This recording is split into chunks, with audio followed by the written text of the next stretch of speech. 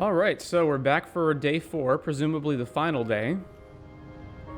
What do we got left to do? So there is Lena and Morell and Gary, who are back at the Whirling and Rags. We've got to finish up the church quest line with Suna and the Anodic music. We got to go meet Evrart. And then as far as tasks that we still have to do, turn back the wheels of time. Ask the local traditionalists if anyone knows how to turn back time. Help Suna. Get Estelle to talk about her associates. Help the Ravers start a nightclub. Sync the signs with Noid. We gotta go to the Kanema and get our information about the dead guy on the boardwalk as well as Lely. Hold on to the spirits and wait for the signal. Inspect the traps. We gotta go find Ruby. Ask Klaasje about Sunday night.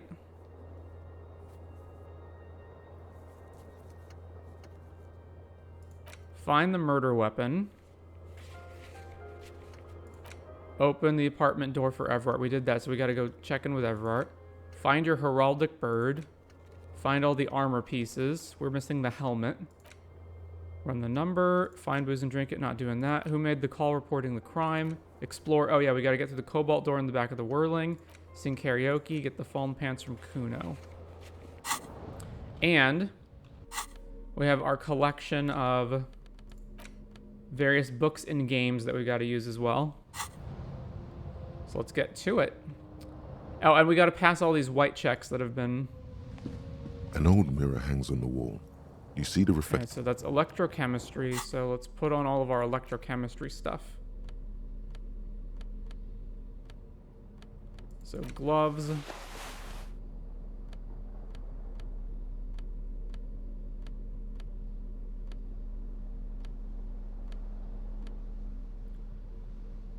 The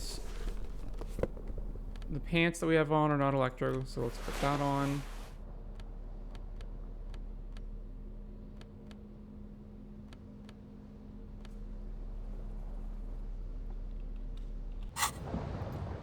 Alright, and then we gotta put a point into electrochemistry, which is already at 5 from our items, but we have to unlock it.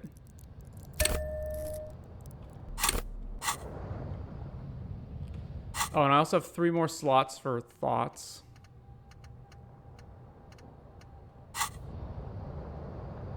An old mirror hangs on the wall. 42%, even at 6 electrochemistry. Adorned with. Alright, I probably am just gonna save scum this, because I don't have infinite points to do all these white checks. An old mirror hangs on the wall. Still not happening. Yeah. I wouldn't otherwise, but we have a lot of white checks to do and not infinite points to do them. An old mirror hangs on the wall. It's like something snaps in you. A nerve ending. A thought. A sadness. Your face in the mirror is suddenly clean of the layer that had distorted it for God knows how long. Just like that, it's over. The running gag that your life had become. A sad old man looks back at you. I kind of like the smiling. An old mirror. Alright. Let's get the gloves back on and this back. I guess I don't need the flashlight, presumably. Let's just keep it on, I guess.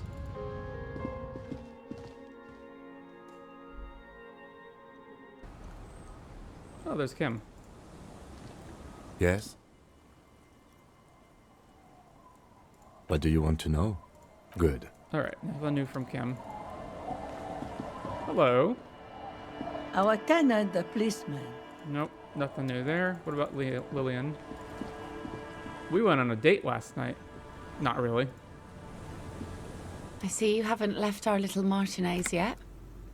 Still running around. Like some kind of cross-country law official. I have some loose ends to tie up. I still have a case to solve.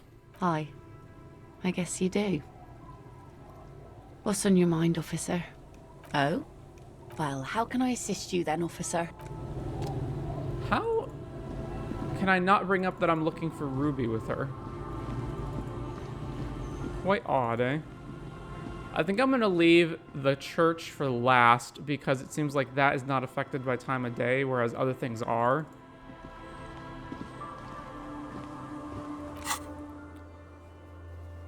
So let's... I do have... There was the check on the bullet holes that we didn't finish.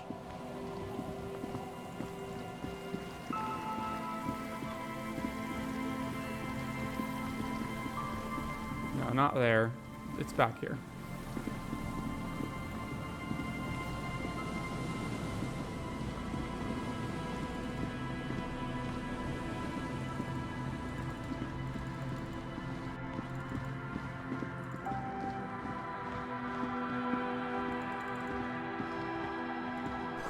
Ancient paint is peeling off the roof of this shaded bench covered in rust.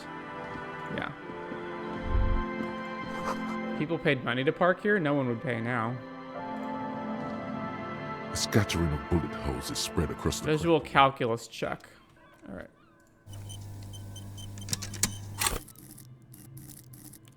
I mean, just to basically show... We have so many checks that we still have to do.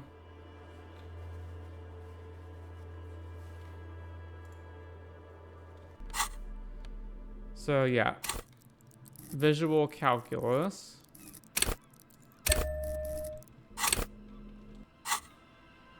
A scattering of bullet holes is spread across the cracked wall, reaching from what unable to piece together the oh my god picture just now. There's a hole. The scattering of bullet holes. All right, well, I thought 72% would be good enough. I also thought that it's not so bad if I have to put another point into visual calculus. All right, let's save. A scattering of bullet holes. 83%. Across the cracked wall, unable to piece together. The scattering of...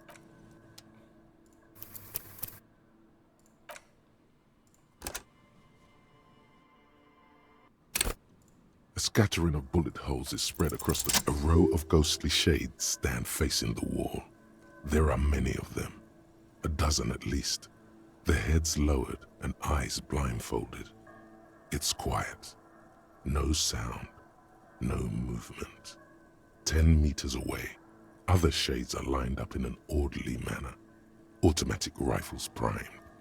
A gust of wind blows by. The coats of the firing squad flap slowly in the breeze. A single person stands on the side. Snowflakes fall on the wooden planks and the surrounding sand dunes, covering the land with the white of innocence. A long time has passed since the moment of this fusillading. Rain and brine have since washed all the blood away. Not a trace remains. What is this? The abundance of bullet holes leads to two options.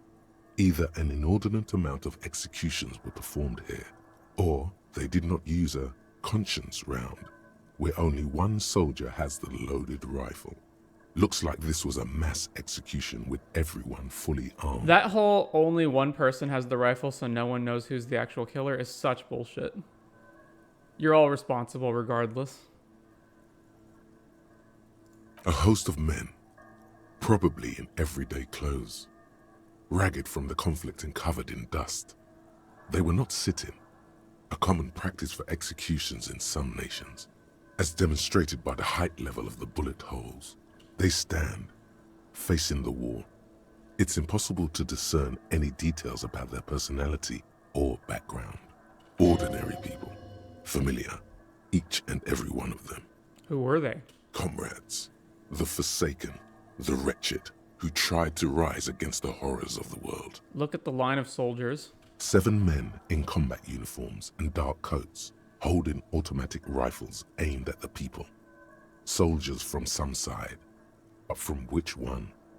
Men of duty, dark duty. Who were they? Murderers, twisted by orders, young boys forced into killing. Look at the person standing on the side. The commandant, the one who gives the order. Machine gun fire crackling through the air. The lights of the muzzle flashes dancing on his face. Kim, who was who in this execution? I don't know. I don't know who died here, lined up beside that horrible wall. It could have been any of the parties involved in the revolution. Perhaps the ones executed here were the loyalist conservatives, killed by the communists at the start of the Civil War. Or Remember what Trent Heidelstein said about Veld? Sorry, or it could have been the communists put to death during the last stretch of the conflict by the coalition forces. What if it was the Feld personnel when their assets were being seized by the revolutionaries? another likely scenario. Or maybe... What about people from the coalition, the so-called moralists? Yeah, it's very unlikely the coalition forces were the ones who died here. They were always the last ones against the wall. To be honest, if a coalition member was anyone in this situation, it was a commandant, the superior giving the orders. A cold sea wind blows away the figures.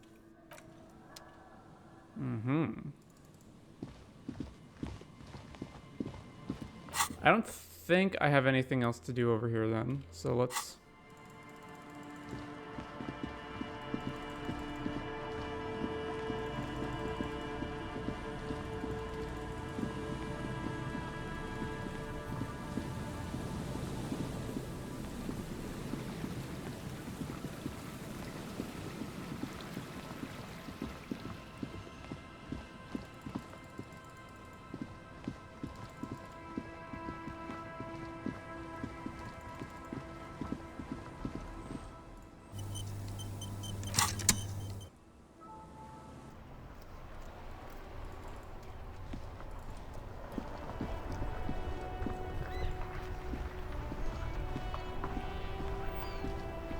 That's one brutal motor carriage. Says the young man with Pissf written on his back. If I were a real skull now, I'd jack it, paint it in palm tree livery, then bottom light it, neon style. His companion wears a simple yet elegant slogan, "Fuck the world." A snazzy shit-ripped skullmobile like this would make a fine trophy. We could, like, hang fucking shrunken heads from the side mirrors. Cops' heads. Scary tribal shit. Yeah, tribal shit. A cop carriage like this would have proper skull value. While I appreciate the interest you take in my brutal motor carriage, I have to stop you right there. The RCM takes threats directed at its property seriously. It's just theoretical work, Copper. No basis in reality. Man, if we were certified skulls right now... Skulls. Now there's a strong organizational title. Was it a good idea on the lieutenant's part to get into this? Don't even answer that. Just leave. You can always come back later, on your own terms. Nah, let's do it now. Who are you? I can tell you who we're not, cop. We're not snitches or skulls. Which is not to say that the skulls are bitches and... On the contrary. I'm so... like, for all of the heavy subject matter that this game has, and this is the word that they decide to censor out of everything. The part of this presentation you want to take home with you, cop man, is we're not part of the skulls yet. Okay then, let's indulge in some intellectual exchange. These young men seem eager to share their beliefs. These skull people are more than an authority. They're deities. Who are the skulls? Do you know anything about the murder that took place here? Point to the R. Do you guys know Cindy the skull? What's with the jackets? Who are the skulls? You don't know? What kind of cop are you? It's not a question. Don't get into it. I'm so glad you asked. The question was rhetorical. The skulls are the most vicious gang of the Besmertne. Besmertine, or the Besmerti, the Immortals, are West River Sholian crime syndicates. The nastiest bunch of psychos ever. Jacking carriages and getting into high-speed chases. Possessing an infinite amount of fuck-all swagger, infamous for their non-verbal modus operandi. Non-verbal? If a skull spots you, he will pull out his dagger and stab you without saying a word. The lieutenant's voice is as calm as usual, a testament to the violence and death he's witnessed through the sight of his firearm. They usually occupy the burnt-out quarter in Jamrock. Or you can find them loitering around their brightly painted, bottom-lighted vehicles. I can't wait to become a skull. Bottom lights are wretched aggressive. You know anything about the murder that took place here? Murder? A man was hanged in the backyard of the Whirling. Yeah, sure. We'll gladly tell you everything we know about it. It was a man. Also, he was hanged. Anything else? He was hanged from a tree. Yeah, I mean, duh. These punks don't know anything. Let's just move along. Hey, stop right there. How does one know anything? Ah, this sounds like epistemology. A field so occupied by thought that it begins to question thought itself. I understand that we have thoughts that give us XP. How do our thoughts give us money? I know that you don't know. I know that you don't know shit. Exactly. How can one know shit? For example, how can one be sure that there truly is a body hanging behind a hostel? What if it's art? Or just a mere specter? Maybe it's true. The hanged man is merely a prop in a performance. We are the audience, and the artist is hiding somewhere in the dark. That could be the case, yes. A brilliant work of art. No reply. The blonde rebel scratches his chin, deliberately not focusing his gaze on anything. He looks very uncomfortable. You guys know Cindy the Skull? Oh yeah, Cindy's a right proper skull. Yeah, a true artist of the future. Just like Arno van Eyck. By the way, if you see Cindy, give her our regards. For all their nihilistic posturing, these young men are not lacking in youthful idealism. The lieutenant on your left is unusually lenient toward them. I see you kids are into Anodic dance music. Why aren't there more skulls and martinets? Your rhetoric is confusing. Are you a part of the skulls or not? I see you kids are into Anodic dance music. Oh man, yeah. We're not fucking kids, man. Be wary of the abyss. Why? Probably because of how non-verbal their mode of operation is going to be. It's a threat. It's a threat. Good, I like those. Don't fuck with me, boys. I'm one of the bad cops. I just wanted to talk about music, and now there's a conflict all of a sudden. It's too much. Nervously shake your head. A threat? Good, I like those. But I don't. In fact, I dislike them so much I'm willing to drag you boys back to the station just to calm myself down. Hey, there's no need for that. We're just talking here. Joking too. Stay light, man. Yeah, didn't you cops, like, have some questions about skulls or some shit? Why aren't there more skulls and martinets? The Union does their share of policing in Martinez, at least where gangs are concerned. That's why there isn't much organized crime around here. Apart from the unions themselves, of course. Don't you worry about that. We're gonna make up for the deficit. Yeah, we are. Your rhetoric is confusing. Are you a part of the skulls or not? We're not franchise skulls. Well, not yet. Once we get our name out there, we'll have a chance to join them. And what makes you think the organization would accept you? Because we can be just as psycho and vicious. You'll see. But in a non-threatening and definitely legal way. We'll fuck the system from the inside later. Just be cool now. The damage will be tenfold. That's what he whispered. Right on, fuck. So what's happening now? Enough about this scullery, then. Mm-hmm. What's with the jackets? What about them? Turn to the blonde youth. Why does your jacket have Pissf written on it? Turn to the dark-haired youth. Why do you have fuck the world written on it? Like I said before, many men keep searching for the one. For so-called true love, which is actually just obsession masquerading as kinship. The thrill of the chase.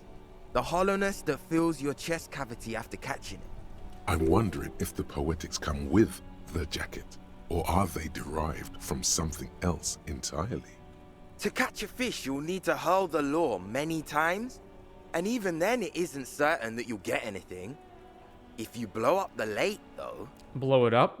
You get more fish in a shorter time.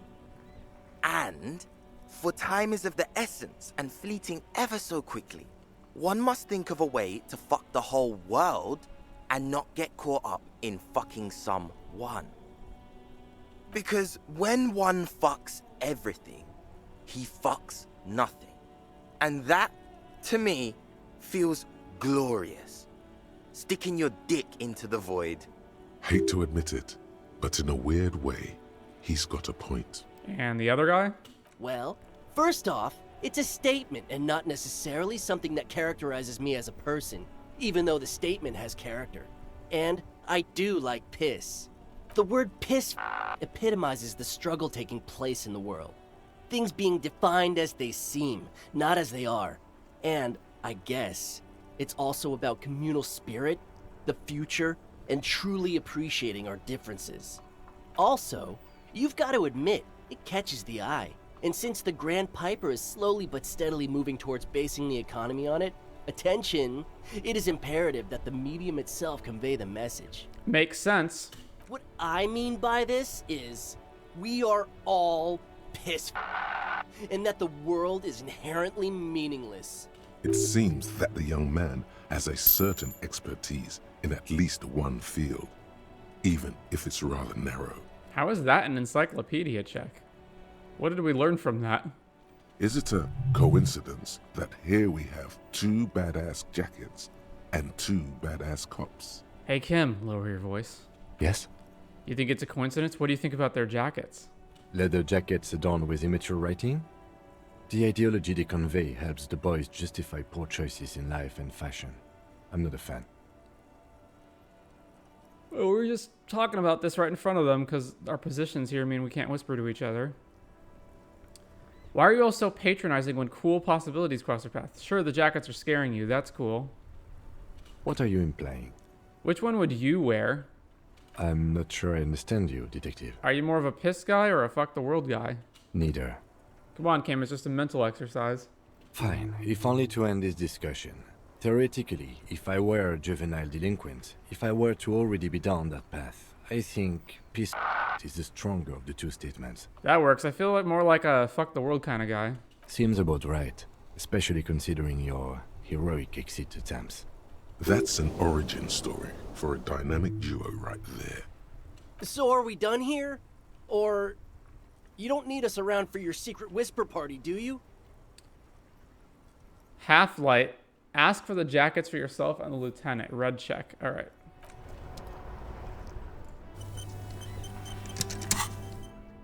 I know I have some Half-Light improving items. At least one of them.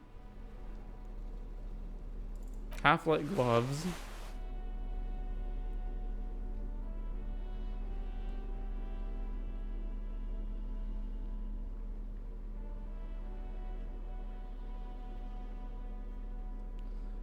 All right. That ride is fucking lightning. Hey, piss. Look who it is. 42%.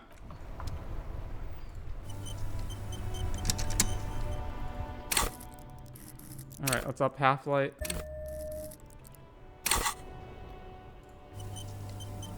That ride is... Hey, piss. Look who it is. Shrunken cophead material. No, no, no. Don't ask anything. Be subtle and scary. The boys dream about being skulls. Use that. Wait, how? Suggest they're massive skulls. Come on. Boys, with those jackets, you're gonna be the Skull Kings in no time. What? No. Skulls don't have kings. I think. And we're not even in yet. Yeah, man, keep your voice down. Skulls don't take it lightly when folks pretend to be them. We're not even prospects yet. Prospect must be a hierarchical term. Probably in the lower end. Raise your voice. Not even prospects and already aspiring to be kings. Wow, you boys are ambitious. Only prospects and already planning a coup in the skulls. You're destined to go far. He gets it. Passive-aggressive flattery. Shut the fuck up. Are you trying to get us killed? Now bring it to the jackets and, yes, start shouting. Yes, we want to be a cool killer skulls too, like you guys, but we don't have skull jackets. Please be quiet. What? What do you want? The jackets? Skull King, make shrunken heads out of us. You offer us your jackets like that? It'd be impolite to refuse. Reach out your hand.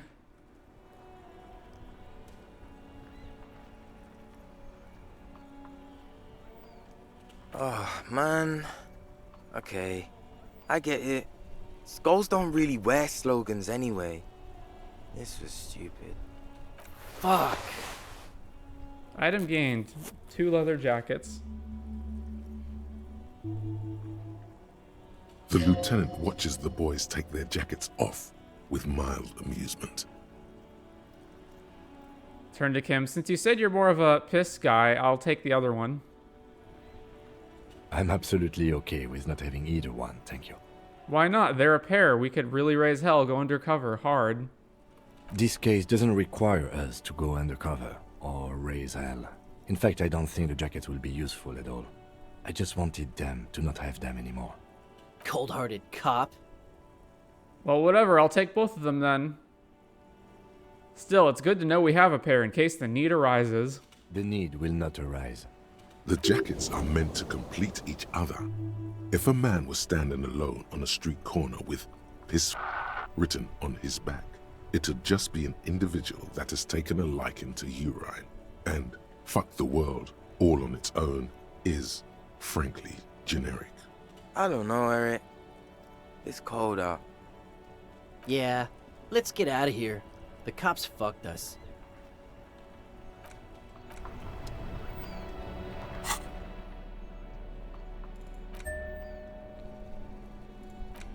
Leather piss jacket.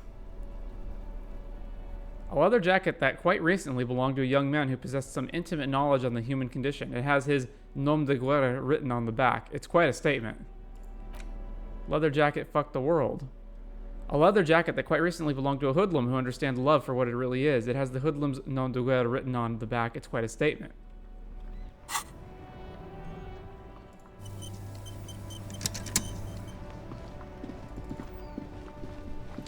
Alright, before doing anything else, let's go talk to Evrart. Actually, no, let's talk to the old men.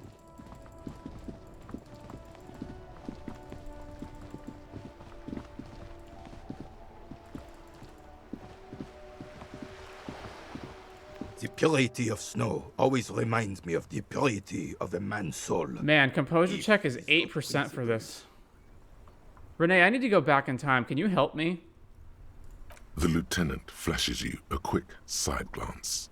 What are you up to now? What? Now. I'm sure the officer means it figuratively. Like a forensic technique or something, right? No, I need to go back to a time when love was still possible. Bon song, son. You must have a loose screw up there or something. Sounds like you really mean it. All right. I will entertain this fantasy if you tell me what interest does an RCM officer have in time travel. Oh, you're in for a treat, officer. Seeing the playful side of old Rene, he is about as rare as a red rainbow. Not actually that rare. It's just that red or monochrome rainbows usually occur at sunrise or sunset, when blue and green wavelengths are scattered before reaching water droplets. Fewer eyes to see them then. Love, it's about love. Men have lost their way. I want to guide them back like a beacon. Even after the revolution, after the beachhead, there was a chance. Had we just stayed true to our values, it happened slowly, like a seedling growing into a tree. Tiny incremental steps, imperceptible till the thicket was so thick you couldn't clear it with a flamethrower. I know I can get history back on the right track. The right track? This is the right track. The only track. This is the world we shaped, a reflection of what we are. Cowardly, ugly, and numb. And there are no second chances. We don't deserve them. You can't just go back and restart. That would make everything meaningless. There's something substantial moving in him, trying to get out. What is it? Regret. Oh man, 3% red check? No way. Alright. You know the answer. Don't think. Just say it. Gun. Kim. War. Dad. I'm not gonna say anything. That's just typical. All you young guys these days, you want to be opinionated, controversial, opposition leaders. But as soon as the talk turns real, and there's the smallest amount of friction, you're suddenly not gonna say anything? Better to be wrong than a goddamn coward. No, I didn't mean it like that. Oh, save it. Men don't have substance anymore, I know that. But seeing such spinelessness in a man bearing an insignia...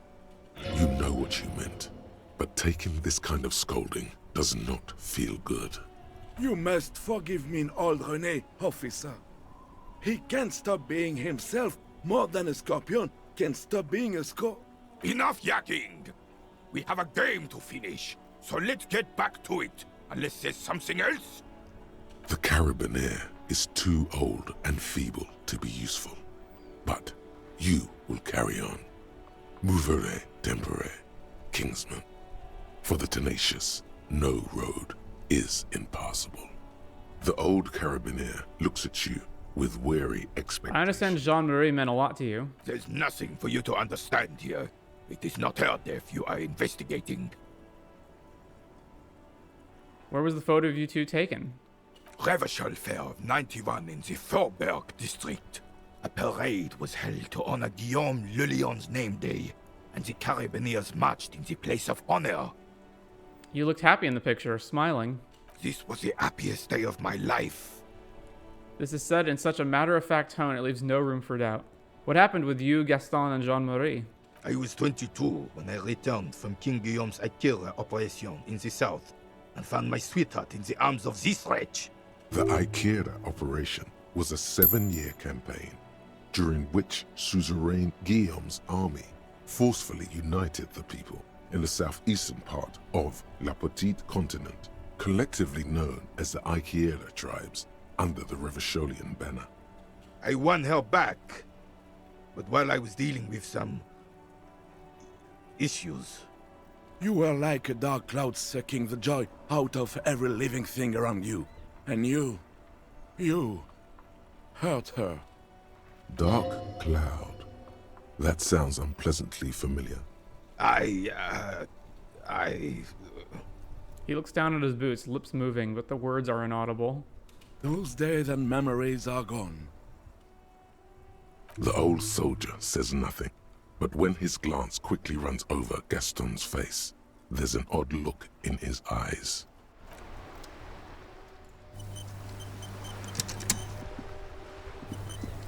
It is such a pleasure to see you again, officer. Let's talk more about some Jean-Marie. Sweet, sweet Jenny. No, okay, we don't need to talk about that.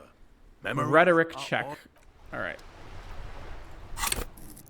Where's rhetoric?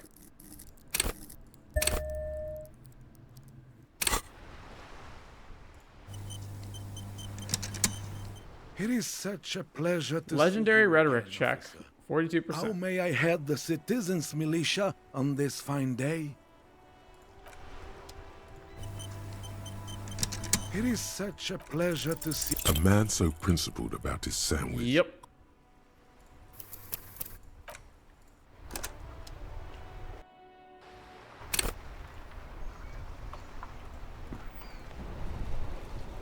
It is such a pleasure to see... All right. All right. This is how we're gonna do it. I admire your handiwork, chef, but there are a few things I do differently.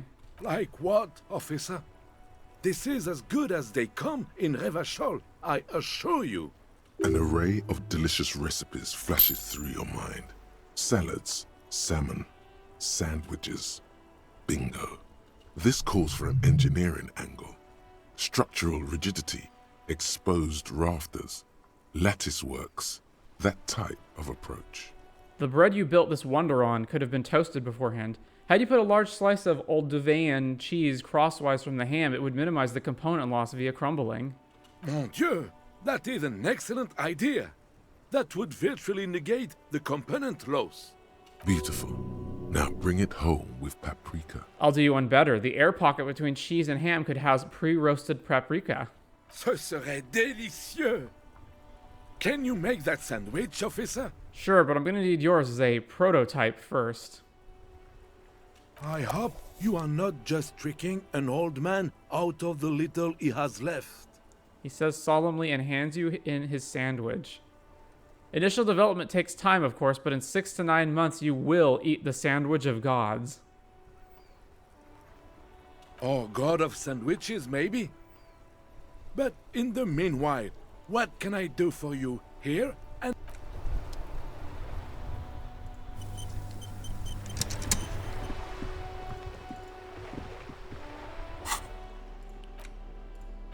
Giant ham sandwich. This might be the biggest sandwich you've ever seen. The size is almost intimidating, invoking feelings of inadequacy. Abundant in components, rich in both smell and taste, probably.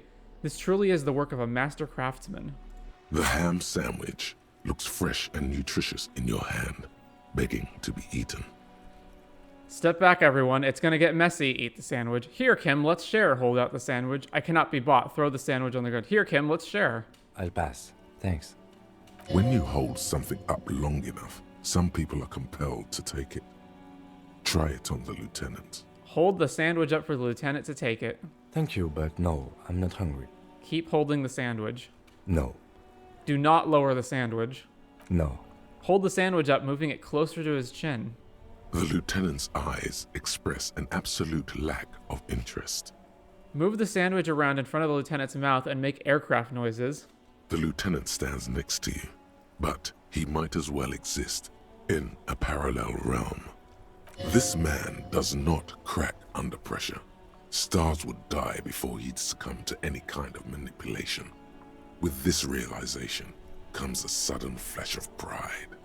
You know, Kim, if I were to hold this sandwich up long enough, have the sandwich interceptor circle in front of the lieutenant's face and then gently nosedive against his lips. Stop that. He doesn't sound amused. Okay, but why don't you want it? Send the ham fighter craft for another mission.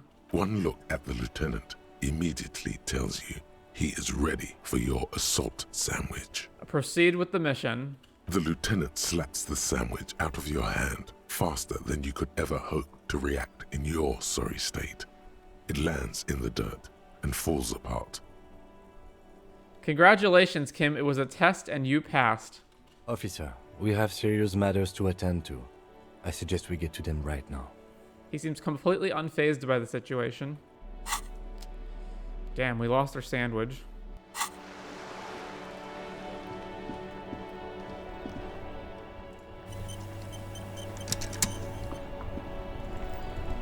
Placence doesn't have anything new to say, right? Or Annette?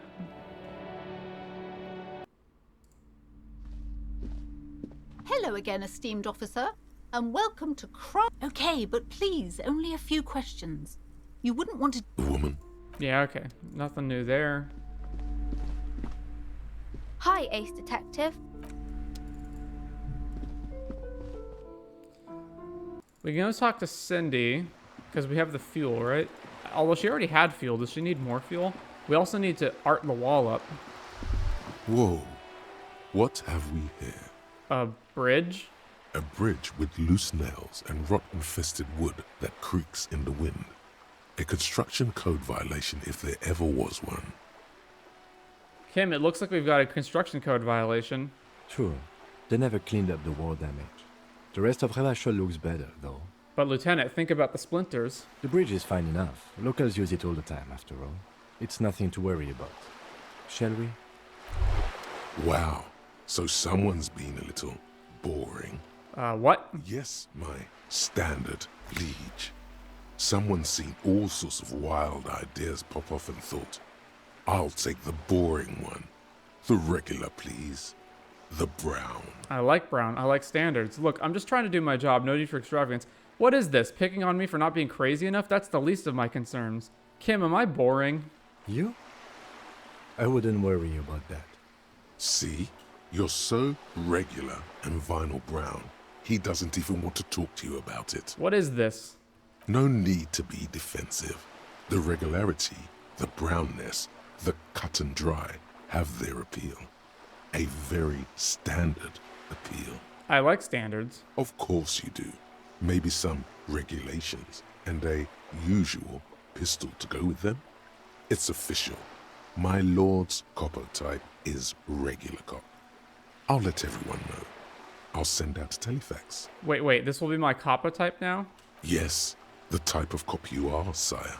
Think of it as a caste, a class even, a nation of regular law officials that you belong to. It comes, of course, with the usual benefits. Why not? Send out the telefax then, I'm not ashamed. Done and done. No actual communiques will be sent, of course. That would be too dramatic. I don't feel like I should have warranted getting that thought, but okay. Regular law official. Okay, so it looks like you've got a bit of the normal in you, a touch of the regular. 4 grams of Johnny Normal Cop. Who would have thunk it? You, the extreme of all cops. You said some pretty boring things back there, and now you have 2 choices. You can either leave it behind and forget about it, or you can try to utilize your normalcy, internalize it, get a touch of vanilla back into the herring-flavored egg and licorice ice cream of your mind. This right after I just did the helicopter sandwich thing. All right.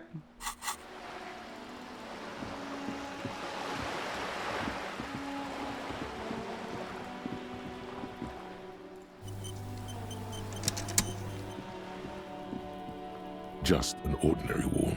Nothing to see here. Conceptualization, 28%. What's my conceptualization at right now? It's at 6, and that's still only 28%? Jesus. What if I talk to Cindy first? Hello again, officers. Have you come to admire my mural? Piss and Fuck the World send their best. I don't believe it. I've never known those boys to have manners. Maybe it's just skull solidarity. They'll never be skulls, but their hearts are in the right place. Skulls are cool. Can I be a skull? Fat chance. But you can still do your part to revitalize the neighborhood. Okay, then how's that? She throws you a conspiratorial glance, then presses her finger to her lips and squints up at the sky, as though straining to hear something in the distance. Have you noticed the quiet? Every so often, you might hear a gunshot pierce the air somewhere in Jamrock. But in Martinez, no gunshots, no sirens. The people are languishing in boredom and complacency. This place is a sepulchre. We'll paint it red. We bring the raucous. You bring the sirens. I've got nothing else to say to that. All right.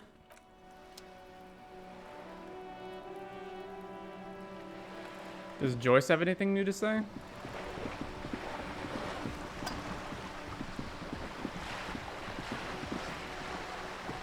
You're back. Good. Show her your badge. I found my badge, by the way. By love, you did. She is memorizing your badge number. Pleased to meet you, Lieutenant W. Freighter Dubois. I am glad to see a man of high qualification. The situation is precarious. What can I help you with, Lieutenant Freighter? All right, well, that's everything for now.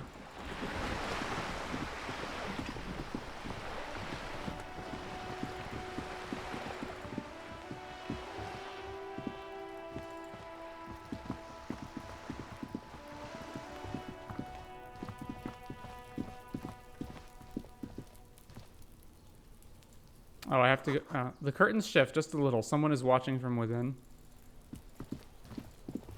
All right.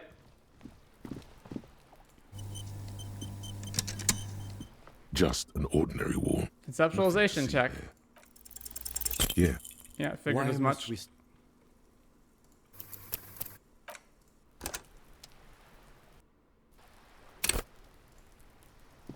Just an ordinary Keep wall. on trying. Because there we go. You see it. Finally. This wall is sublime. Look at it. The shadows. The colors. Let the conceptual joy flow into your pupils and blossom into thoughts in your brain. All the other walls on all the other houses must make a pilgrimage in adoration of this, the uncontested pinnacle of wallcraft, color peeled from the very face of God. Oh, Wallfather. Kim, I must paint this wall, add even more beauty to it. Huh? He sounds tired of it all. You already have the heavy fuel oil to use as paint. It's red. And Cindy the Skull has a paintbrush. This is on. First, I know you're tired, Kim, but take another look at this wall. Draw nourishment from its beauty. Mm-hmm. Sure. I already have the paint. Just need to get a paintbrush from Cindy. If you must.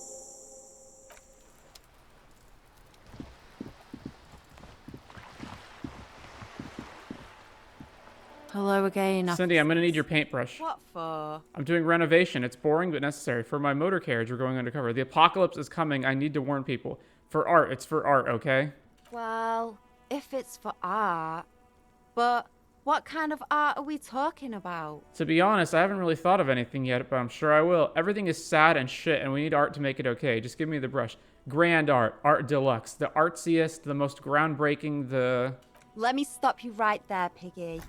You have no idea, do you? No idea. No brush? Fuck off. To crush a man's dreams like that, I hope you're happy. There, Piggy. I guess art just isn't really you. Oh my god, 8% red check? Again, even with 6 conceptualization. Alright. Hello again, officers. Have you come to admire... They do say the painter always paints his own portrait. I'm gonna paint a self-portrait, but sort of, you know, from the inside to show people what it's like. Man, that's lame. Now let's do that. That's pretty fucked up. Even for you, Piggo. What if I had some interpretive dance? Okay, I won't do that. Please just give me some paint and a brush. What if I had some interpretive dance? I think everyone would rather you didn't. Okay, I won't do that. Please just give me some paint and a brush. I need to do some art.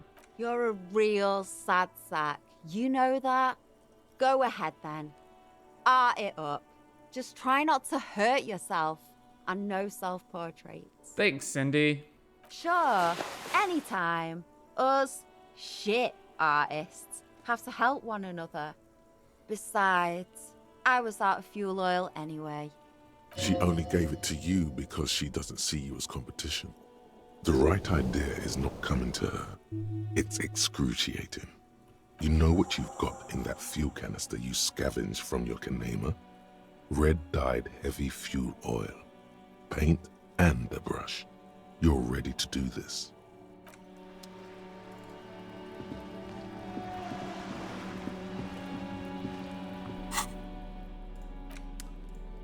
A paintbrush belonging to Cindy the Skull, an aspiring artist. Its bristles smell nauseatingly of heavy fuel oil. Specks of red, orange, and green paint the cover. Aluminium Wirral.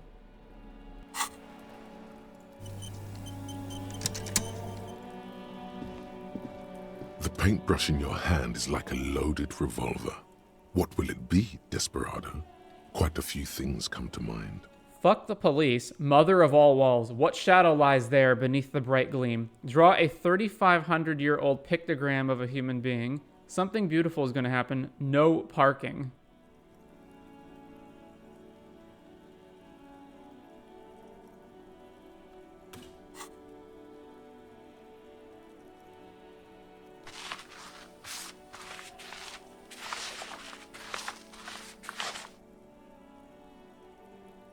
The lieutenant looks at the wall in dismay. But we are the police. Yeah, fuck us. But why? We work 12-hour shifts. We get shot at, spat on. Ah, maybe there's a reason for that. But what do we work on? Keeping everything the way it is. You've spoken. The wall will now silently repeat the message for a decade or so, until the sea air degrades the paint.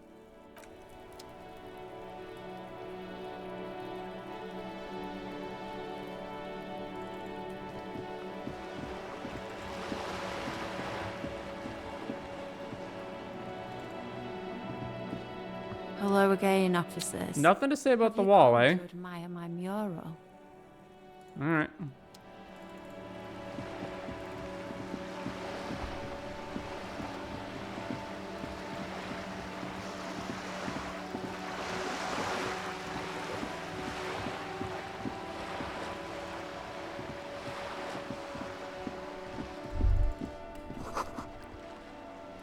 The book appears to be erotica, but without actual erotica.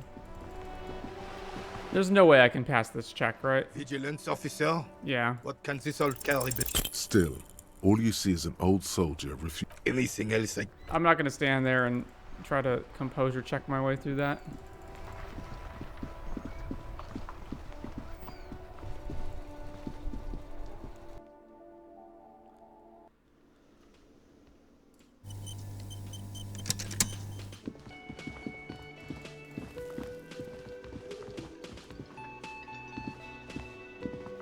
It's great to see you again, officer. My wife can't wait to thank you. Go on, talk to her. Oh, sweetie, I don't even know how to thank you for finding my husband and helping him out. I hope we haven't been too much trouble for you. I'm basically also a cryptozoologist now. I knew it. I'm not surprised. It's already getting out of hand. Well, in that case, sweetie, let me give you a small token of my gratitude. It's a tie, Mesk in origin. The pin is an antique, quite special to the cryptozoological community. The little silvery knob holding the tie together feels warm in your hand. It's in the shape of an avian skull, with 8 eyes. You could ask her about this when you get the time. It's probably a cryptid, but the phasmid, of course, is more important. You never told me you've seen the phasmid. Oh, you don't want to hear about some old woman's ramblings. Ramblings? Nonsense. Your description of the phasmid is the most precise I've ever heard. But darling, I didn't even get the size of it right. Measuring things is important. How did she get the size? You were a child, my dear. Really. It's extraordinary what you were able to describe. Now go on. Tell our friend about it. He's proven his interest in the field. That is a way bigger compliment than it sounds like. Reflexively, the lieutenant read his familiar notebook. Well, it was summer. I was building a racing track out of sand on the beach near a tall stand of reeds. Quite a tall one. Many times my height, I remember. When, all of a sudden... What happened? I looked up, and one of the reeds moved. Not like a plant, but like a living thing. It stood up and looked at me. Its body unfolded like some antique toy. I'd never seen anything like it. The reeds turned into a creature. I didn't know this can happen, so I reached my arm and touched the thing. It felt just like a stalk of reed, but it moved, swaying, towering above me. After a while, 20 seconds, a minute maybe, it left, went into the reeds. Did you follow I tried, but I was only a child. There was mud and high water. I couldn't see it anymore. I was just standing there knee-deep in mud, looking around me. Where did you go? Don't go. Then what? I ran back home to my grandmother and asked her if reeds could walk, and told her they were looking at me. Of course, she just laughed at me, but I knew what I'd seen. For years, it was a story I told at parties when I wanted to impress boys, that sort of thing. Of course, most people just took it as a strange, amusing anecdote. So did I, honestly. But then I met Morell. We were on a date. Can you imagine? She tells me a story, and it's the most detailed report of the Insulindian phasmid I've ever heard. The sounds. She told me it hissed. So that's how they met. This is beyond significant for them. It did, yes. Like reeds in a gust of wind. The way it moved, the colour, how some of its limbs were white, like marble. It matched perfectly with what I know from other accounts. It was amazing. If it weren't for Lena, I might have given up hope years ago. It's no exaggeration to say that she restored my faith in my profession. Kim, what do you think of this? I thought it was a wonderful story, man. But I don't believe it. A child left unattended on a warm day. Children make up stories and then end up believing them. You were on a date? Our first, yes. Its limbs are white? Not all of them. There is some white coloration reported, along with beige, where the camouflage ends. How big was it? It's hard to say how big things are when you're quite small yourself. To me, it seemed to be taller than I was then, but that's probably not the case. What if it is the case? Thank you for sharing this with me. You're welcome, sweetie. I do appreciate the chance to relive it whenever I get one. I'd really like to hear more about cryptids. Such an impossibly sunshiny day. So warm. Of course, dear. Is there a particular cryptid that Is this you're bird a interested cryptid? in Point to the learning tie she about? gave you. No. It's the cryptid. Wow, the cryptid. Oh, yes. Okay, what is this bird? The eight-eyed teratorn, the largest flying avian ever discovered, with a wingspan of 11.5 meters. It was thought to have gone extinct 3,500 years ago. Some even doubted the fossils were real. A mutation, they said. Mutation? All of evolution is a mutation. Until it was cited by renowned Gottwaldian explorer and naturalist Uwe Plattenkalk in 21. This renown seems a bit dubious. Your own catalogue comes up completely empty. But, of course, you are not all-knowing. I need to hear about this sighting. It happened on a botanical expedition into the vast and unexplored Wirral Canyon in southeast Ilmara. Dr. Plattenkalk got separated from his group during a sandstorm. Okay, and Wirral is... The world's largest canyon system, sweetie. It's a barren waste east of the Eyck Desert. An ancient riverbed completely dried up. Alone in the blasted desert heat, the doctor wandered eastward, where man hasn't stepped foot in over 1,000 years. Since the fall of Pericarnassus, he was lost, without any navigation equipment and desperately low on water. After a day or two, he noticed a bird high in the noon sky. A great black bird. It seemed gargantuan. Every now and then, the bird would dive down to feed on an animal carcass somewhere on the horizon. But by the time Uwe got there, the teratorn had taken off already, and the carcass was picked clean. This happened many times. It followed him? More like he followed it. A bird that big has many liters of blood in it, and he was dying of thirst. For many days, Dr. Plattenkalk followed the teratorn until they reached a great canyon wall, where the bird finally landed to rest. The professor climbed up there with a rock in his hand. He found the bird sleeping with his head tucked under its wing, a great black pile of feathers on the perch. So he approached, slowly squeezing the rock in his fist. Watch out. Then the teratorn suddenly looked at him. He could see it had 8 eyes, 4 on either side of its skull, like a spider. And the man couldn't move. He was paralyzed, frozen into place with the rock in his hand. Whatever he did, he could not get closer to the bird. Why?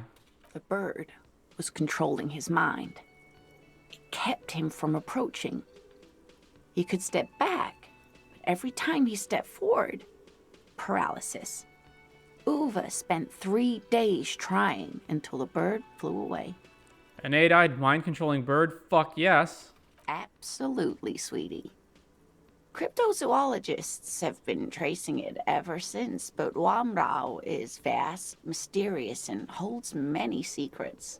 Modern radar telemetry shows great promise. We will confirm this one by the end of the decade, latest. This one I liked. Not only does it have 8 eyes, and is a living fossil, and the largest bird ever to live, it also does mind control. He's sincere. He likes the audacity of it. Okay, so it's never been seen again? Sadly, yes. But there are numerous reports of 8-eyed bird skulls from Ilmara. And then there's the striking resemblance to the Pericarnassian imperial eagle.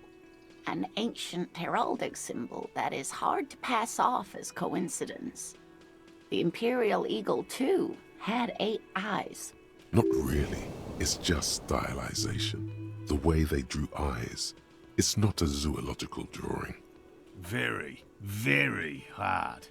This one's very famous. Everyone knows it. People will be looking at that tie on you and thinking, that man is into cryptids.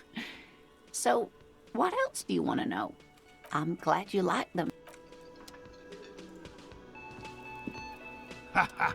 Nothing like the gratitude of a good woman. Now then, what can I do for you? He tries to play it cool, remain professorial, but inside, this man is itching for some news on those traps. Did you know Gary was hiding the armor? Hell no. I had no idea. And I'm still cross with him, to be honest.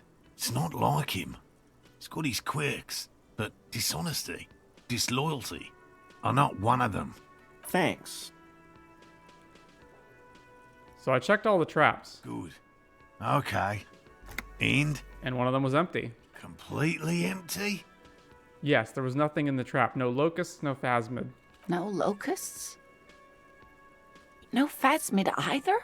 That's not ideal, but... The empty trap was the one at your campsite. Maybe this factors into it somehow? I definitely left that one stocked.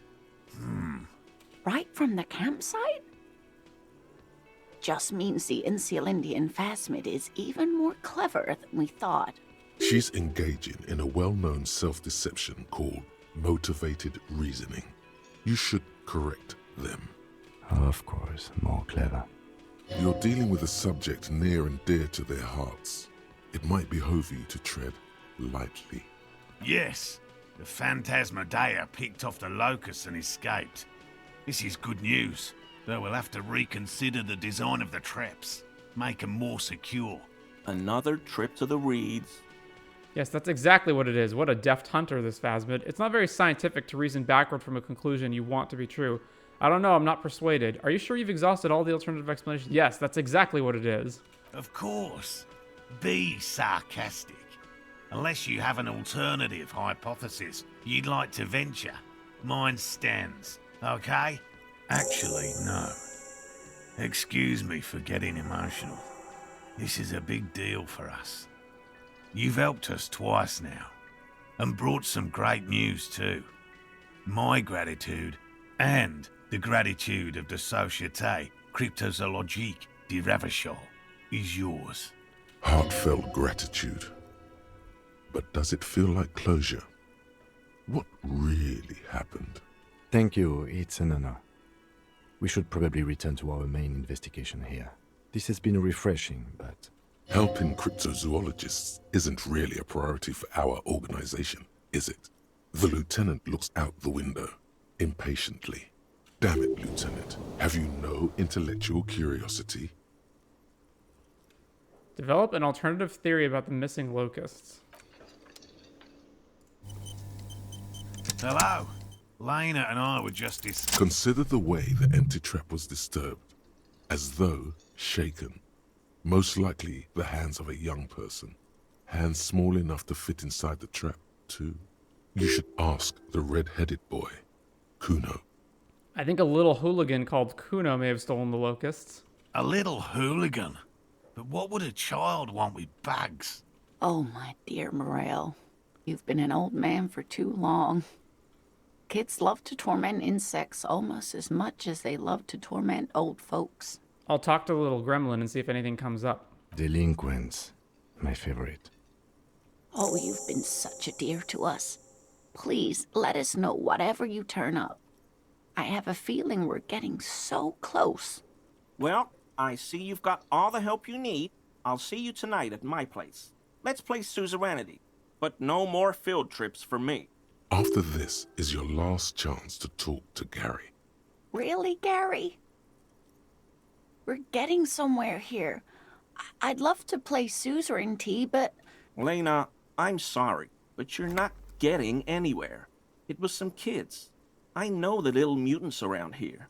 Leave anything out in the open and they'll steal it, even if it's bugs.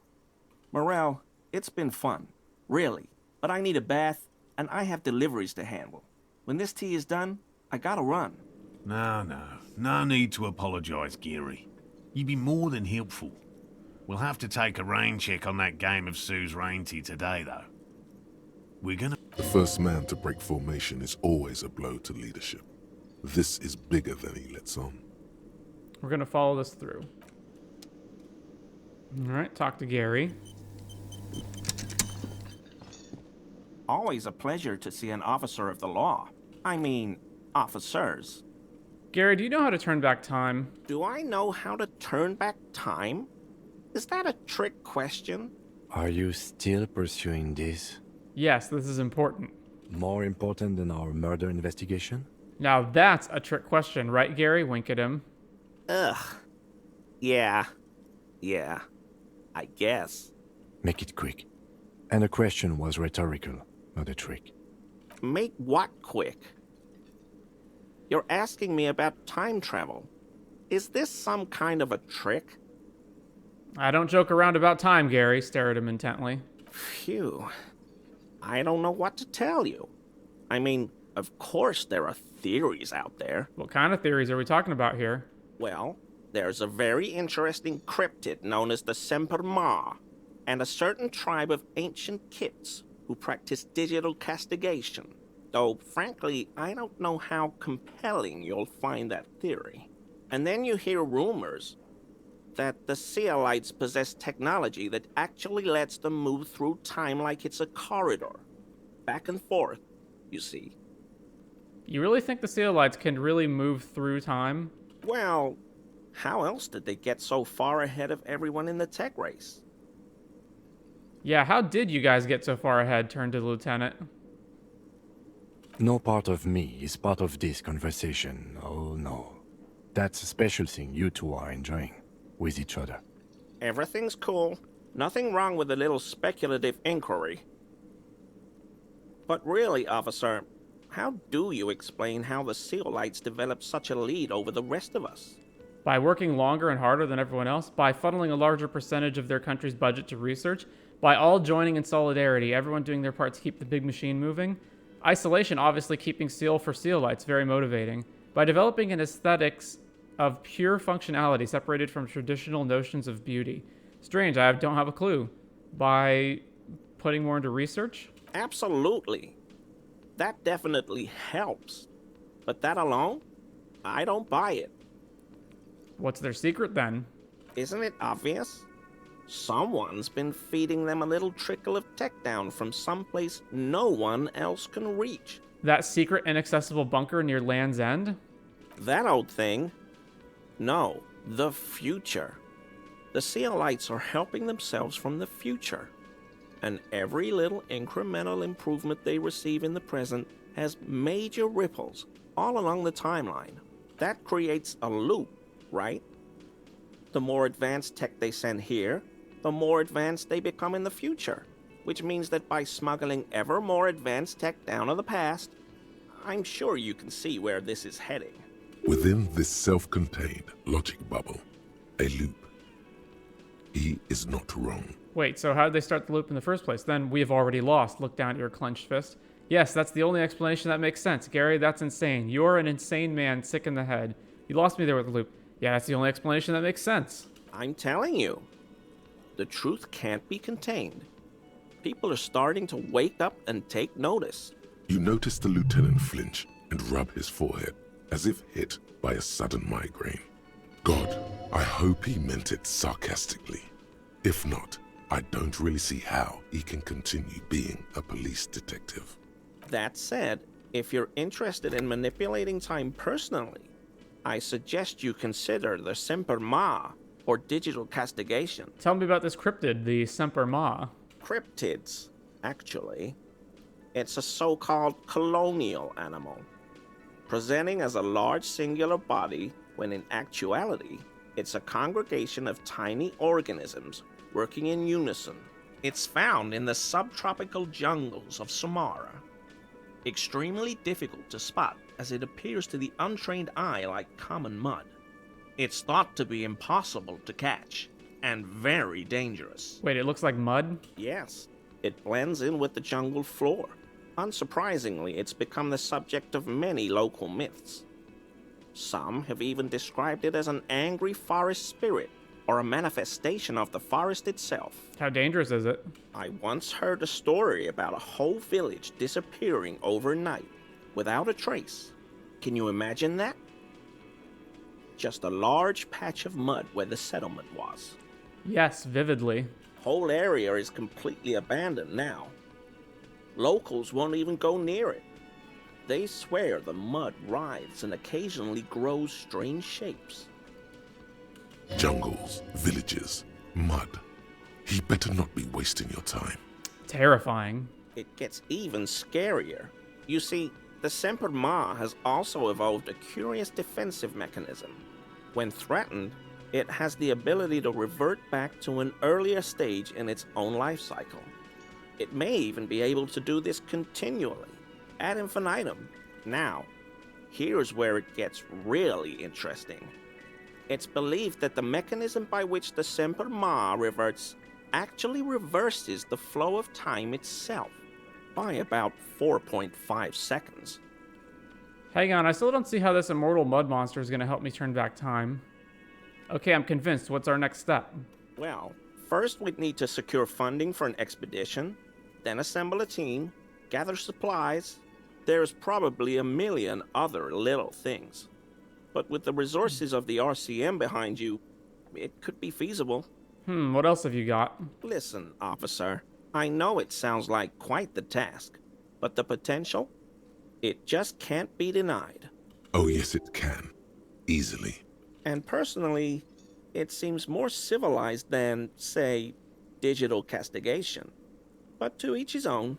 What's this digital castigation? Well, essentially it's a grief ritual practiced by certain ancient Seminese tribes. Traditionally, after the death of a village leader, the bereaved are supposed to cut off a segment of their own fingers. What makes it really disturbing is the fact that they bite off bits of their children's fingers too. Even babies. Imagine that. Please note, tales of digital mutilation are a common trope of racist pseudo-histories, completely unsubstantiated by the archaeological record. What does any of this have to do with turning back time, Gary? I'm getting there. See, the practice is derived from Seminese finger counting. Each segment of the finger represents 1 hour, so they count up to 12 with one hand, disregarding the thumb, of course. What? Absolute nonsense across the board. By removing one segment from their fingers, they remove the corresponding hour from their life. That's what they believe, anyway. So you're saying if I cut off both my hands, I can go back to yesterday? No. There's a discrepancy between how these Seminese tribes count and how they tell time. As I explained, they count up to 12 on their fingers, but they divide the day into 15 parts. But that's a whole other discussion. One you absolutely don't have time for. Let's be done with this idiocy. Gary, you owe me at least a finger or two for all my time you've wasted. Oh, well, this is embarrassing, but I'm really not sure what else to tell you. I think Gary's the character whose portrait least resembles his in-game model. Like, the hair color's not even the same. Gary, none of these sound like realistic options. I don't know what to tell you, officer. I got all my information straight from Truth Hunt. If you can't believe a radio program called Truth Hunt, who can you believe? Truth Hunt is a popular radio program. Each week, its two eccentric hosts explore a variety of topics, from cryptids and conspiracy theories to ethnic warfare and the historical man from Hjelmdall, a radio counterpart to the Guardian fringe science magazine, Paradox B. This guy has proved to be a dead end. A dissatisfied growl in your abdomen. But the hard endure, and the true kingsman keeps searching. Viance, brother. The night is darkest before the dawn.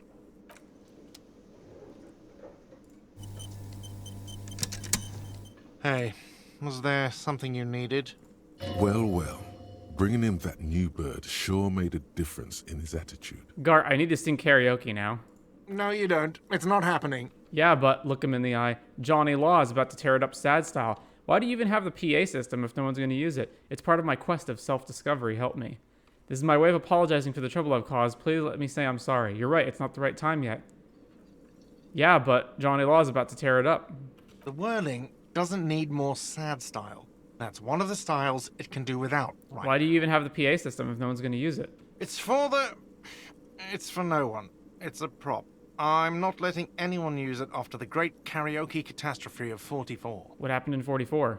A lot of people got killed because some arsehole wanted to sing karaoke. We can't investigate that further? It's not a prop, it's for your clients. I know it's used. When was the last time you had a band play here? It's not for bands, it's for clients. Some clients, okay? Not you. I'm a real client. I've paid my bills, and I have the right to use the karaoke machine. Ha! Well, we don't have any tapes. They all got stolen. It's alright. I have my own song with me. Give him the tape for the smallest church in St. Saul's. The man in the vest and the violet shirt stares at the tape you've just given him. He begins to frown. Hard.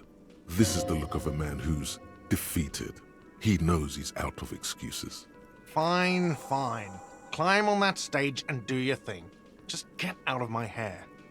I'll plug it in for you. Damn this karaoke machine. I'm having it uninstalled, he mumbles to himself. Oh yeah, time to do the damage.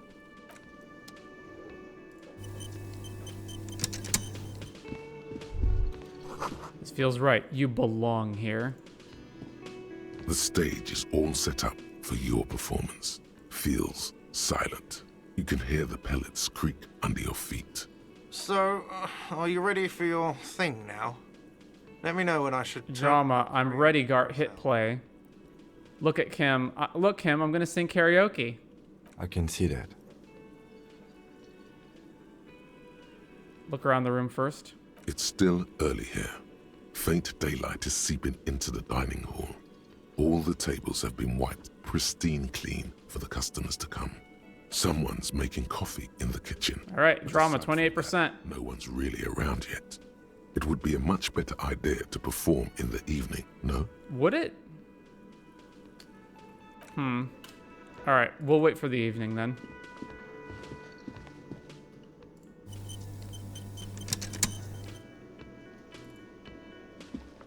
Again?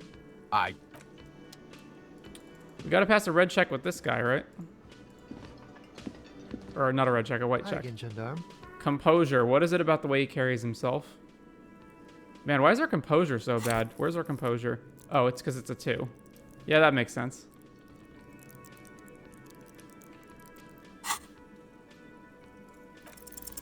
It's the sports. He's a sports guy. Bye-bye, gendarme. All right, let's up composure.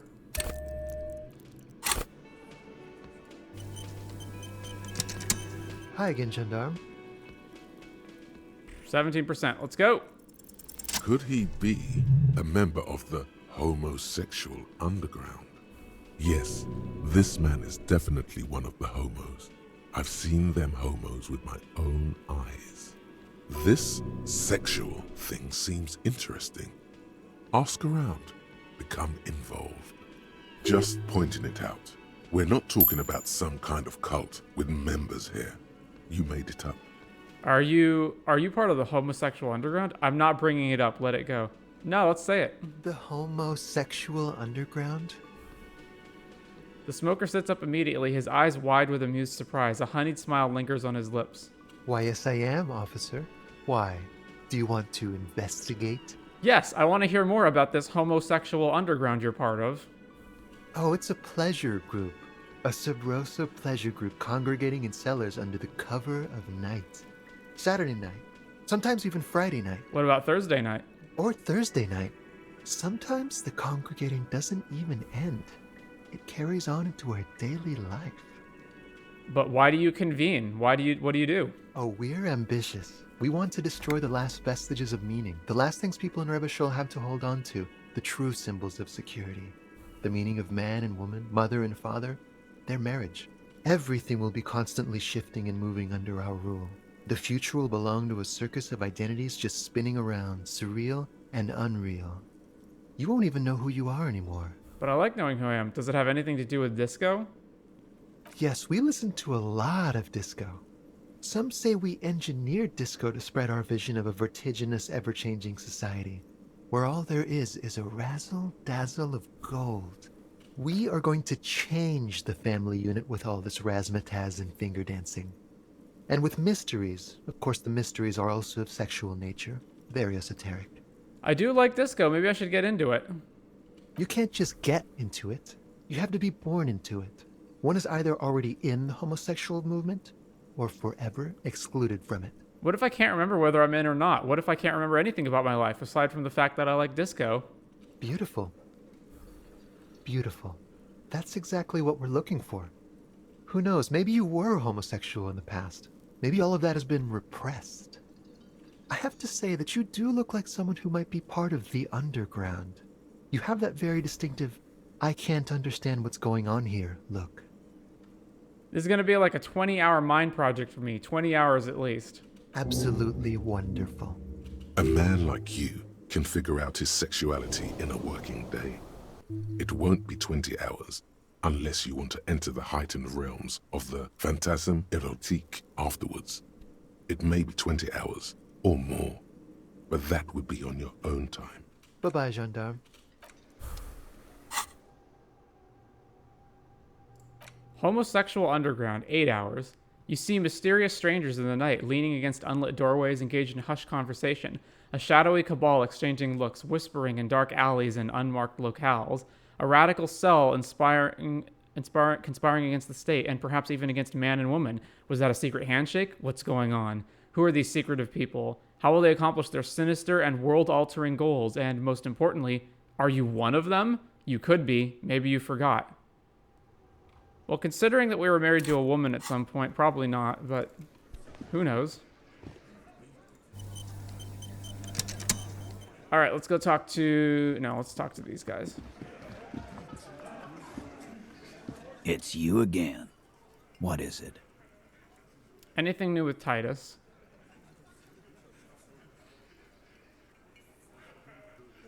Logic check. All right.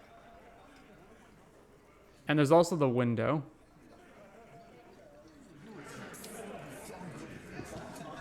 Behind the dock workers, a perception. But my perception's already maxed, right? Yeah.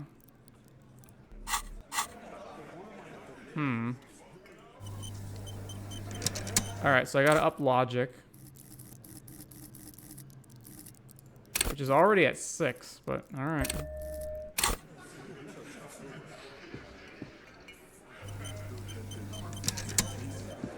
It's you again. What is it?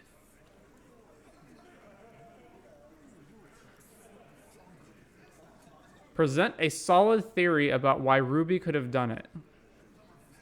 But it's only 58%. Oh no, he's stuck. Get a move on. Your mouth is open. Say something. If you say sure, for starters, can't get through the door, you know what would help. Doing a thorough, hey, did someone say something already? No? You could crack. It's yeah, alright. Unless we have more business.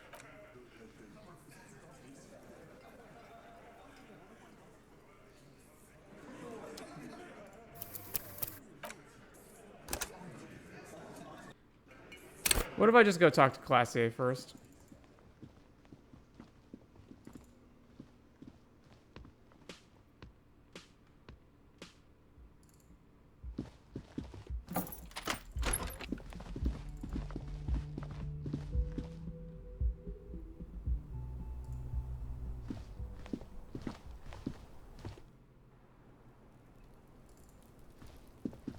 Hello, officer?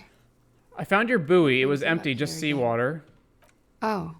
Did you take the documents? No, of course not. As I said, it would have been too risky for me to use those documents anyway. My employer gave them to me. In truth, I should have destroyed them. She doesn't seem to be lying. She's genuinely spooked by their disappearance. I have this strange feeling that it was an undiscovered cryptid that took your documents. Cryptid? Of course. That must be it. Thank you.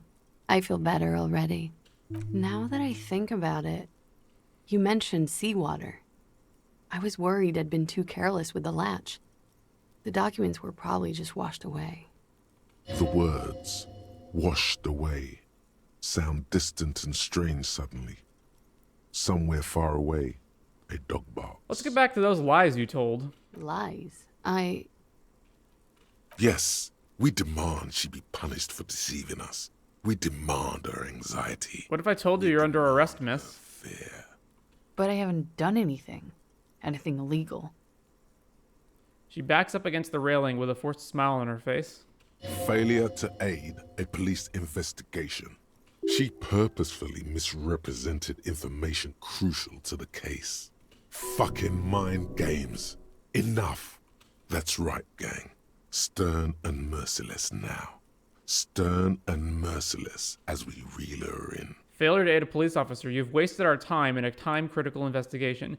You misrepresented information about the case. Without the Hardie's confession, we'd know nothing. You're a flight risk, and I've already told you're a suspect in a murder investigation, remember? You're not playing these mind games with me anymore. Wag your finger next to your head. You're coming in.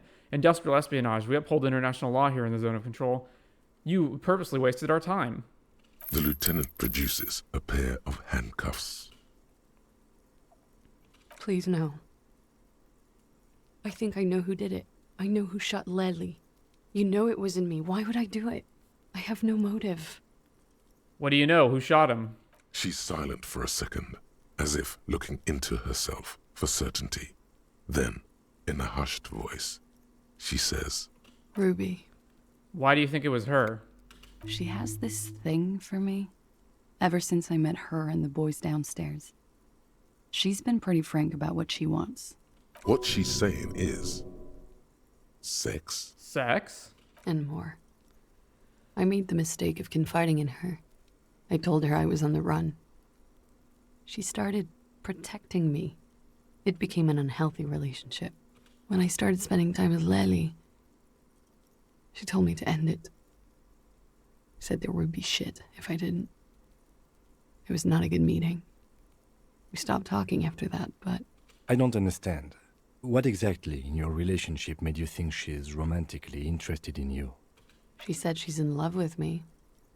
She even asked me to run away with her when I told her I'm a fugitive. And you led her on?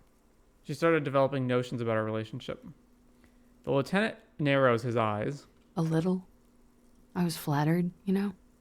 But then I had to let her off, and it was not easy. I came to regret being friendly with her. We maybe kissed, nothing more. Yes, but what was their relationship outside this unequal power dynamic? What was your relationship like before this conflict? We spent a lot of time together, listening to the radio and such. She had great milieus, and she was good company. I was sorry it had to end. What was that question about? She's feeding her friend to the wolves here. It also has startlingly little to do with arresting her, you suddenly realize. This is just sensationalism and guesses. I know what it sounds like. That's why I didn't want to tell you before. But she knew what had happened when I came downstairs. Somehow, she knew Leslie was dead. She wasn't surprised at all. When we came up here, she was calm as a stone, too. She cleaned it all up like she had a plan. This is a familiar theory. You had it too, remember? Could it be that Ruby was covering up after herself? The lynching? Yet again, you're coming up with this. The worst thing is, it may be true. When Ruby said there would be shit happening if you didn't end your relationship with the deceased, was she threatening you? She came over one night, drunk. Said she'd turn my life into a living hell.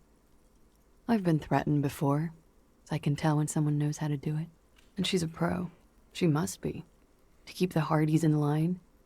I tried severing ties with her after that. I thought it had worked, but... Some of that fear is still with her. She exhales sharply. What are you talking about? She's afraid you'll arrest her. And how could she have killed him? You've been trying to kick that door down, right? Maybe it leads downstairs. She could have come to the roof through that, then taken the shot right here, where I stand. It was dark outside. I wouldn't have seen her. Interesting theory. Did she know that door exists? Had you been out there with her? Yes, of course. She's been up here many times, jacking private stations off the ring antenna. She used to come here to drink on the roof with me, before it got weird. Okay, that's it for Ruby. Okay, and what? Arrest the liar now. Why? She told us some pretty interesting things there. Don't arrest her. Push her a bit more, but then let her off. That Ruby theory was solid. And she's beautiful. That's all good, but I think we should still take you in just in case. Step a little bit closer. Still? After all this, sir, please. It's a shitty world, and I know I'm shitty too. I know. But I don't deserve to be sent to the moral intern and ground into paste just because I disturbed the sanctity of accounting. That's some multinational... She's gearing up for a last stand. This is it. What do you deserve then? I don't know. To spend my days with smoke, drink and dance, wallowing in shit. Just like everyone else. What other option do I have? You have those station calls, right? Where I have to show up at the station or I'll become a fugitive. You can write me one. You don't have to take me in right now. I promise I won't go out anymore at night. I'll be right here. I know you can do that. Just let me come in on my own. In 2 months, or maybe even 1 month. That's all I need. You do have the form. That's it. I'm calling it. Kim is beyond compromised. Definitely, sire. What will have changed in 2 months or 1 month? Everything could change. This city, the extradition rules, the people after me could be in jail. Or maybe Revachol. Maybe Revachol could be free. I could be tried in a free Revachol. An independent state that doesn't hand its detainees over to the moral intern. A free Revachol. There is a low, distant rumble on the motor tracks. A great machine shaking the pillars down south. Electricity runs up your spine. I find that hard to believe, miss. What was that feeling? It's coming. I also find it hard to believe. I do like the sound of that. Another Revachol. Free, independent. Not on my watch. This has got nothing to do with anything. I also find it hard to believe. Don't. The world can change. It has changed before. That's not the answer she was hoping for. Thought that you were some kind of patriot or communard, did she? This was her last card. There is nothing more she can say. The final decision is yours. You alone stand on the throne of your mind. I've made my choice.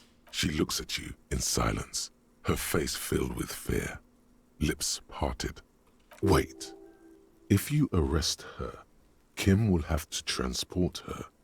You'd be without your partner for the rest of the day. Shut up. He's making a decision, and it's his to make. Kim, arrest her before this drags out any longer. Let's write you a station call. If you miss it, I can't help you anymore. I'll let you off the hook for now. Don't make me regret it. I'll write you a station call. I won't. Alright, there's no way she's sticking around. This may have been a grave mistake, sire. Maybe, maybe not. Mercy is rarely a complete mistake. I promised I will be right here all the time, nights too. I'll help you any way I can in this investigation, and I will be at Station 41 in 6 weeks. I promise. She nods. Okay. I agree. Okay. Okay, it's not. You lug your... like I lied before. She nods. She slowly lights another cigarette. Shivers godly, look up to the gray sky. As if in the presence of some tiger. Nothing happens. There is a mass of droplets above the planetary body, colorless, merging into one another. The sky is low and cold. You hear the distant murmur of motor connections somewhere south of here. That is all. So, superstar law official. What were we talking about?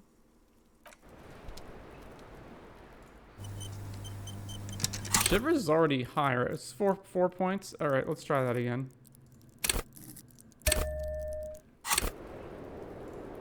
Hello, officer? 8%. What brings... Like... I just can't afford to put that many points into Shivers. Officer? What... Continuously. Yeah.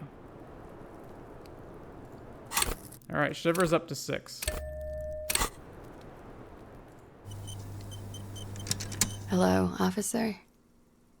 So what do I have to hit in order for that to work? It's only 17%. Continuously.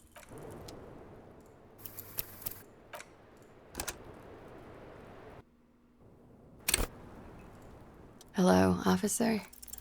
Continuously. Well, we're gonna be here for a bit. Again, I would just put more points into Shivers, but I don't have infinite points. I'm down to 3, and there's a lot of white checks to go through. A warm column of air rises around you, encircling the building you stand on. You feel its twisting shape, bits of paper and birds on the thermal, along with several million liters of water, all rising up into the great Insulindian sky. Why does it rise? Because it's warm, from the gathering spring, from the oceanic current flowing into the bay, the people on the streets, and the machines that hum in the harbor. Heavy fuel oils, too. Shudder. From the vapor, a great cumulus is formed, a cloud castle 1,000 meters high. A flock of seagulls screams, hitchhiking on the thermal. They too are part of the procession, the honor watch. For whom? For her, the guest, waiting. Is she safe here? As safe as you keep her. What is she waiting for? For Gloria. Soon these clouds will all fall down as rain. Spring will come. 2 more months, maybe less. It's time. Miss, what are you waiting for? You mean here, in Martinez? Nod. I'm waiting for the miracle to happen. It'll take one to get me out of the mess I'm in. And what would that miracle be? The return, of course. Now, I know I'm not from around here. I would only be hitchhiking. The return is a big hit in the industrial espionage circles. A lot of desperate, seedy types there. All screwed in this unipolar world. What is the return? Don't you know, sir? I thought you were from around here. You look like Mr. Revachol. Humor me. The return, well, it's part urban myth, part political science. It's a fool's hope, sir, and it's also all I've got. They say there will be an event, that it will happen somewhere here, in Revachol West. They say it will happen soon, and that it will change everything. Le retour. Some political event. How do you know of this? As I said, there's talk. In the competitive intelligence crowd, a lot of people, like me, we need a new color on the map. It's all blue, you see, and that blue doesn't like us. The return of what exactly? Of the king, of the nation, of communism, return on investment. I don't know exactly. It's meant to be vague, as promises generally are. But at the same time, I mean, things can't go on like this forever. Something will give. It always does. It's an empty vessel, an amphora waiting to be filled. Something always returns from the past. It's how the future happens. Many guesses turn out to have been right. You came all this way because of a rumor? No. I came all this way on a false passport and some money. To hide, mostly. in the most volatile part of the Real Belt, where it's easiest to disappear, where the walls are still porous and you can slip through. This is just something to get me through the night, you know? A little espérance. Still, the story influenced her choice of where to run. It must have some hidden layers. How soon will it happen? Soon. But it's been soon for almost half a century now, so don't hold your breath. No need to worry, Lieutenant. I'm sure the streets will not erupt in seditious violence just yet. These streets? I'm not so sure, miss. Is this why you said you would like to surrender in a free Revachol? Yeah, I guess it is. So she thinks, at least partly, that this return will feature a self-governing Revachol. She has already placed her bets. Thank you. One last question. Do you really think it will happen? I do. So do I. I agree, Detective. Something is coming. Trouble. It will be a hot spring. I don't know what exactly, but... Something is happening in this city. I can feel it when I'm out here at night. Her thought trails off. The wind picks up again. Above her, a great... Alright. I don't really know what to make of Shivers. It's all just a bunch of abstract feelings. Oh wait, wasn't there... Couldn't we break the door down? The same small... Yeah, physical instrument kick. No lock. The same small, heavy door. No lock in sight.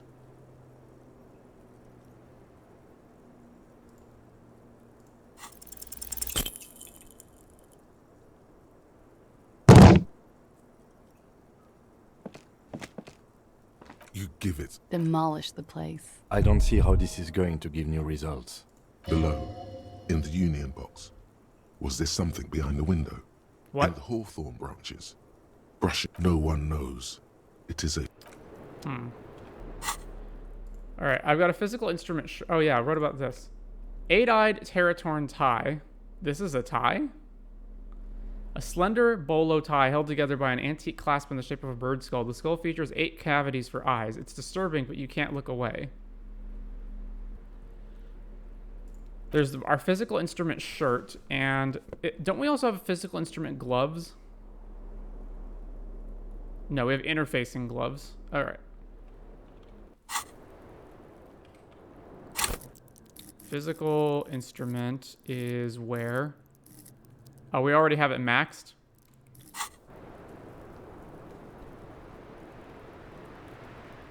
Where was my last quick save?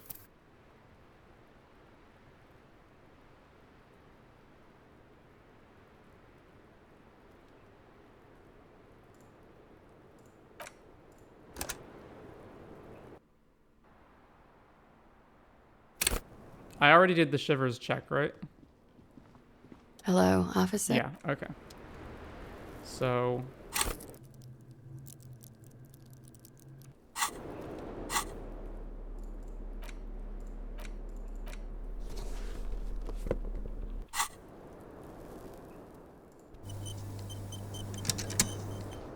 The same small, heavy door. No lock in sight.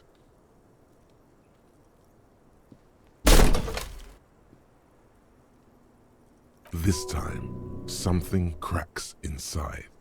It is an unbelievably satisfying sound. Nice. Filling you with a belief in your own body. Well, sounds like this time the property damage was at least resolutive. Would it hurt to look in?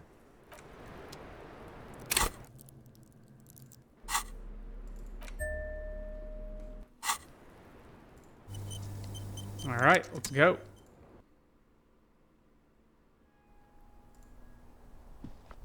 There's a tiny hole in the wall. You see a bedroom on the other side.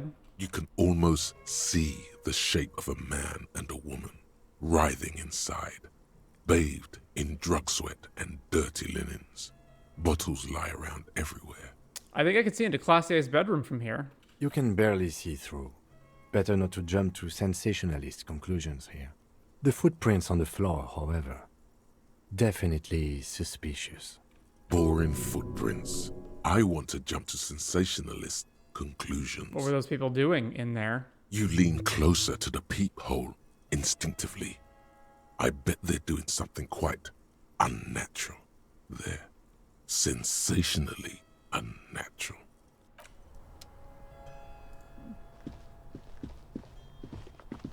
You clearly see footprints in the downy carpet of dust covering the workshop floor. Jackpot. These, unlike everything else here, are new. Someone's been here within the last week or two. 3 weeks maximum, from the dust coverage. It could easily have been 1 week too. You know, officer, the Blue Door was a mega investigation after all. It has now converged with our main investigation, which I would say is quite large. Okay, what does this mean? It means someone snuck through what seems like a secret route, leading to the roof. The roof from where you can shoot our victim. This is significant. These prints, officer, could be the prints of our killer. And if not, at least they're a good argument for this Ruby doing it, to present to Titus. Let's have a closer look then. Crouch, study the footprints. Large prints, most likely made by boots. The size is hard to determine. Sole could be bigger than vamp. The soles have left a pattern, uniform, horizontal lines. This print is unlike one left by a regular worker boot. It is not a brand sole with logos on it. It seems custom-made or old-fashioned. Shoe size is 41 to 42, maybe 43. It could be a large-footed woman or a small to average-footed man. This is, unfortunately, the worst, most vague shoe size there is. This print doesn't look like the odd-soled print we found at the hanging, Kim. The size looks about the same, actually. They're not the same shoe, but they could be the same person. I wouldn't rule out Ruby coming here yet. This isn't an argument against her. People change shoes, you know? But it's not an argument for her either. This doesn't look like the workers' boots from the hanging, does it? No. These little horizontal lines are different. They look custom-made to me. Or some kind of foreign print.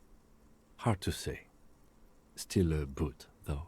Everything around you is quiet.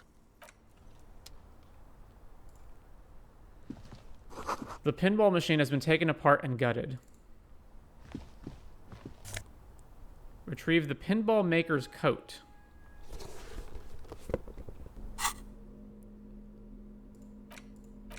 This dusty old coat used to belong to someone called M. Niflox. The name is stitched into the silk lining. It smells of moths and ancient engine grease, but fits you perfectly. A strange, lonely emotion fills you when you tighten the belt around your waist.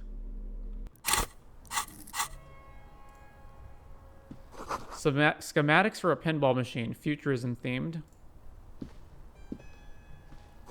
Boxes of tools and replacement parts line the shelves. Small windows taped shut with black plastic. You can't see outside.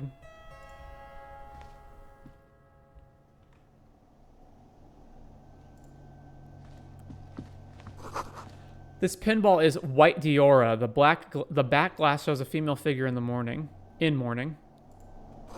A note, NB, the spare key is tied to the bush outside the corner room window. $5. Over there, in the corner. The pinball machine. Not just any pinball machine. This is the pinnacle of pinball. Cornelius Garte and the Mountain Goats. It's lit. You can't wait to get your hands on it. Kim, are you seeing what I'm seeing? The pinball machine. Gordy's Goats, a classic. Wait, you've played it? A little. Let's take a closer look. Ah, great.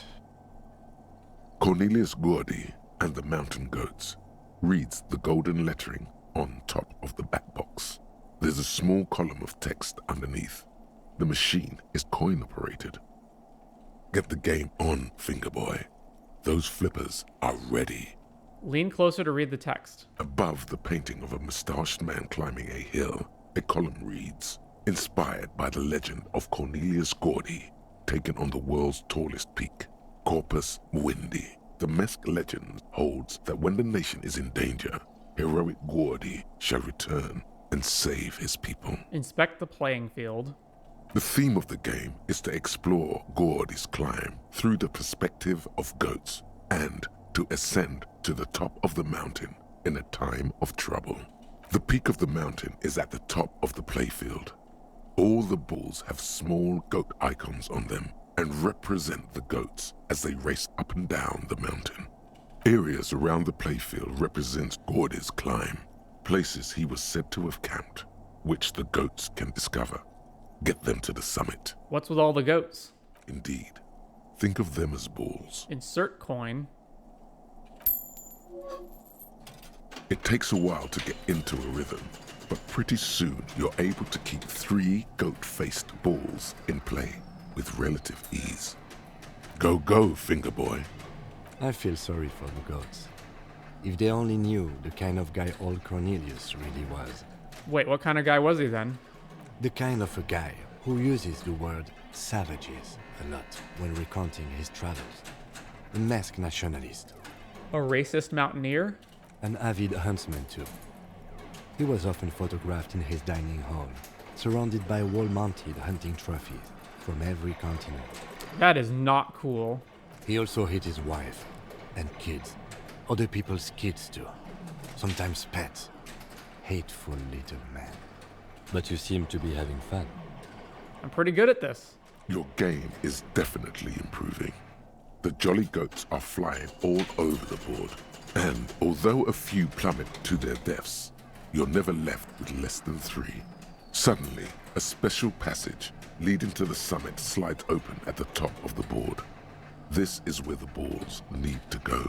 Concentrate and aim for the narrow passage. Maneuvering a goat ball into a position for a perfect hit isn't easy. More fall to their deaths. But finally, the opportunity presents itself. One of them gets through. Tiny hammer shatters something inside the machine. Something glass. An ampoule? The words "pale rupture" light up on the speaker panel, and the machine starts filling with a thick, milky fog. Something's happening. Congratulations. This is where the game ends. It's a cheap way of getting more money out of the players. A stupid, nihilistic finale. There's so much fog, you can barely see anything. Some is actually leaking out of the machine, and one by one, your goats start slipping, disappearing into the milky nothingness. This can be navigated. The balls leave almost imperceptible disruptions in the fog. Use them to calculate where they hit next. You're down to your last goat, going mostly by sound. Eyes are useless at this point, but that goat is something special. 5 times you snatch him back from the jaws of death. You're in a perfectly balanced system where neither you nor the pal is able to get the upper hand. This could go on forever. Kim, it can be done. Just watch. I am. I've seen it before. Played it too. You will eventually make a mistake and then it's all over. Reaction speed legendary. Stay on the ball. Why do they even make these if it's impossible to win? Give up. Winning is too stressful. Why do they even make these if it's impossible to win? Give up. Wait, what? 17% red check. All right, reaction speed. I've only got one more point here, so 28%. Not happening, but whatever. How, if you can't even see it? The last goat plummets into the fog with almost suicidal glee. It killed itself to spite you. There goes nothing, finger boy. The machine is dead and silent. It needs serious maintenance before anyone can play again. Yes? Alright. So can we open the door from this side?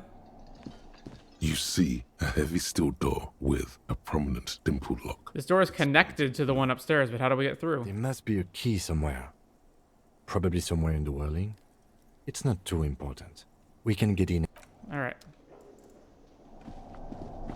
This small elevator smells of nougat and sweat. Wait, didn't we just take the elevator down? Against the ceiling. There is a control panel to your right, and just enough room for 2 people to fit in.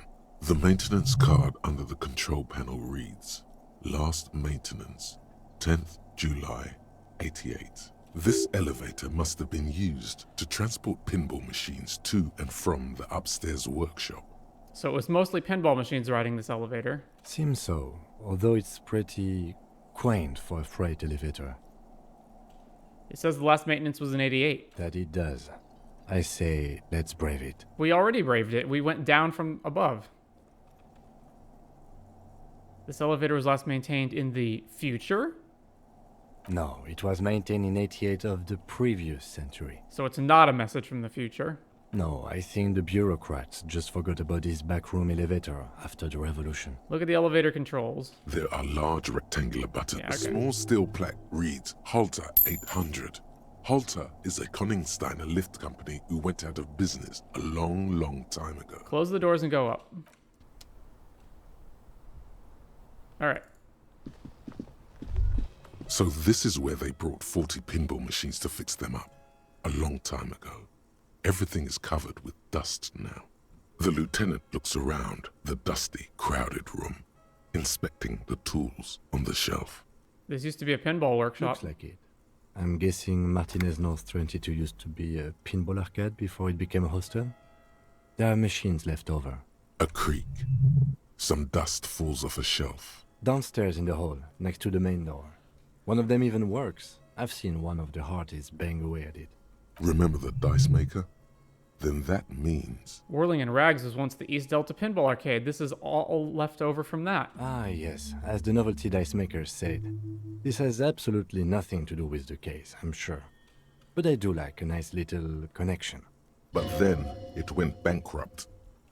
Your skin crawls from making the connection. Could this mean the Whirling and Rags really is part of the doomed commercial area? If that's true, then our cafeteria manager is not going to like it. We should tell him what we found up here, omitting that suspicion. He does not appear to be the kind of man who likes his establishment to be part of a neighborhood ghost story about bankruptcy. Stupid superstition. But still, it would be interesting to see what the cafeteria manager thinks of this. It's not a ghost story. It's a curse, and Garte ought to be made knowledgeable so he can perform counterspells. Looks like they gave up on fixing the pinball machines at some point. At some point, 20 years ago, 15 maybe, before pinball went out of vogue.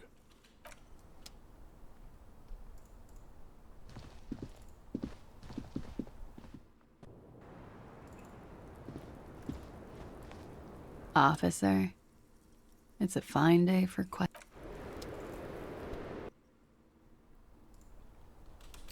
Actually, we've already examined the window, right? It's pristine on the...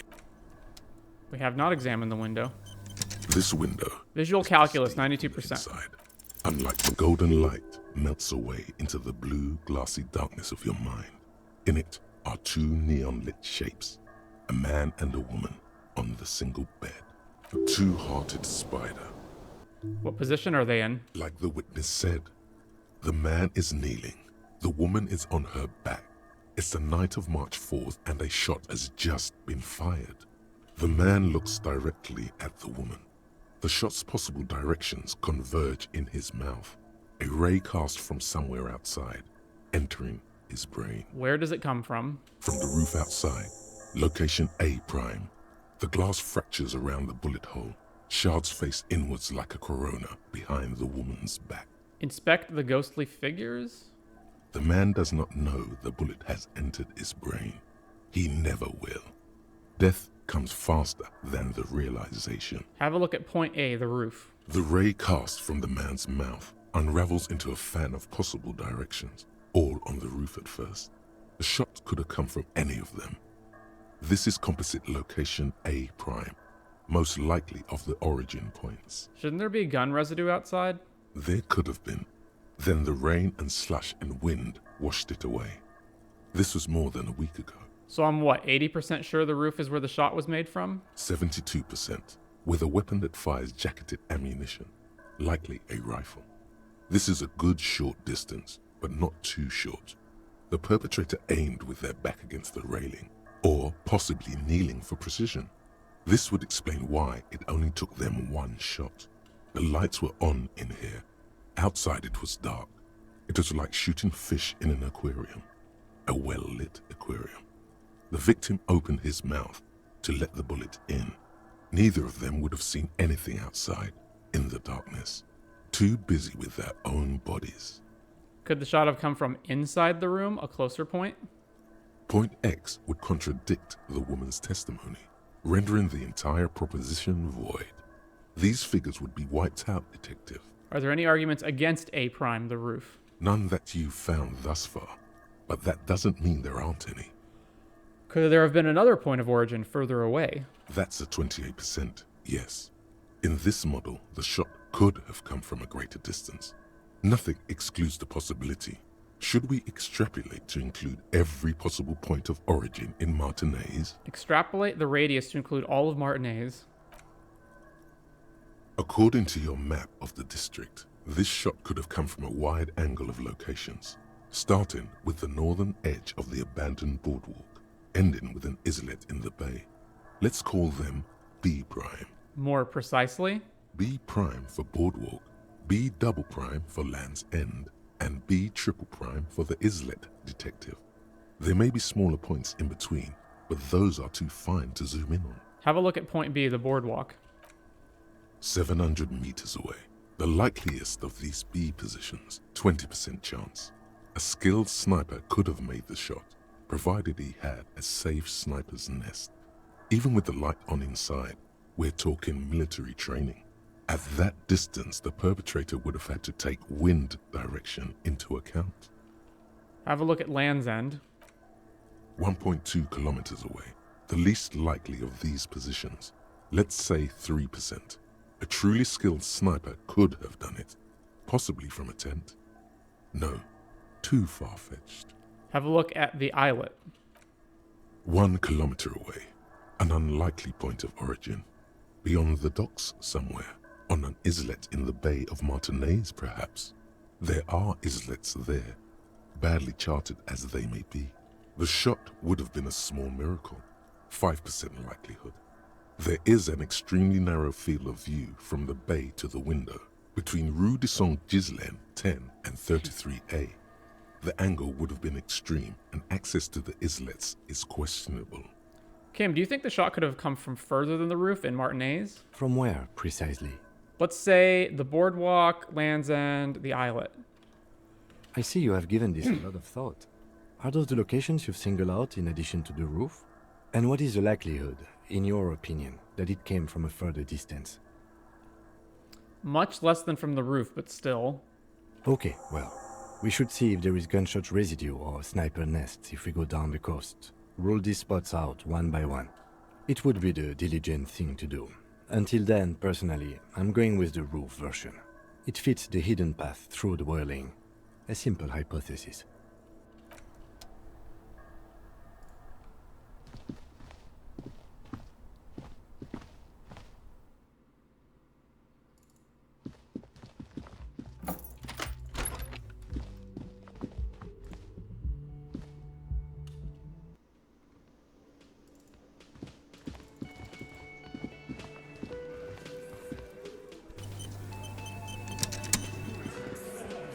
Behind the dockworkers. Look out the window. The hawthorn branches scrape the glass like bony fingers. There's a yellow ribbon tied to one of the branches. Light yellow, faded with time.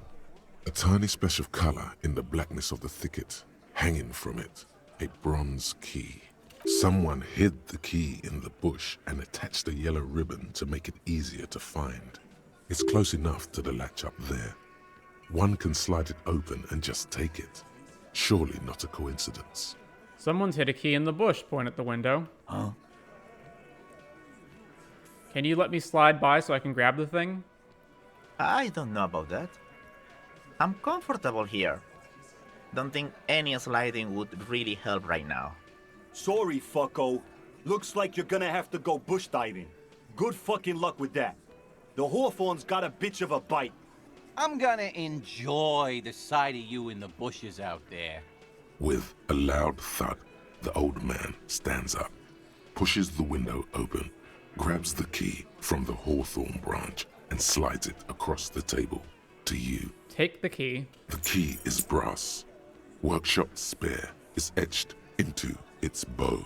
The old man closes the window and sits back down in silence. Come on, man.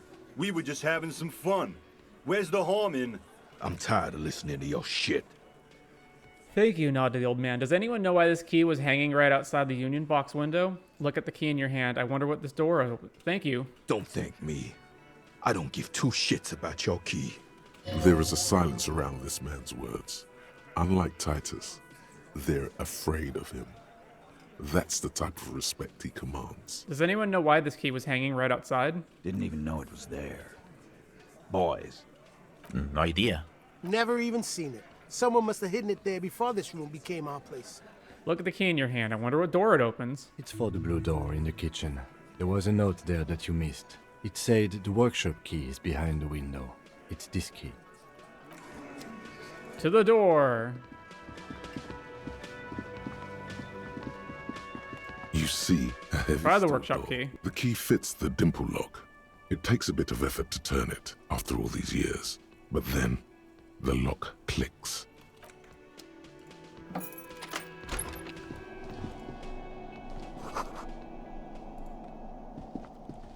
All right.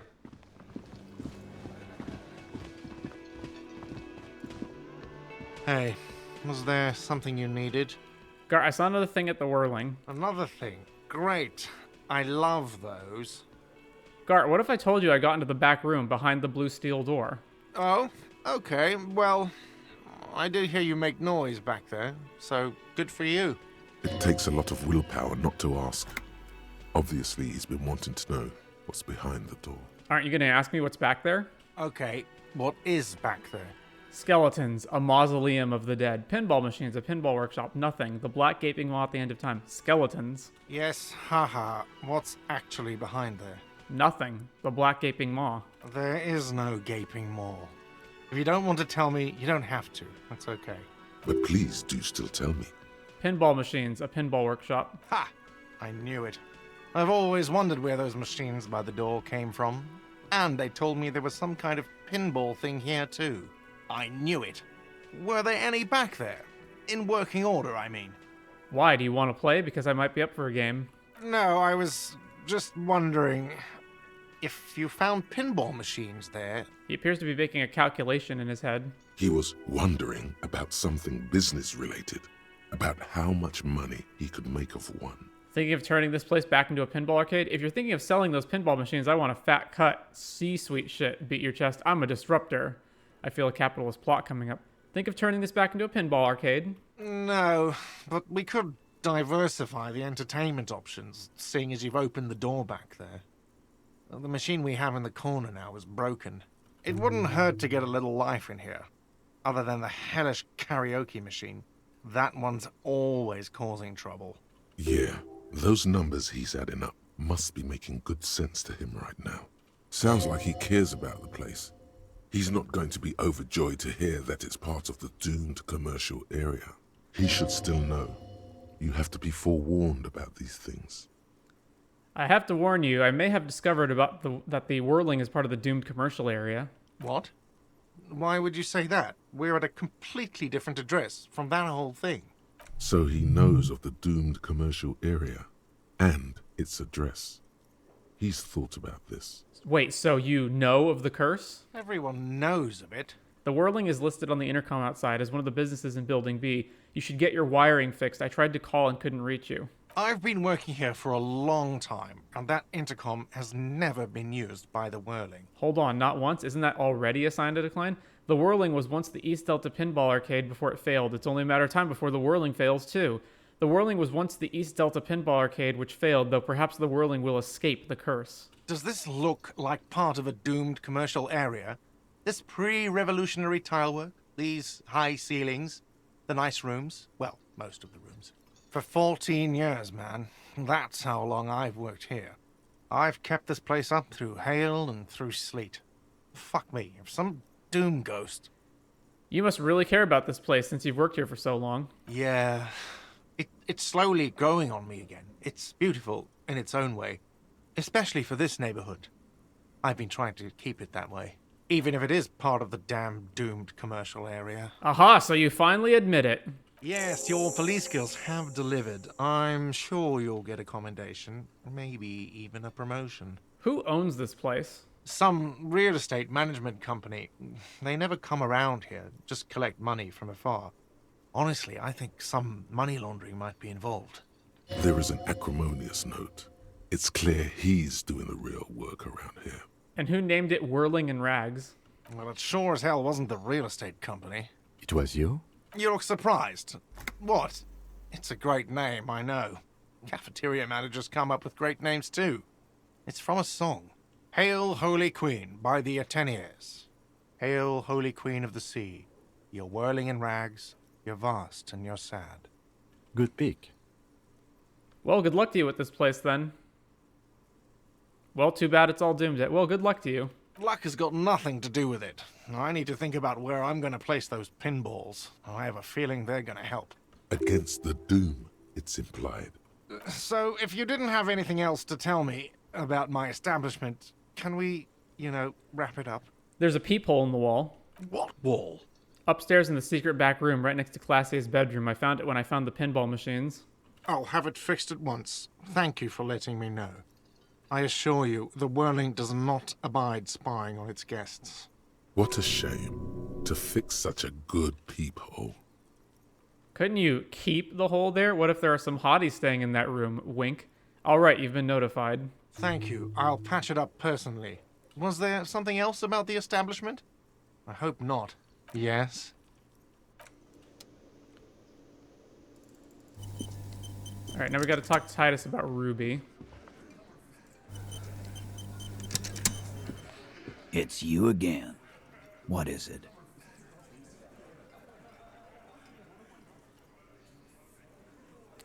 Present a solid theory about why Ruby could have done it. Very high, 97%. Found key in the Union box, saw the winch outside, staged like a play, reconstructed the murder scene, found the antique rifle, Klaasje gave motive, +3 secret route found. Ruby is a drug trader established. A sudden flash of lightning in your neocortex. The hostel cafeteria is lit by its airy blaze. Floor plans, bullet trajectories, webs of human emotion, all channeled into a single thought. Why are you so sure Ruby didn't off him? So that's what you were squinting at. You were trying to come up with a theory, weren't you? That she did it. Yeah, he was cobbling together shit so he could put her away. It's RCM 101. Well, let old Titus set your mind at ease then. She didn't do it. She was here all night. Sunday night, 11:30 to 12:15. She was here all that time? Yeah, with us, drinking, near the stage there. She didn't go out for fresh air for one smoke? No. In the whole 45-minute window, she was with you all the time. All right. She took a fucking leak, okay? For one moment. Maybe went out too. She has an operation to run from her lorry. We're not getting into what that operation is again, Cobb. That's probably for the best. Don't break your stride now. And just 'cause she was gone for 5 minutes doesn't mean she magically got to the roof and shot him. I've been through this. It's not plausible. He's been through it. That means he's suspected her too. All right, we're in. We got Ruby unaccounted for sometime during the window. This was crucial. Now let's place her on that roof. You do agree the shot came from the roof, right? There's a secret route in the kitchen that leads straight to the roof. How? Through what looks like an abandoned pinball workshop. People say there was a pinball arcade here, sometime before the hostel. What was it called, Theo? East Delta Pinball Arcade. Weird place. Went bankrupt. Okay, but how'd you get up? There's no room for a staircase in this building. Or an elevator, for that matter. The elevator is outside the building. It's an old dumbwaiter, used for moving pinball machines up and down from the workshop. From there, a door leads straight to the roof. You can just step outside. Ruby could have gone up, shot him, come down. All under 7 minutes. That's quite the theory. We need to have a look at that secret passage, boys. I'm on it, boss. Right when the law clears, me and Angus are going up there. It's a dumbwaiter, not an industrial lift. How about I go instead of... Just now. You got something else to back this route up? Or is that it? I also found footprints upstairs in the old workshop. Footprints? Recent? Recent nod. Recent a week or two. Recent nod. Size about 43. Recent, but they didn't fit with any of yours on the scene, Ruby included. There were prints there with horizontal lines. Horizontal? I see they taught you well in your RCM school. My old man, a hunter, and a half-blind one at it, could have said that. Horizontal lines. Good news is, I'm still listening. He knows they had to be recent for those lines to still read. This wasn't a failure. Have you noticed the winch out back on the outer wall of the Whirling? I've seen the winch. I'm not blind. You saying it's part of the elevator she used to get up there? That's right. That's one mystery down then. An architectural mystery. Doesn't much concern Ruby, does it? He knows it's something. He's just not ready to say you knew more about Ruby than he does. Yeah. Guess what? Remember that key I found here? Point at the window. I don't like guessing, Cole. No one does. It opens the steel door in the kitchen, the one that leads upstairs to the roof. This key was right here, with you, all the time. You didn't find it, but Ruby did. That's how she got up there. Quit jumping to conclusions, Theo. You took that key. Did it look like it was recently put there? No, the ribbon was old, faded. It'd have been there for 20 years at least. She could have just put it back there once she was done. Why? This doesn't make sense. It's damn interesting, but it doesn't fit well, and you know it. It doesn't fit well, but it fits, and he knows it. Also, it has to be said, this man would make a good RCM sergeant, or maybe even lieutenant. Just don't let him anywhere near women. There were still pinball machines in the workshop still operational. Why is that relevant? Right. What the fuck does that got to do with Ruby? What if they're somehow connected to the murder? A pinball murderer? God damn it, Cobb. Are you kidding me? You know it was no goddamn pinball murderer. Don't say funny things.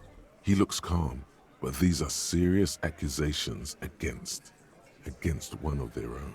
Just a thought experiment. Let's go on. You do agree the shot came from the roof, right? Why not? You can't draw a straight line into Klaasje's window from any of the surrounding buildings. Not from what I know about Martinez. Maybe from the coast. But like I said, I've been too busy dealing with you idiots. So no, I don't think it was a sniper. It was close up. There's a 72% chance the bullet came from the roof. 72%. There's a percentage and all. Where'd you get it from? Your guys in the lab? I analyzed it on the spot. Turns out I can do that. No, you can't. I know what you did here on the weekend. People talk. And what they say doesn't sound like a science cob. You're a madman. Those numbers were an asshole, man. Yeah, and they don't put her on the roof either. It's just mambo-jambo. He hasn't got shit. Have we firmly established Ruby could have had access to the roof where the man was shot? Firmly doesn't go well with could've. There's a route to the roof. Me and the boys need to check it out. That's what we've established. But a route does not put that bullet in his head. A gun does that, and Ruby doesn't carry one. Phase 2, murder weapon. Get a gun in her hand. If not that, then at least a shadow of a doubt. In the shape of a gun. Just don't contradict yourself. If it doesn't sound like Ruby did it, maybe keep it to yourself. But what if you miss interesting information that way? The choice is ultimately yours. but I've already established Ruby's running drugs, but she could have smuggled guns too. I've analyzed the bullet that killed him. It was jacketed. There is a small 28% chance that the shot came from beyond the roof. Show them the antique rifle. There are weapons like this just lying around in Martinez. The local pawn shop sold my lost gun to a woman. Maybe it was her. I've analyzed the bullet. It's jacketed. So it had to come from a breech-loading rifle. Military grade. Not even you militia monkeys have those. This goes against your short-range theory. If the murder weapon was military grade, how did Ruby get it? Wait, did he say you don't have big guns? No, just say you're honest with him.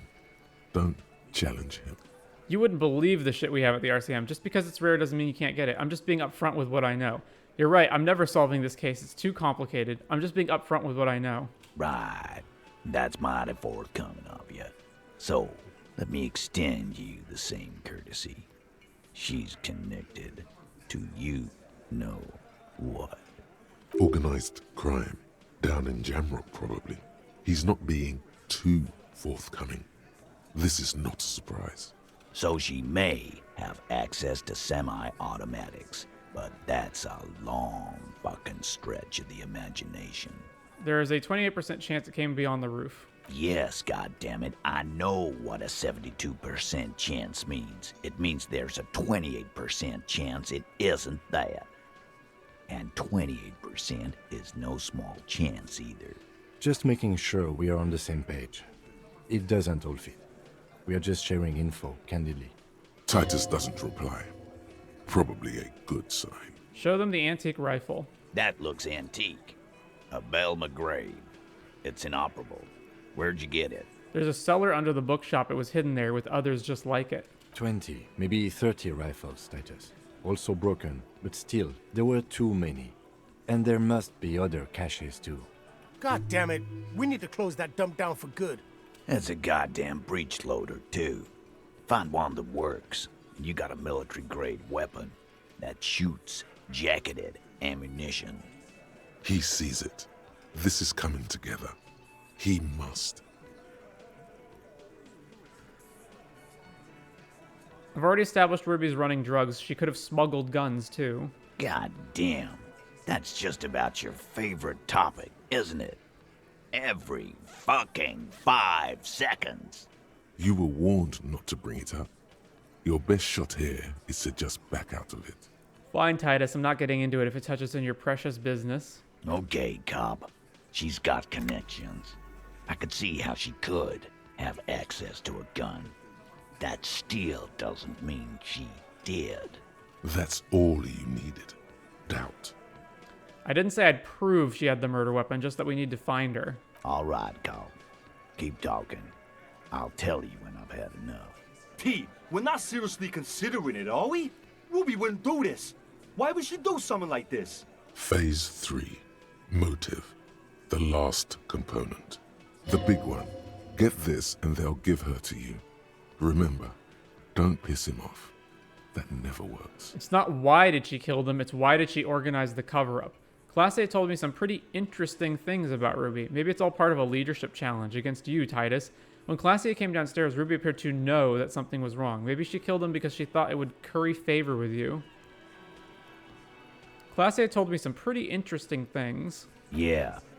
Like what? She's part of the Homo-sexual Underground. Apparently she had a thing for Klaasje. A thing? You mean? Yeah, but they're both girls. Girls like girls too, Angus, sometimes. This is one of those times. She liked Klaasje. I know, it's bewildering for me too, but that's what she said. Come on, guys, she hangs out with you meatheads. This cannot come as a surprise. It's supernatural, a reality-breaking event, and we just need to accept it. It's scary, yes. She probably went to a university and learned it from a liberal. What Kim said. Come on, guys, she hangs out with you. Yeah? No. Ruby's got more balls than a ball pit. You'd have to be an idiot not to... Guys, I'm not the only one who knew. Right? Knew what? First he says she's murdered him. Now she's a too? It's a lie. Not sure that applies to women, but okay. Come on, Glenn. She likes Monica's titties more than you do. Everyone knows which way the wind blows there. I did. I knew it. That's why she didn't fuck me at Fatty's birthday party. She didn't fuck you, 'cause you're 40, and you still live with your mom, Dennis. Klaasje said she made advances on her and she thwarted them. Ruby then threatened her and told her to end her relationship with the deceased. This is some sordid shit.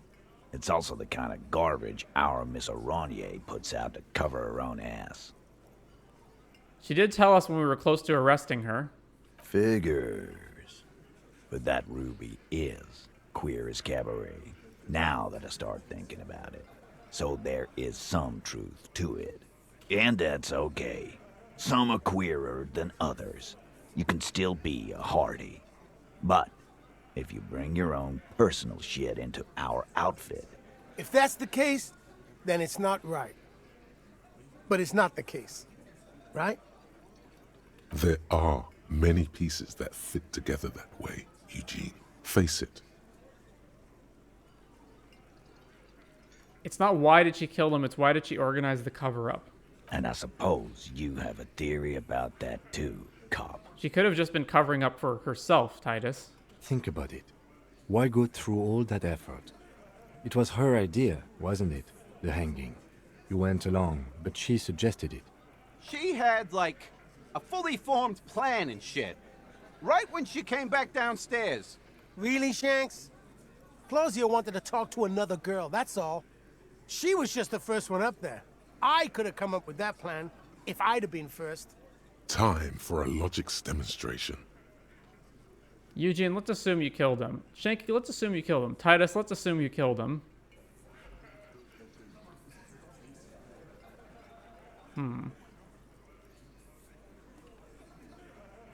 Shanky, let's assume you killed him. I didn't do it, fucker. It wasn't my plan. You probably did, though. It's just a thought experiment. Think, Shanky. You killed him. You got up there, shot him, cut down. Would you prefer to go on trial with your buddies as part of a lynch mob or alone for committing murder? Fuck you, man. I would never fuck my guys over like that. Especially for some bird. She didn't either. She would never do that.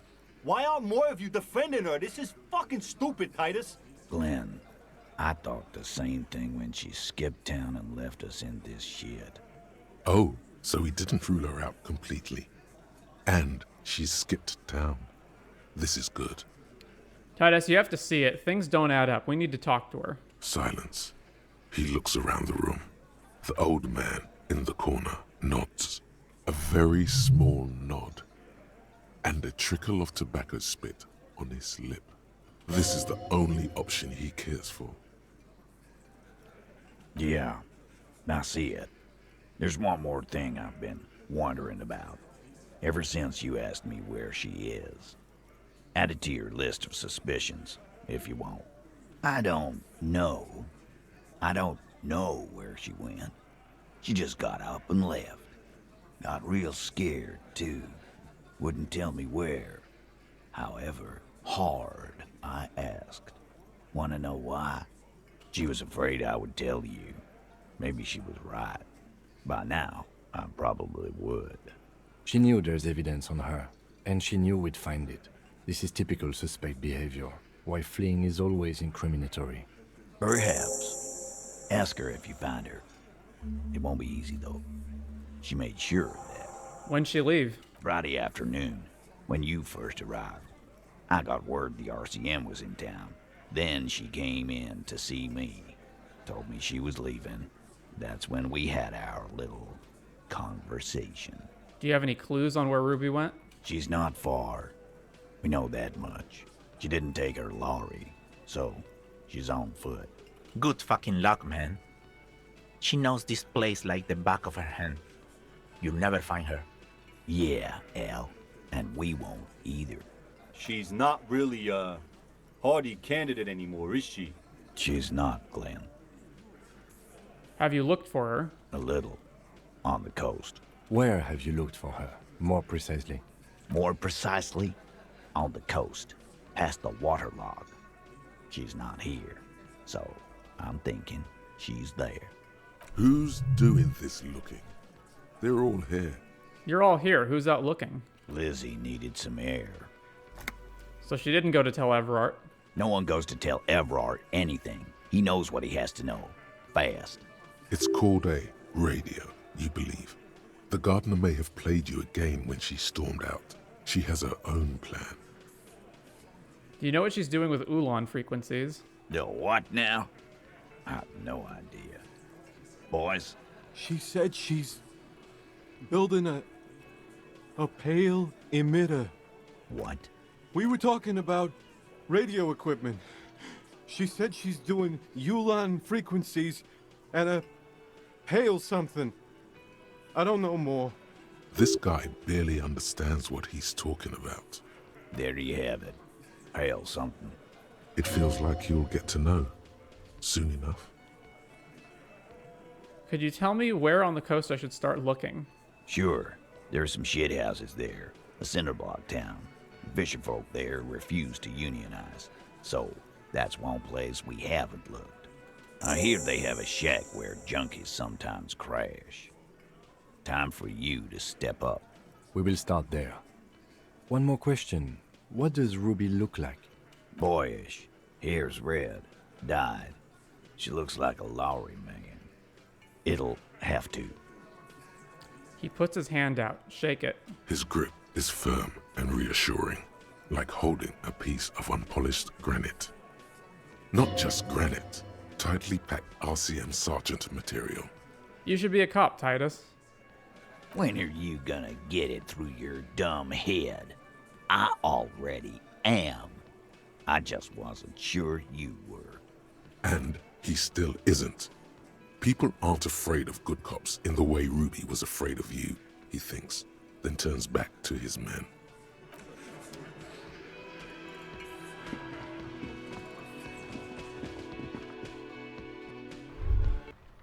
You think you have a pretty hot suspect right now, don't you? That Ruby of yours? Yeah, and? Notice how it came together without casting too much suspicion on Klaasje. It was nice and Ruby-centric in the end. What do you mean? Anything strike you a bit off about this mishmash? Well, the bullet didn't have to come from the roof. It could have come from anywhere on the coast. The bullet was jacketed. These don't just lie around everywhere, do they? The footprints in the pinball workshop didn't fit with the Odd Soul's prints on the crime scene. So far, no one has mentioned hearing the shot. The footprints in the pinball workshop didn't fit. No, they didn't. So far, no one's heard the shot. Notice how this hasn't come up at all. Even Hardie and his boys didn't mention it. Neither did you. Well, the bullet didn't have to come from the roof. Absolutely. It could have come from anywhere, but you're suddenly so certain it came from the roof behind the window. The bullet was jacketed. Good point. It is rather rare these days, but do continue. That's right. Finish thought. Just finish it and conveniently go on. She's watching you leave right now, you know that. Free as a bird on that roof, lighting up a cigarette and thinking, am I glad Ruby's in this shit and not me? Don't listen to this guy. The theory was solid. He's just jealous. Move on. It's no use harassing her further. All around you, winter's grip on the city is loosening. Finally, what now? His hair. Man, we're just zooming way out, aren't we? Your shirt sticks to your chest. The shoulders of your jacket grow heavy. The cold finds its way under your skin. You shiver, and the city shivers with you. You're not dressed for this weather. You should get an overcoat or a patrol. Yeah, I'm not doing the where's in the west, east, north, south again. This rain will not let up anytime soon. I'd recommend you put on your coat.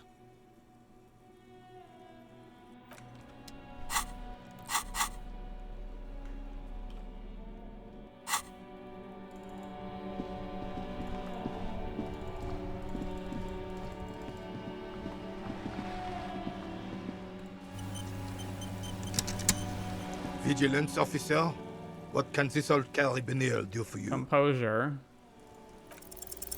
Still, all you see is... Alright.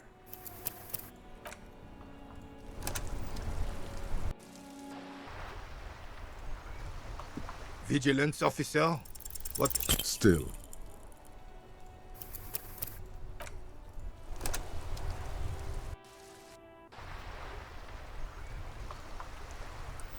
Vigilance officer? What? Still, all you...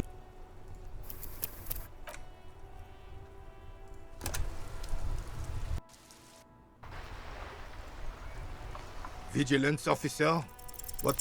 Still, all you see is an old... I don't have any more compose. Oh no, I do have more composures. All right, level up composure.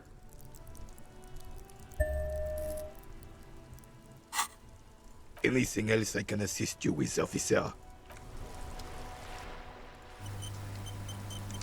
Vigilance officer? What? Still.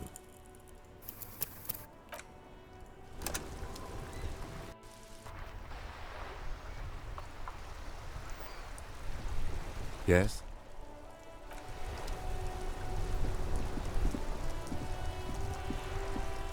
Vigilance officer? As Rene There we turns go. from you to his partner and back, the medals on his chest rattle and glare. He keeps his spine straight and his ribcage lifted, displaying them proudly. How many medals are there? 2. The larger one is shaped like a cross, while the smaller medal resembles the sun. Look at the cross. A crowned head in front of 2 crossed rifles. The medal hangs from a blue striped triangle. It's the Croix de Bravoure, Cross of Valor. The cross was the highest battlefield decoration in Suzerain's armed forces, awarded for exceptional bravery in the line of duty, in service of King Frizzle I. Look at the sun. A small blue star inside an orange sun.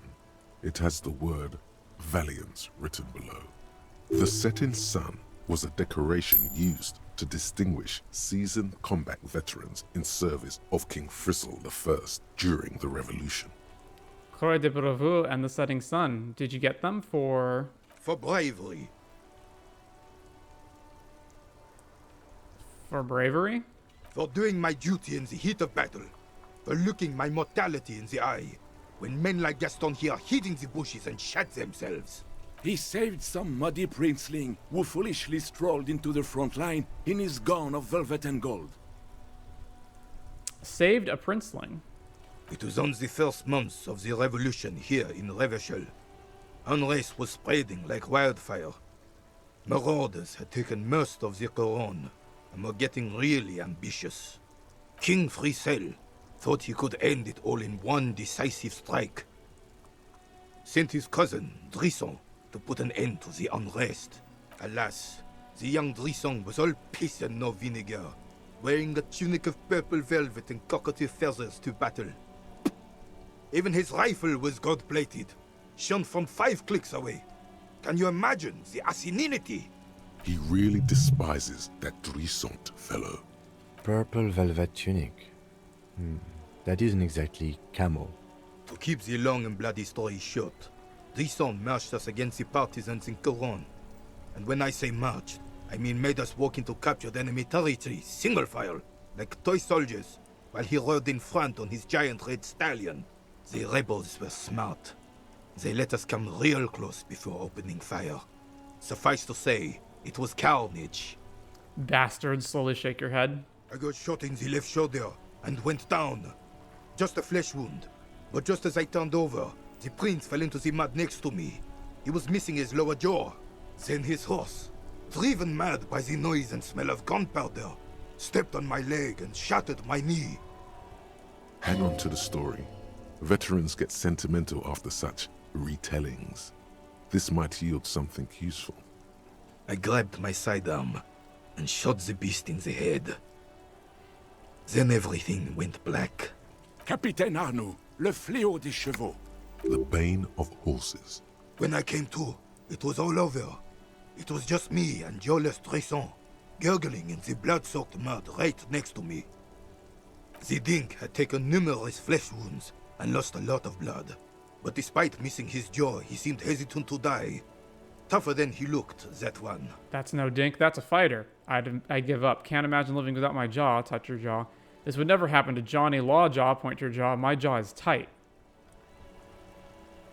Right. So I grabbed the prick and started crawling. Kept going until the 59th Cavalry picked us up.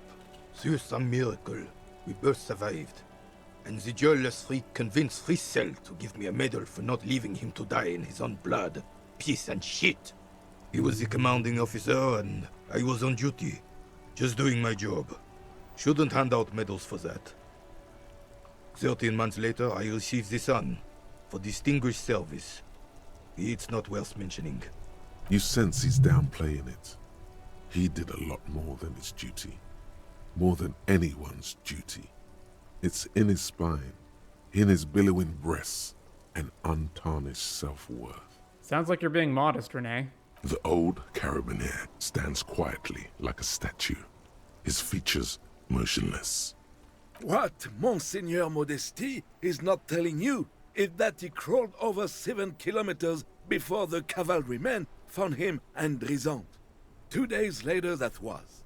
And that even whilst crawling with a mangled half-dead prince on his back, he still managed to murder 3 rebels on his way. Is that pride in his voice? It's deep down, but maybe even unbeknownst to the man himself. Hold on. You're just a little bit proud of Rene's heroics, aren't you? Quite impressive. It's men like Rene who made Revachol great once. I'm not impressed. All those heroics and where is he now? No, you gotta play to win. Look after you first. This doesn't seem like a good moment to express an opinion. Lean closer. I don't want to risk it. Hold on. You're just a little proud of Rene. Sorry, officer, but you're reading me all wrong. I'm a man of peace, and these kinds of bloody heroics are only impressive to men like Rene himself. Certainly not to me. How did you find the story to be, officer? Quite impressive. Maybe, but also bear in mind, officer. They don't hand this out for anyone with a service record. Oh no, you have to get shot. Repeatedly. And you need to get your hands bloody too. Really, really bloody. Do not speak of what you know nothing about, Poltroon. Duty is something you will never understand. Why do you despise Sir Dassault so much? Because he was a goddamn dandy. Had no business leading men or even being on the battlefield. All he was related. That's it. Royal blood alone doesn't make army commanders. He was a stupid kid, only interested in horses, hairstyles, and man-loving. And 782 Royal Carabineers are dead because of his incompetence. Whoa, man-loving? Is that even a word? It is not. Thanks for the story, Rene. Bah, there were many such stories in those days. Many such men, too. True Revacholians. Men with backbone. Oh, yes, Rene, yes.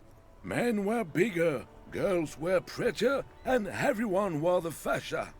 Lord, please, bring those days back, if you can. I'm not getting into this with you again. Officer, was there anything else? You should try to come up with a heroic story of your own. Impress this old soldier. Rene told you his war story, now impress him with your heroics. Unfortunately, there doesn't seem to be anything worth mentioning among your achievements. You should resort to good old lying. I had a dog, Fifi. Took her fishing late one autumn, but the boat rocked and she fell in, so I jumped after Rene. Lower your voice. I'm ex-Army too. Special Forces, Black Ops, Secret Soldier. Lying just isn't my style. I'd rather get back to questions. Rene. Really? What was the unit? Something with colors and headwear. Soldiers identify with those things. Say it's classified. An old soldier should understand. The Scion Berets. This information is classified. Harry's Hounds. The 5th? Mumble incoherently. Actually, I don't want to resort to lying after all. The information is classified. That's what I thought. We'll get back to our game now, if you don't mind, officer. Strange. He didn't buy it.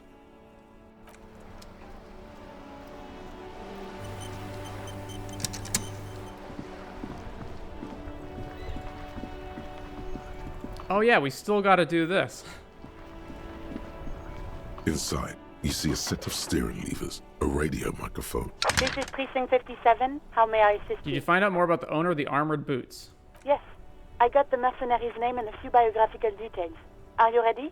The lieutenant leans in to listen, notebook in hand. I was born ready, baby. That suit of armor was issued to an Oranese citizen named Ellis Portenaer. That's Ellis Kortinair. Exact date of birth, unknown.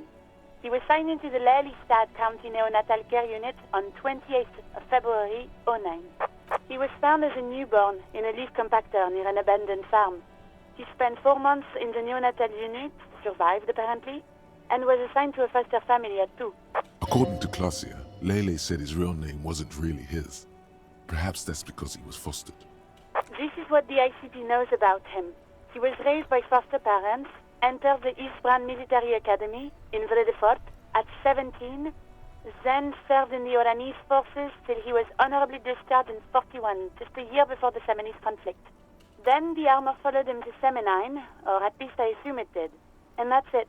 There are no records of his employment in Crenel, or any of its other incarnations, or him even entering Revachol. Wait, he was found in a leaf compactor?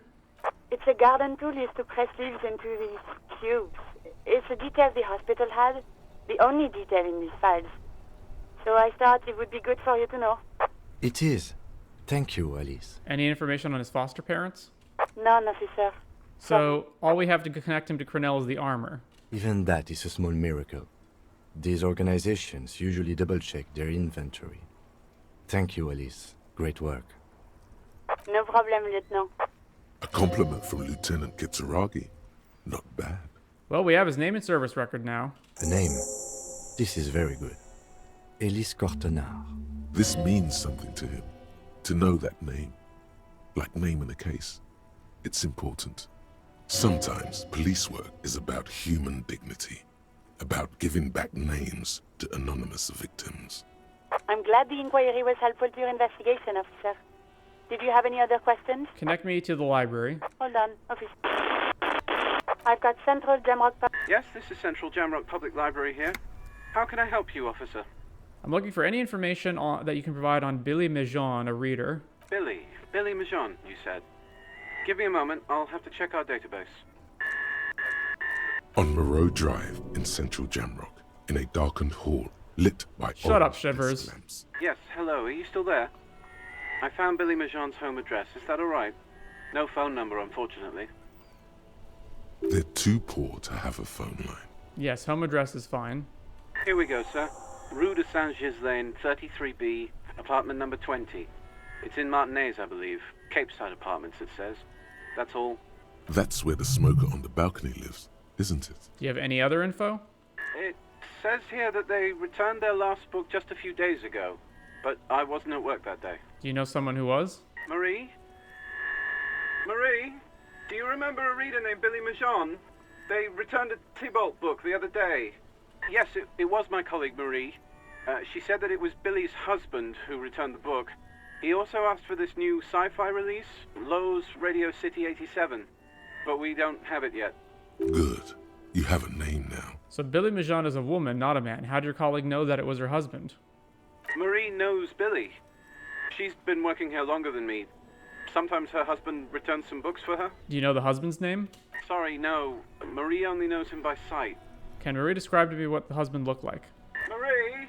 She said it was an older man, and that she's pretty sure he'd had a drink or two the last time she saw him. Sorry, Marie wasn't really paying any attention to that. Alright, thank you. Happy we could help. Goodbye, officer. Anything else you need from me? 57. In the cabin, To the apartments.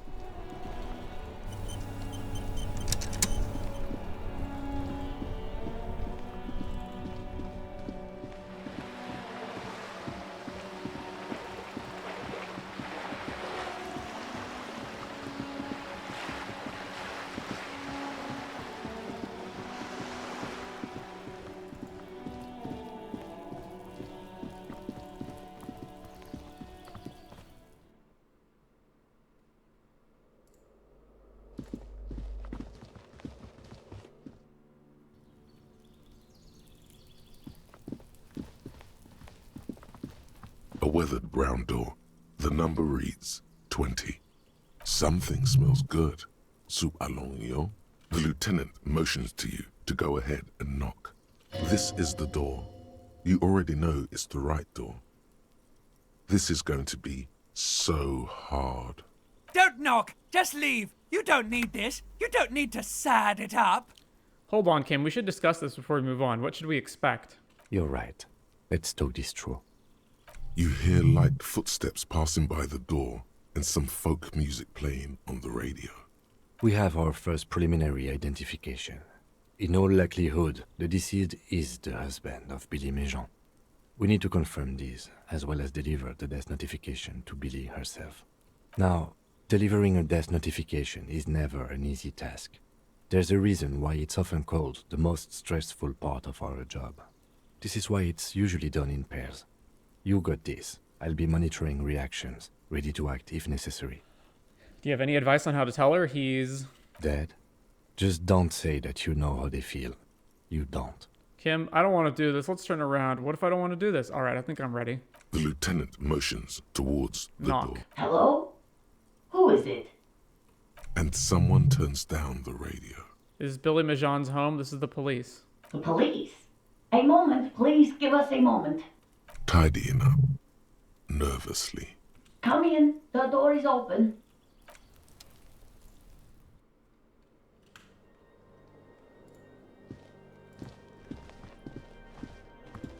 It's you from the bookstand. Did you come to bring my cockatoo back? I don't think I introduced myself properly. I'm Billy. Would you like something to drink? Tea? Lemonade? We're out of coffee. The lieutenant has taken off his foggy glasses and is busy cleaning them in his handkerchief for now. You're on your own here. Condensation from stepping inside. Thanks, but I'm all right. Is this about Victor, my husband? Is he in some kind of trouble again? I can come pick him up in the station if that's what. No, this is something much worse. Is he in a hospital? How bad is it? How about some small talk before you break the news? Definitely no small talk. This isn't the time or place. Empathy impossible. Tell her about the dead body. Kim is here. +4. Identified the leather jacket. Identified the library card. Discussed things with Kim. Lieutenant's handkerchief. I don't want to. Oh my god. Wait, what? There has been enough pain. But we have to. I don't want to do this. Turn to Kim. I don't want to do this. Turn to Kim. It seems like there's a part of me that refuses to do this. Slap your cheek. Stupid, stupid. Just say it. Say what? Officer. Too late. You ruined it. Just say it now. Your husband's dead. Excuse me? What? She's in pain. She's in so much pain. And so are you. Your chest is burning. We are very sorry to inform you, but your husband, Victor Méjean, was found dead this morning on the Martinez. Wait, how do we know his name is Victor? Oh. Oh.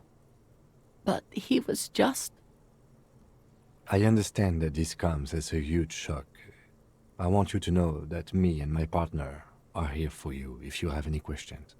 We are very sorry for your loss, ma'am. What happened to him? Tell me. He fell and smashed his head against the bench. And you just found him there? Lying in the cold. How long had he been there? It's hard to say. For a few days at least. Very long, ma'am. I'm sorry. For a few days at least. She doesn't reply. Her eyes well up with tears as she struggles to keep it together. You hear the clock ticking in the children's room. Is there anyone we could call for you? A friend, a family member, someone who could be here for you? No. I just need to tell my girls. The air gets sucked out of her lungs suddenly. Unreal. God. Should I call them? Should I tell them to come home? Yes. All right. I'll call them. Just tell me, what do I need to do next? Where is he? Can I see him? He's still there on the boardwalk. He's in the morgue. I don't actually know if they've picked him up yet, right? He's still there on the boardwalk.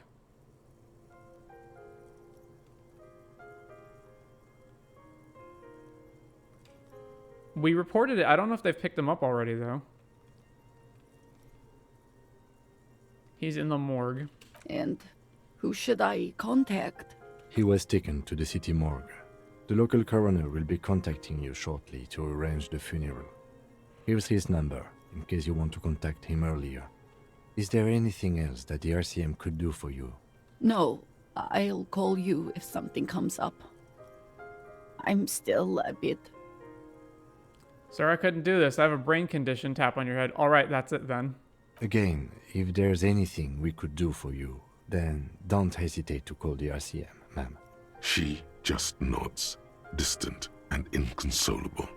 The bed springs rattle beneath her as she begins to shake.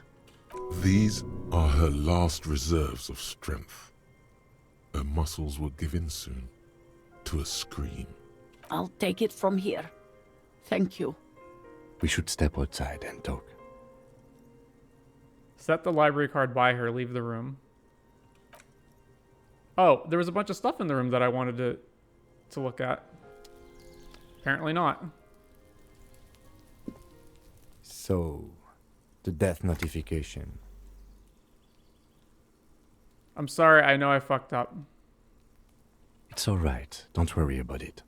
I'll call the station when we're finished with the day, and let them know the name of the deceased. It was probably just a bunch of, like, looking around the apartment at stuff. What about Billy and her kids? There's not much we can do for them anymore, I'm afraid. They have to. It's not your place to live their lives. Right, let's try to get back to it then. And, officer, I've seen worse. This wasn't the worst I've seen, okay? Now let's go. I really have, he thinks. She was strong. She made it easy for us.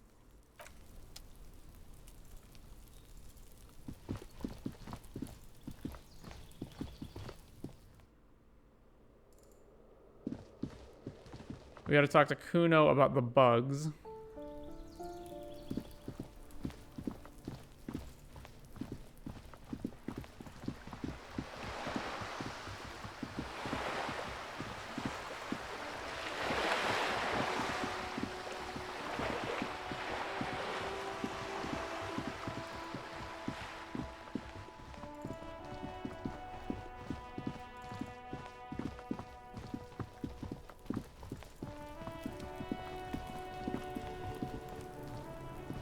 Cuno saw you wield that can. Sweet graffito action, pig. Cuno likes that delinquent shit. Yeah, you like art, Cuno? Fuck no, art shit. Write in an imaginary notebook. Got it. Art shit. That's right, pig. Shit. You wouldn't happen to know anything about missing locusts? No, Cuno doesn't give a fuck about bugs. So he knows locusts are bugs. Oh my god, I told you that shit is lame! Shut up, see. Now they're gonna take you to lame prison! Now hold on, no one is lame here. Just tell me what happened. Deny everything, Cuno. You need to lawyer up. Cuno's not gonna say anything without his lawyer present. There's definitely something going on here. Remember his pig's head shack? You should check it out. Cuno...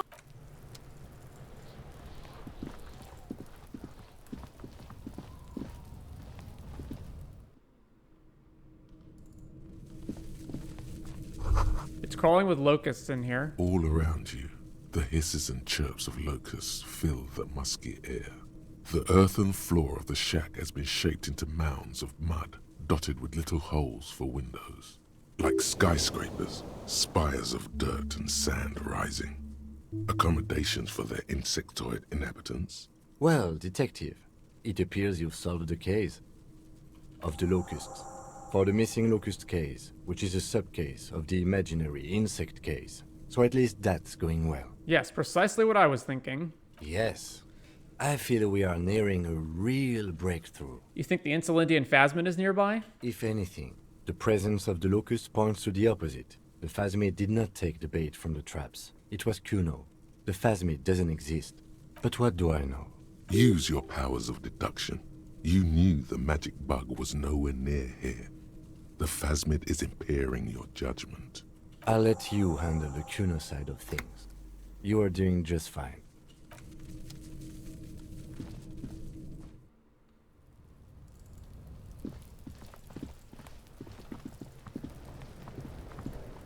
Fuck does Cuno care? I know you took the locusts from the traps the cryptozoologist set up. Yeah, Cuno took the bugs. So what? So it wasn't the phasmid. A wave of disappointment washes over you. I was really hoping it would be the Reed phasmid that ate the locusts, not you, Cuno. Yeah, well, Cuno's all you got, bitch. You say you don't give a fuck about bugs, then you build a whole bug town? It's not Bugtown. It's the city of locusts. Locusts aren't just bug shit. They come out of the sky like a fucking shadow. Shit descends. Stop! You stop. It's like their fucking night. Locust City, Night City, City of Rage. There's a tug of war over the name of his fantastical city. It's almost too big for his imagination. The girl forces herself to watch again, the corners of her eyes twitching from discomfort. City of Rage sounds like a cool place. Cuno, the pig wants to help you. Oh, that's how lame it is. Please just don't say you're... An artist? Maybe I am an artist. You hear that, everyone? I'm a fucking artist now. Did he just say I? Cuno usually calls Cuno, Cuno. Hold on, did I hear you right? You said I. Nod. Making art is a worthy calling. I'm something of an artist myself. Oh my god, Cuno!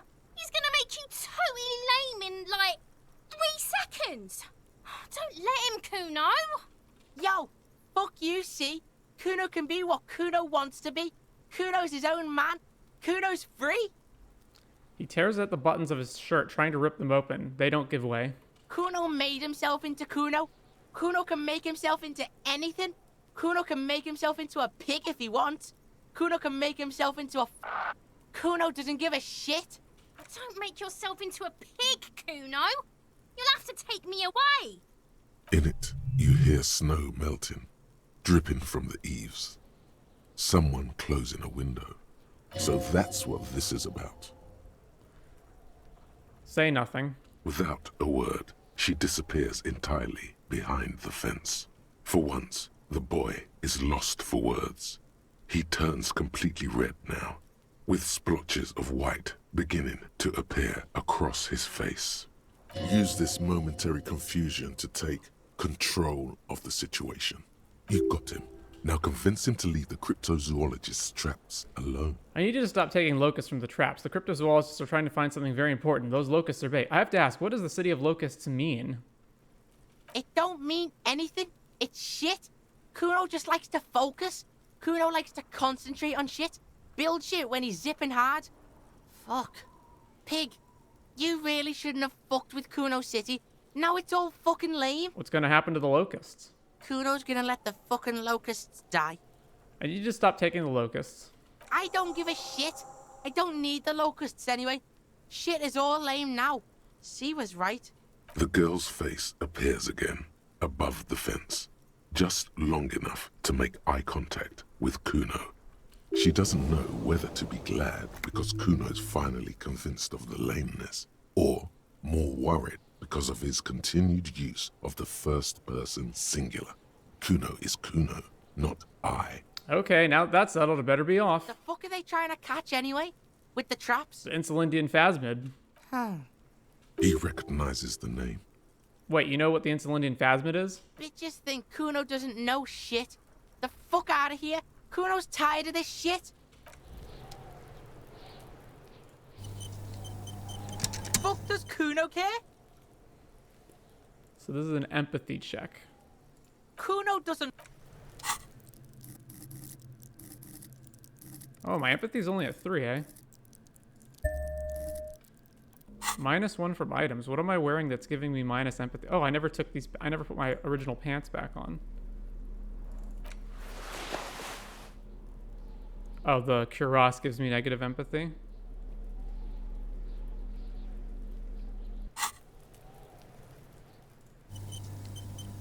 Fuck does Cuno care? It's not Cuno. It's Cuno S. Interesting. How? Cuno S is by far the worst of the two.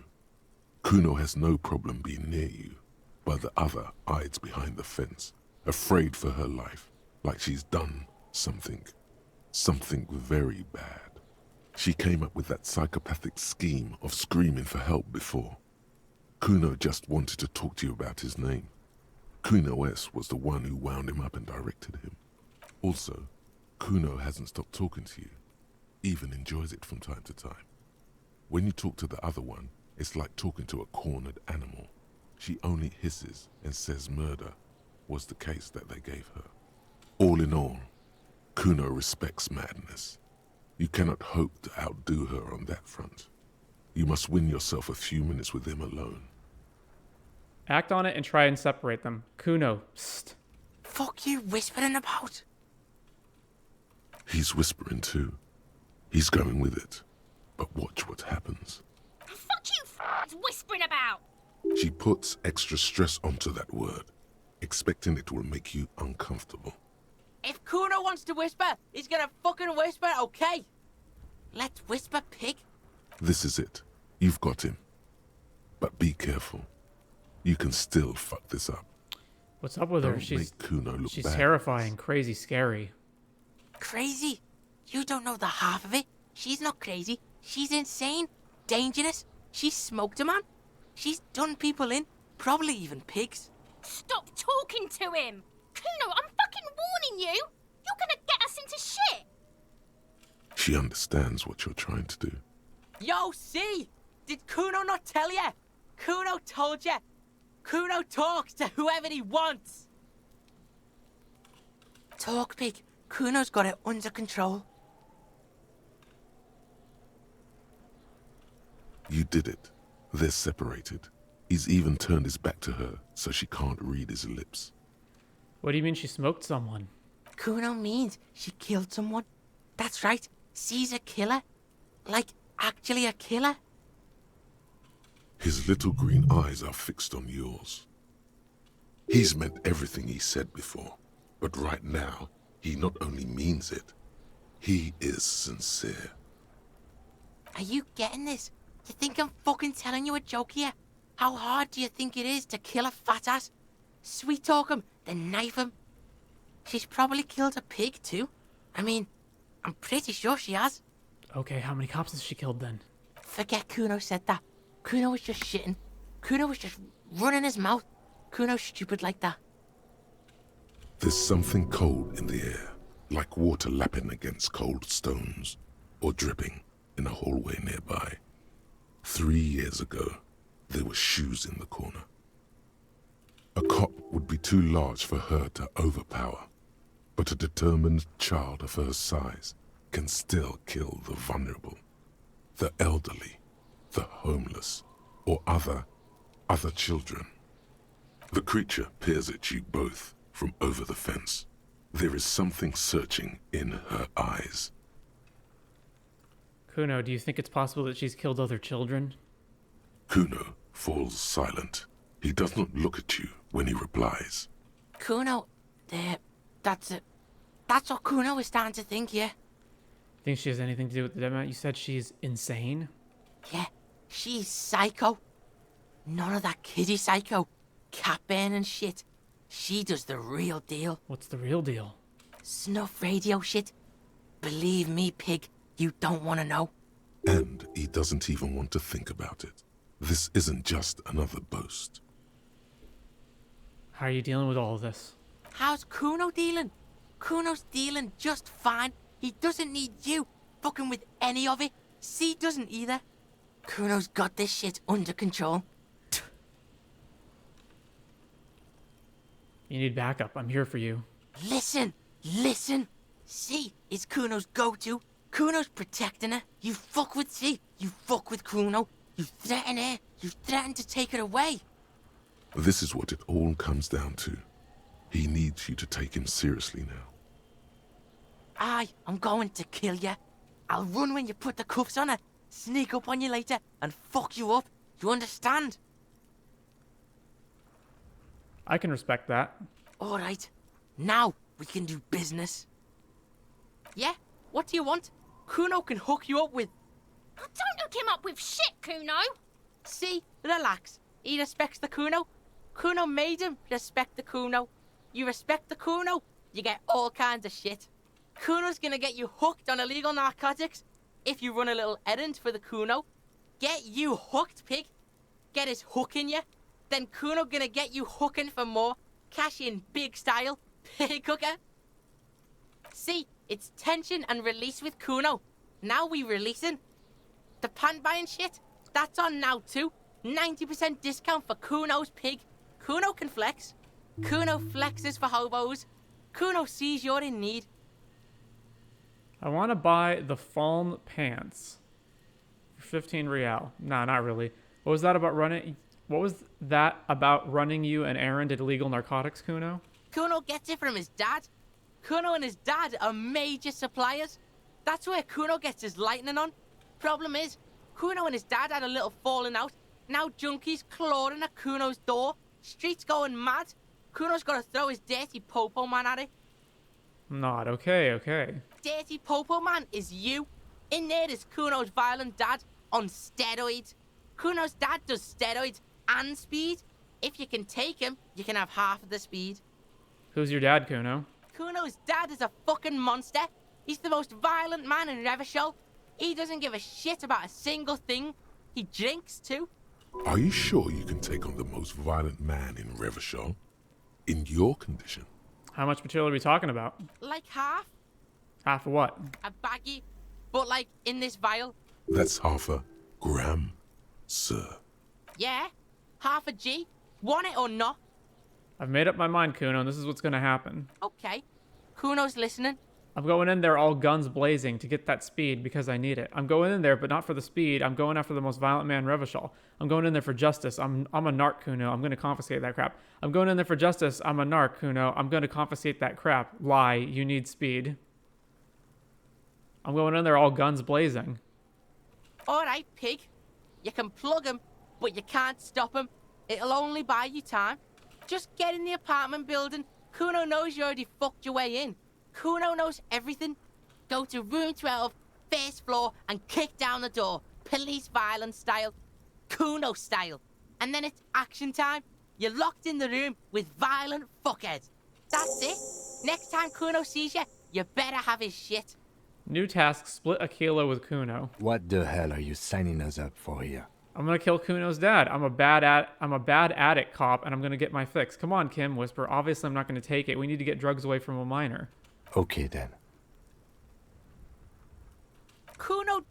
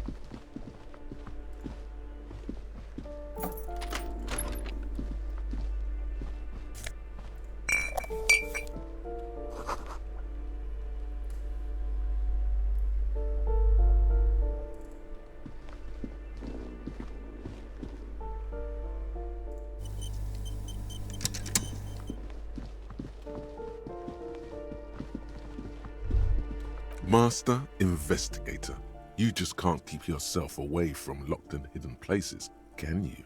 It is my duty as a cop to investigate every square inch of this world. Attaboy, the world's secrets were made for you. They wait patiently for you to uncover them. The Jamrock Shuffle. By now it's clear you like to look inside containers. You like to open doors and see what's behind them. Maybe secrets? Maybe more juicy containers? Let's be honest. You like all containers. Trash cans, utensils, utensil trays, manholes, coat pockets. Secret containers left behind by the Philippine kings that hold forbidden relics. Okay, you haven't come across one of those yet, but one day... Wait, is that why you're so hell-bent on opening containers? Do you think you'll find the Holy Scepter and the Orbe de Montaigne?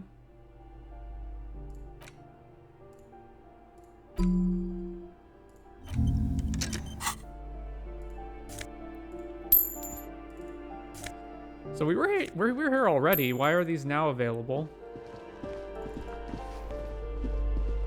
Huh. Like this one's available now as well. Book, 16 Days of Coldest April.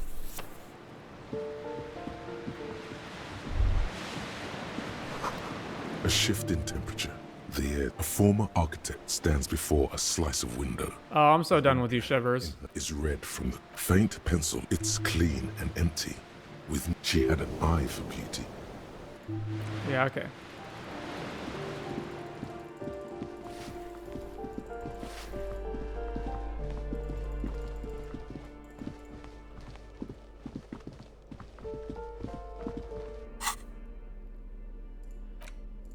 The cover features a row of concrete buildings with a monochrome rainbow in the sky. It tells a rather excruciating story about two lovers during a period of ethnic unrest in Yugograd. The book has been filed under psychological realism.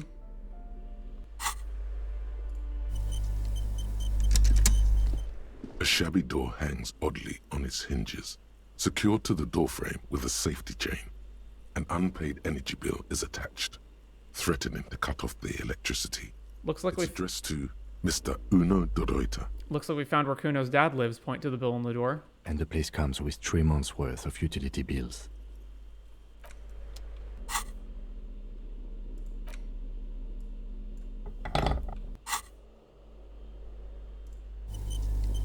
A shabby door hangs. Use the cutters on the chain. Secured to the door from snip. The cutter goes through them like dead leaves. The links fall to the ground on the other side of the door. I know there's no stopping you, but let's at least make this quick.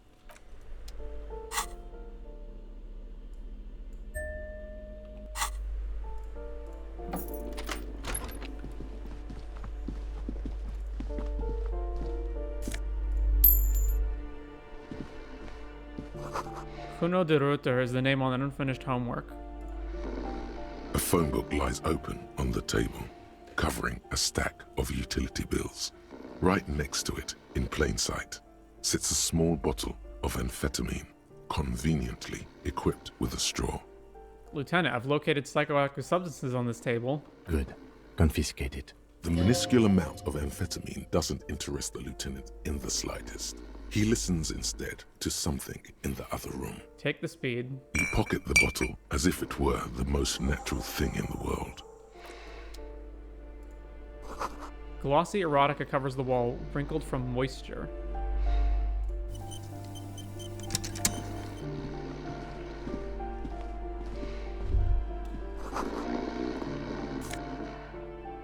Take the regular black jeans.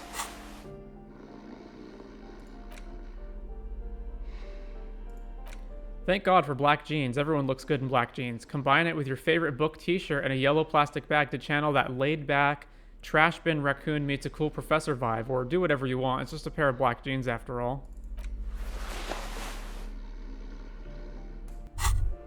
Hear that? Magnesium. That's what you're lacking. The lack of magnesium has you slouched. So there's a lack of magnesium in me? Yes, and it's critical. Look at yourself. You're practically devolving into a fish due to the lack of magnesium in your bloodstream. I need to mag it up? You need to get so magged up. You've probably had 2 heart attacks and a minor stroke already. And the only prescription is insane amounts of magnesium. You're saying I need to become a magnesium-based life form? Yes. If you want to live, you need to evolve. You need to transcend the carbon barrier. Go to the apothecary and buy insane amounts of magnesium. It will reverse the damage to your circulatory system. Magnesium-based life form. It is generally understood that human beings are carbon-based organisms fusing little carbon tubes together to form complex, mushy structures capable of thought, love, and locomotion. It is also known that these structures sometimes like to take the edge off by consuming ethanol, amphetamine, etc. In such cases, it is important to supplement your body with magnesium. Tired? Maggot. Down? Maggot. Liver damage? Maximum mag. Some people say magnesium doesn't really do anything and you just need to quit. What do we tell them?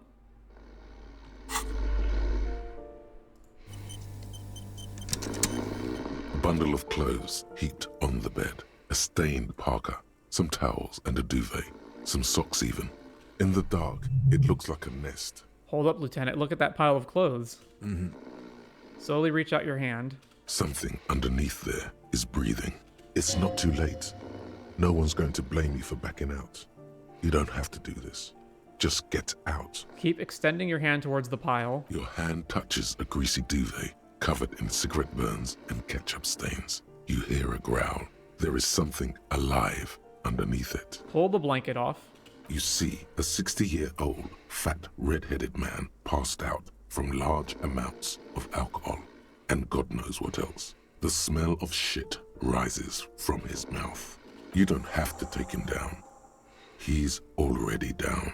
Is this Cuno's father we're seeing? Well, judging by the color of his hair, I would say yes, it is. The lieutenant's right. The man's unwashed hair bears a familiar ginger tone. I was expecting something... on his chest is coppery. The light from the window falls into his half-open eyes. I was expecting something worse. I can't believe it. Cuno's dad isn't a loser. It must be someone else. Doesn't look like he's gonna fuck anyone up anytime soon. I can't believe it. Cuno's dad isn't a loser. Are you saying a man who looks like Cuno broke into his father's apartment and passed out in his father's bed? This man won't be feeding his family anytime soon. Not that he was, but at least he won't be beating his son.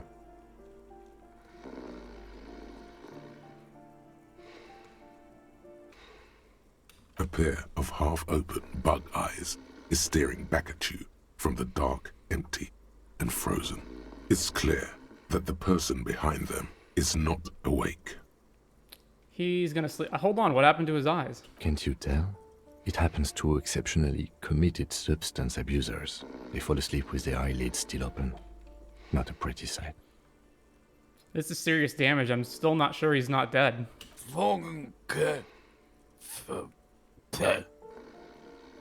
Suddenly, the man starts growling. 3 words manage to escape his mouth along with a strong stench of alcohol. Look, he's trying to communicate. Perception, hearing, figure out what he's trying to say. The man groans once again, but his tongue keeps failing him. It's impossible to make out the syllables. A hand emerges from the blankets, trying to gesticulate something. And then it dawns upon you, clear and surreal. Pigs, he says. He's trying to call you pigs. Are you going to let a semi-conscious degenerate disrespect you? You're awake. He's awake. His hand falls back on the bed, limp and defeated. A loud snore escapes his mouth. He's asleep again. At least he got to say his piece. Kim, is this thing even alive? I'm afraid it is. Look, it moves. He points to a fleshy lump sticking out from the other end of the blanket. The limb seems to be twitching from time to time. And look, the other foot is camouflaged by a striped sock bearing the name Maxtor on the sole. 3 toes are poking out of a hole. Maxtor is a gas company. He's wearing free socks from a gas company. They probably came with the bills. A groan rises from the man's Maybe we should help him somehow? What is there to do? We could turn him on his side so he doesn't choke on his own vomit, but he's already on his side. Excellent form. We could take him to Remedy or Saint-Baptiste, but he doesn't have money for medical services. The almshouse would turn him down. They don't do charity for people who are trying to kill themselves. Besides, he'd be dead in a few. Years, months, weeks. The pile of blankets grunts miserably. All right.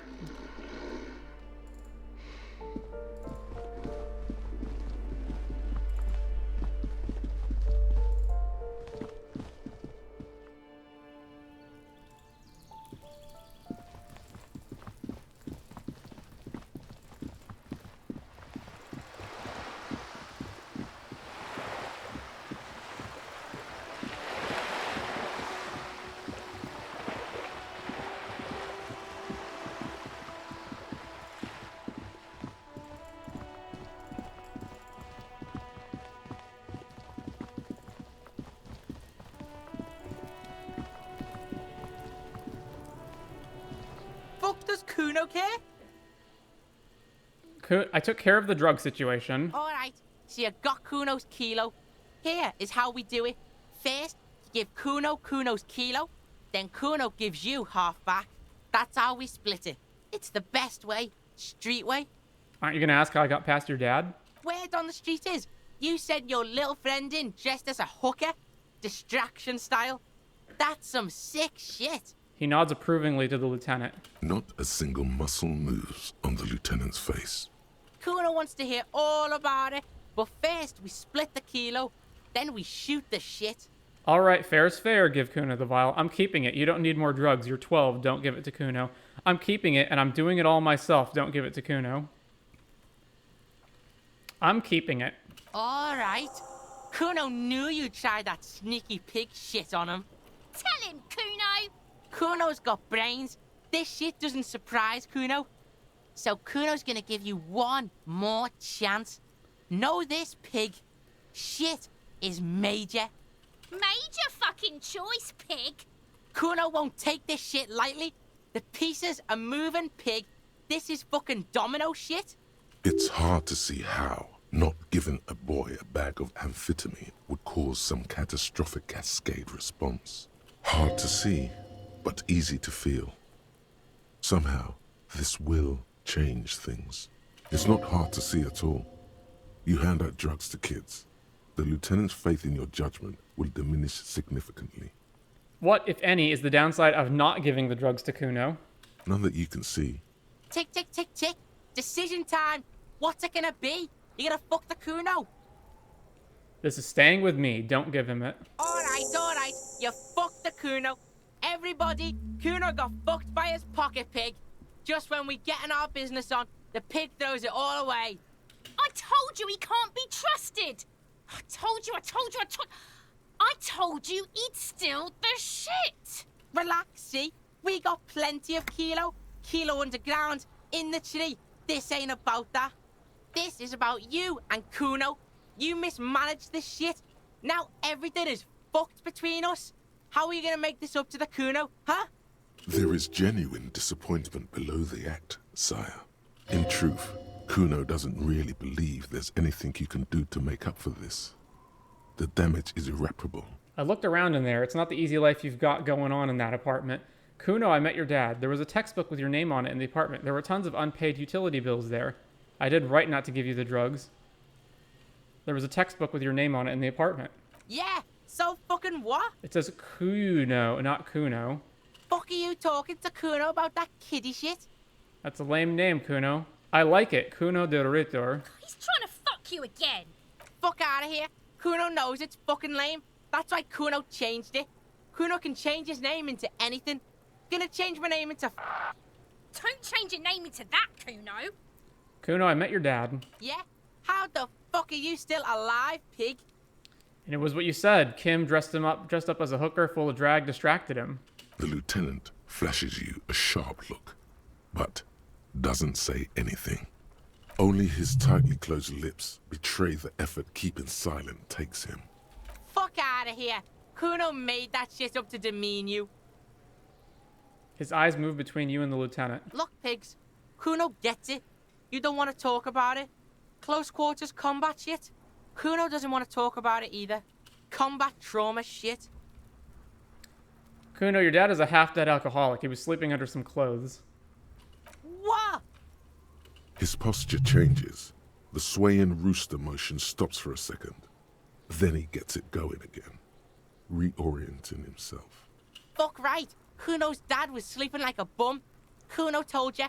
Cuno's dad doesn't give a shit about anything. Fucking breaking and entering shit. That's nothing to Cuno's dad. You got lucky, pig. Cuno knew this. Cuno's fucking violent fiend dad's been drinking hard lately. Cuno knew you have a way in. Narrow window. Cuno window. Cuno window? Come on, kid. Just stop. Stop acting tough, kid. You don't have to be scared of him anymore. Whatever scary thing he might have been, now he is nothing. Yeah? Cuno's dad is fucking nothing. Fucking coma shit. Stroke shit. Cuno's dad is so fucking violent. He's had a stroke many times. Shit. Cuno's gonna have one too. Gonna be just like Cuno's dad. Speed shit. Crime shit. Fucking on the bed. Cuno's gonna go out like Cuno's dad. Revachol West style. Stop saying all this sad shit, Cuno. There's a touch of grief in there. Fuck are you talking, sad? Cuno's got hard shit, death shit, nothing shit. Chances are you are going to turn into that. You don't have to turn into that. Get your fucking nun-ass out of here before Cuno fucks it dead. You think because you took Cuno's speed, Cuno's gonna sub like a turn into... Cuno ain't turning into shit. Cuno is that shit. Cuno won! Oh, you won, Cuno! He did not win. There is a crack in there now, and it's spreading across the face of his certainty. There were tons of unpaid utility bills there. Fuck right there were. Fucking 3 years or some shit. Let me guess, Kuno's dad doesn't give a shit about them. Yeah, that's right. Kuno's dad doesn't give a shit about that electricity and light shit. Just wants to pound on people and drink. Find a job, pay them yourself. Your dad can't handle things anymore. Fuck that shit. Kuno's gonna move underground. Let I am shit. Ancient shit. Kuno's gonna live in a fucking catacomb. Yeah, in a tomb, Cuno. I did right not to give you the drugs. Let's conclude this. That didn't change shit, pig. That only made things worse. Fucking social worker shit. It doesn't work, pig. It doesn't work, Cuno. Only our shit works. She must repeat it. Use every chance to confirm that version of reality. The fuck do you want? Good call, Pigmeister. Alright, well, we're done.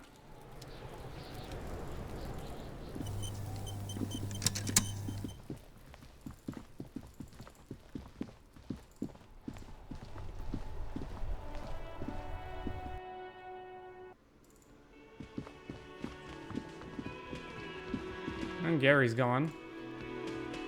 Yes? Hello, officer. I had a chat with this kid, Cuno. He promised to stop stealing the Locusts. So it was just a child.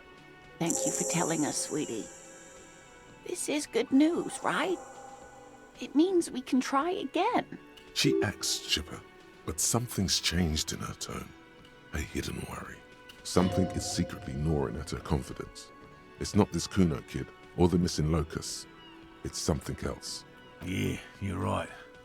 We just need to restock the empty trap. Then we'll need to inspect the traps one more time. And then maybe we can. He has a 38-degree fever. His resilience has given way. Darling, I told you to take it easy. You're getting sick. Maybe it's time to go home. You're right, you're right. We can come back next season, when it's warmer. There won't be a next season. Not for this. Find a phasmid or admit defeat, people. Man, I'm really feeling this is costing me time on my main investigation. It's not worth risking your health. You should call it a day and go home. I'd offer to help, but I have my own things to do. Damn it, maybe I can still restock the trap for you. We've come too far to quit. I'm gonna restock the trap. Let's do this. We are getting really carried away with this, aren't we? Fine. It's better than having these people get pneumonia on the coast. But after this... He wants to see this tale through, as much as you. Otherwise, he'd have stopped this already. But he cannot let it drag out after this. Really? It's too much, officer. What Morell means is we're grateful for your help. Here's a fresh fractured locust. They should slide right down the funnel. And thank you again. We will definitely mention you, should this lead to a discovery. I'm not talking co-discovery, of course, but, Wow. Co-discovery. You'd be famous. You'd show them all. This does tingle the pleasure center. This would show them all. We need to get you on that list of discoverers. No question about that. Alright. Oh, and let's talk to Klaasje before we go, see if there's anything more about Ruby. All these mesmerizing machines, just waiting to be plugged back in and played. Run your finger across the dust of the white Diora machine. Feels like it might jump back to life any moment. The lights illuminating the white-robed woman. What's white Diora? Some kind of inane pinball theme. Probably related to Messina during the DeLorean age. The history themes are the worst. Diora was one of the 3 crown cities of the DeLorean. Alright, Encyclopedia, let's move it along here. Grimaces looking at the machines. How about we fire one of these bad boys up and play some ball like we already did earlier? You can't Fire them up. They are broken. Only that one machine in the main hall works. The Royalist Pinball. What a dumb name. Royalist Pinball. If they weren't broken, he would kick one of these machines about now. Think. Kim Kitsuragi. Kim Kitsuragi. Kim Pinball Kitsuragi. Kim Pinball Kitsuragi, aka Kimball? Exactly. That's what he's known as. His reputation precedes him. You're Kim Pinball Kitsuragi. So now he remembers. Fine, I'm Kim Pinball Kitsuragi, aka the Kimball. You remembered. Congratulations. You don't seem to really like pinball. No human being should. It is a game that requires no skill and a childlike affinity to flashing lights and to fantastique, science fiction, and historic romance franchise. It is lame. Then why are you called Pinball? I am not called Pinball. It was used to taunt me a long time ago, before I became a homicide detective and got my lieutenancy. Fine. I was a juvenile police officer for over 15 years. It's how I started out in the RCM. Once I had to infiltrate a pinball ring, as you do when you're a juvie cop. It was not okay. I needed to become a pinball champion. I trained for 9 months. The job was successful and I was moved out of the juvenile wing to homicide. End of story. You were a juvie cop for 15 years? That time is over now. I was already a 38-year-old man. It was unbecoming, as was playing pinball. So that's why he doesn't want to talk to Cuno. Trauma and stressor disorder from being a juvie cop. Wait, so that's why you didn't talk to Cuno? It's best if you handle the juvenile delinquents. I'm gonna call you Pinball now. I'm gonna call you Kimball now. Don't worry, I'll keep calling you Kim. You're Lieutenant Kitsuragi to me. Not only to you, I am Lieutenant Kitsuragi to everyone. Now, we really need to continue our sweep of what appears to be a secret path through the Whirling.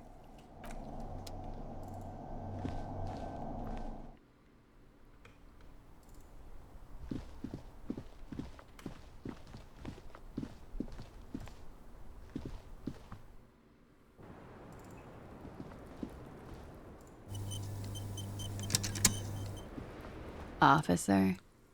Why do I feel like you've won here? I really don't know, sir. I certainly don't feel like I've won. I feel like shit, sir. All the time.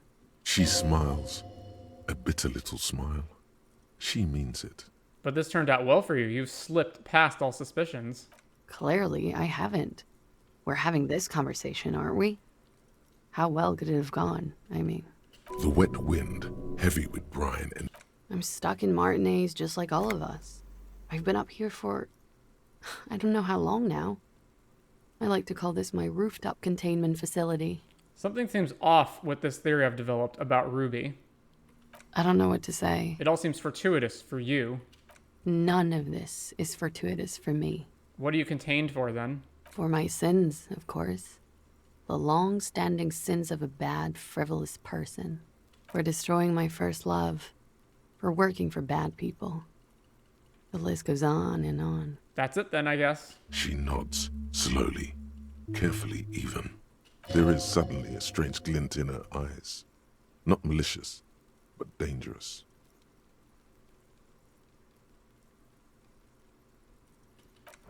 All right, well.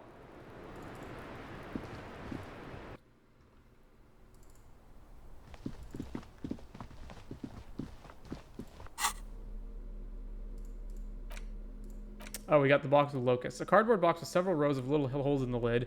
Though at first glance the box seems perfectly ordinary, upon closer examination it's obvious that it has been prepared with great care.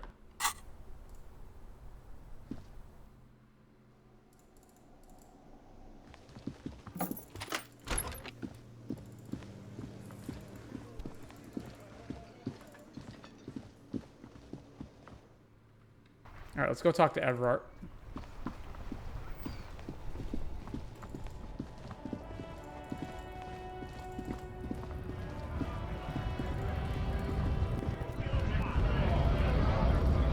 Oh, can I talk to the scab leader about the Lely information we found out? Right to work! Apparently not.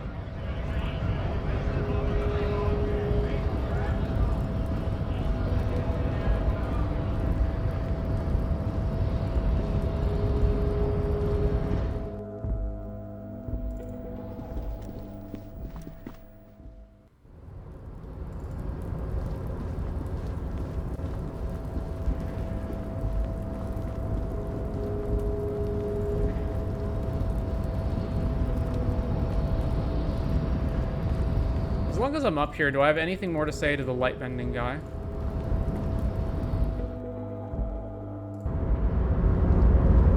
Welcome back, No, I don't.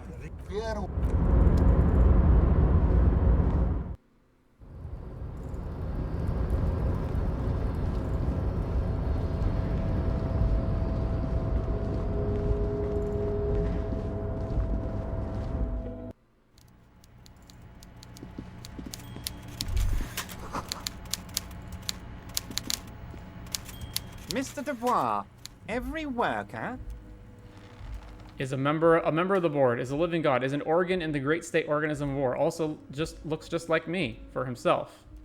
And for his fellow man. That's right, Mr. Dubois. You're turning out to be quite the individualist there. So, you had business with me? I opened the door you asked me. Can we discuss the murder now? I'm very glad to hear that, Harry. One question. You didn't actually happen to stumble in and see what's inside the apartment, did you? He's trying to figure out if you're lying. There is no way to sway this man in any direction. He is unsuggestible and unswayable. Just tell the truth. I may have gone inside and seen a collection of racist mugs. I did go inside. He had the glorious flag of Revachol the Suzerain on his wall. I may have gone inside. Just as I thought. Culturally antiquated mug collection. What a weasel.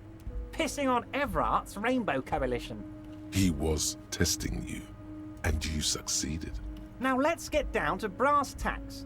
It's time for men like me and you to figure out who's killed who and why. Real police work is gonna start happening now. I promise you, Harry, this is gonna be good. I've heard about a connection between the lynching and the strike. I'd like to hear what you know about it. By now, I'm sure you've figured out who the dead man was working for. The bad guys. Wild Pines. Sent to scare us. Another violent measure of the top hats against us flatcaps. I'm listening. Harry, this strike is the culmination of many, many mistakes made by the Wild Pines group. They tried to shut the strike down by sending in armed mercenaries. You mean our victim? A security contractor? Can you imagine that? Workers standing in peaceful protest, united in the spirit of fellowship, and they send hired killers to mow us down with machine gun fire? He performs a motion as if spraying bullets from a machine gun. I'm talking beasts, hardened killers from proxy wars in Yisut, Semenine, Saramaritsa, you name it, they've done it.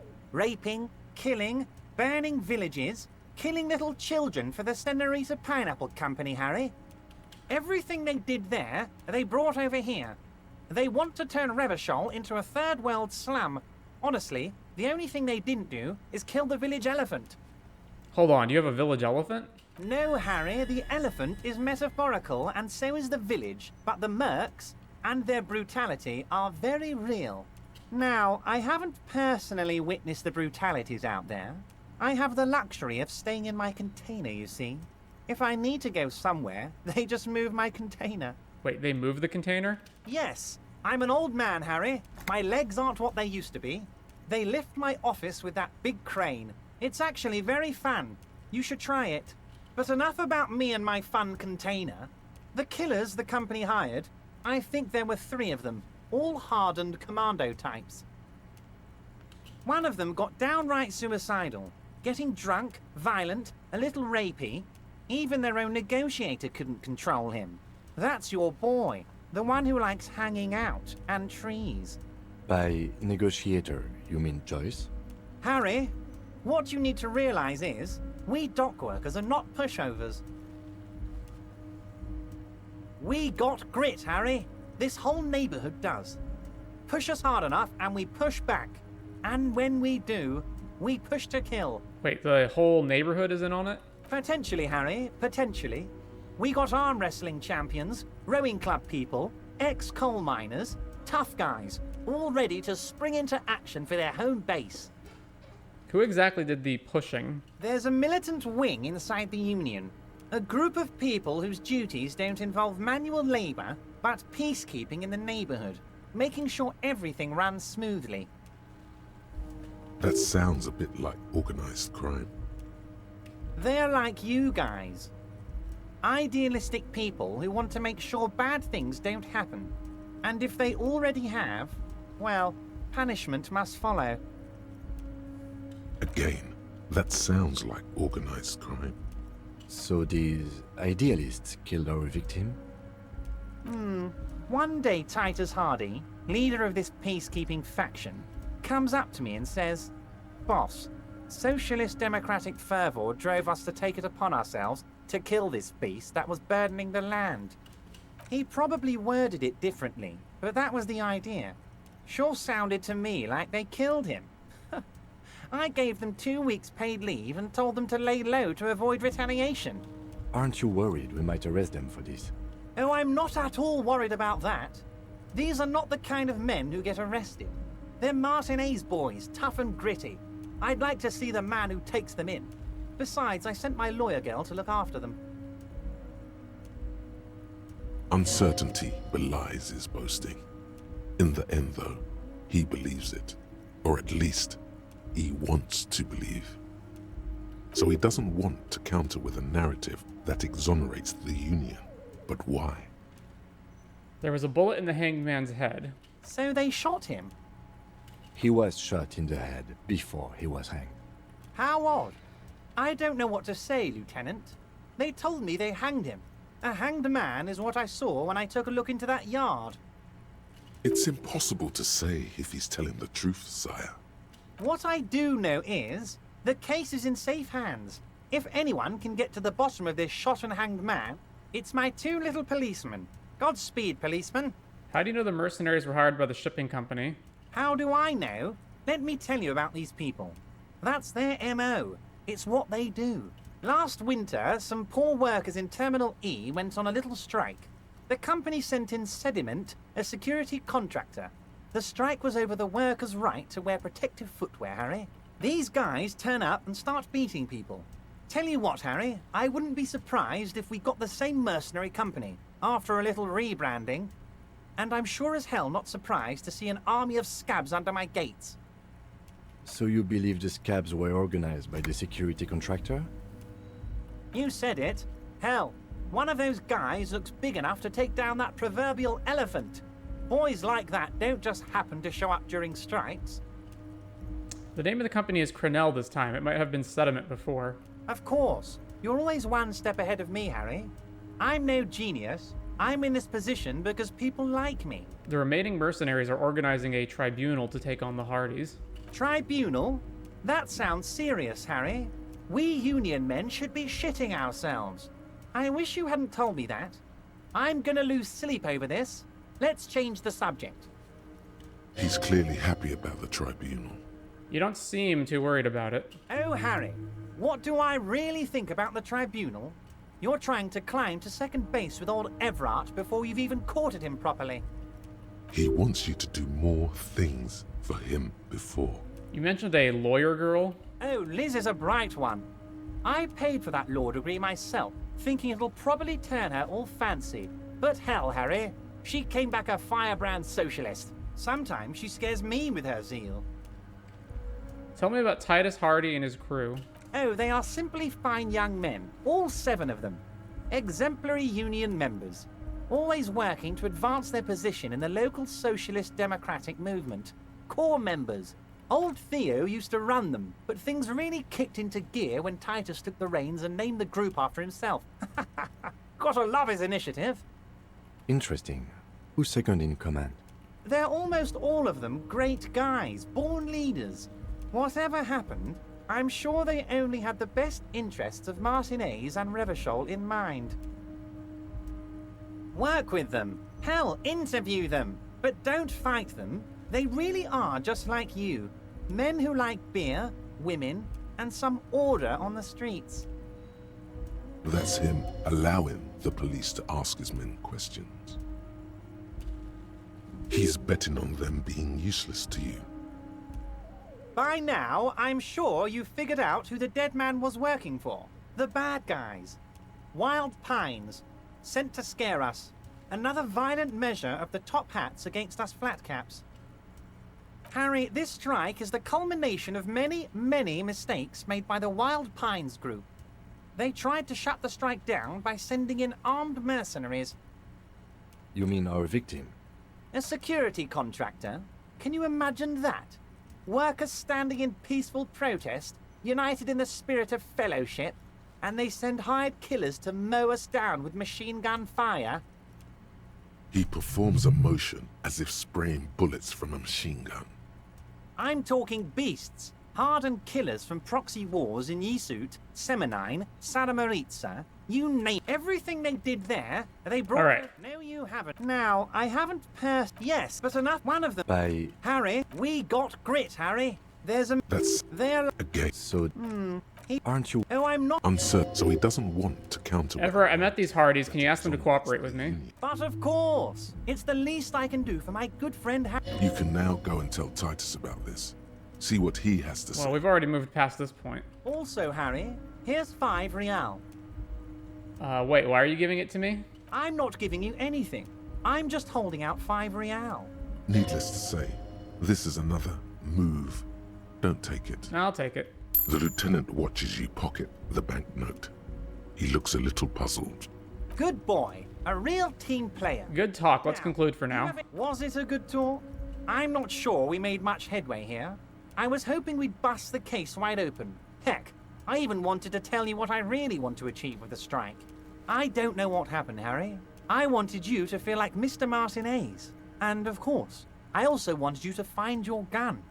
But it's like I can't completely trust you. Yet. Yes, Harry. It's like I can't fully trust you if you're not a man of the left. I want to, but I just can't. A man of the left. So you have to be a social democrat. He's been hurt too much in the past by men who aren't social democrats. I am not a man of the left. I'm a patriot of Roboshell. You're right not to trust me. I take care of me. I'm a hustler. I grind. I'm a money engineer. What's that supposed to mean? I'm more left than you are. This is another corrupt scheme, isn't it? I'm neither left nor right. I do what my heart tells me to do. What's that supposed to mean? You're saying it, but I don't believe you. You know how it is. Company snitches. Agent provocateurs everywhere. I'm barricaded in this fortress of mine, and I need to get a message out. Will you help me? And what would this entail? Once again, I require nothing unethical or illegal of you. You just need to get 2 little signatures on this piece of paper, and then mail it to my accountant in La Delta. What are the signatures for? I'm glad you asked, Harry. The Union is going to build a modern youth center in Martinez. It will be righteous. We're gonna get those teenagers off drugs and on roller skates. There's a nameless little street on the coast with some old houses around it. Most people have already signed. I just need 2 more signatures to get this mission off the ground, Harry. You mean the fishing village? Yes, yes, the little cul-de-sac on the coast, where all the men have drowned, in either the sea or the bottle. A gloomy place, doesn't have that Union attitude. What will happen to the current occupants? They are just gonna have to deal with the construction noise for 6 months, and then they'll be living like kings. Right next to a fancy new youth centre, designed by the best architects from Stella Marie. Is he absolutely sure the tenants won't be thrown out in the street? Are you 100% sure no one's going to end up homeless? Am I? Harry, these people, Martinez is the most important thing in my life. I would never let anything bad happen to them. We're gonna build a youth centre there. The value of their properties goes up and kids have a place to play in. I'm looking out for these people, not pulling the rug from under them, Harry. I'm looking out for all of Martinez, not just the harbour. He means it. Fine, if I happen to be there, I can ask them. You bring joy to my heart, Harry. Such a pleasure to be working with you. Here, you need to get signatures from Isabel Sadie and Lillian Carter. The cul-de-sac is right past the pawn shop and across the canal. I heard there was some trouble with the water lock, but it should be fixed now. Once you have the signatures, mail this to 13022 La Rocca in La Delta. Then, I'll know you're a solid socialist. I mailed the signatures you asked me to get. Lie. I mean, we haven't even left the room yet, so no. It turns out the strikers were being served an alcoholic brew. I stopped this madness. I don't know what that means, Harry, but I love it. I love your initiative. Knowing you're out there keeping things running lets me focus on the big picture stuff. Don't even tell me what was going on. Alcoholic brew? stronger, stopped it, strike. I'm just gonna let you surprise me, Harry. See you soon, debardeur. The Jamrock Shuffle. In a way, yes, you are treasure hunting. Most officers from Precinct 41 do what is called the Jamrock Shuffle, cracking open containers. Most of them are from Jamrock or Coal City, the poorest parts of Revachol, that also overlap with the network of royal catacombs called Le Royaume, just beneath the streets. As children, you would all go underground, hoping to find treasure, and come back with a rat's tail or a used needle.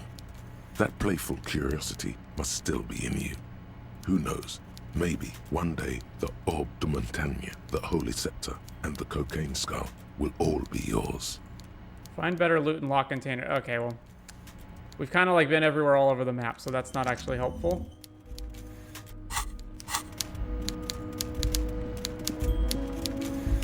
Unless I can look at containers that I've already opened, but...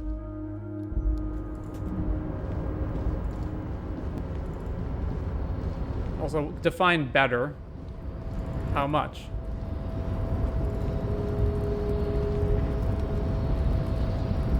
I do wish you could just fast travel. Like, I understand that there's certain points that you fast travel to, that you can't just fast travel to any spot on the map. Although I don't really see what would be the problem with that either. But why can't you just fast travel from anywhere? You really should be able to.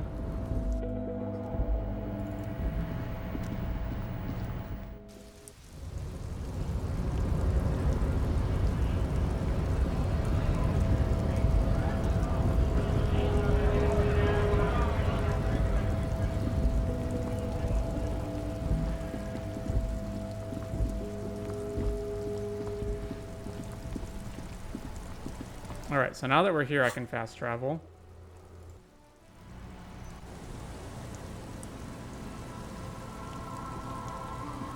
Our tenant, the policeman. I hope the waves... Have you seen a red-haired woman named Ruby around the coast? Nay, I haven't seen anyone lately. Because she's blind, which you seem to have forgotten. Oh, because you're blind, right? It's a sharp one. She's being evasive.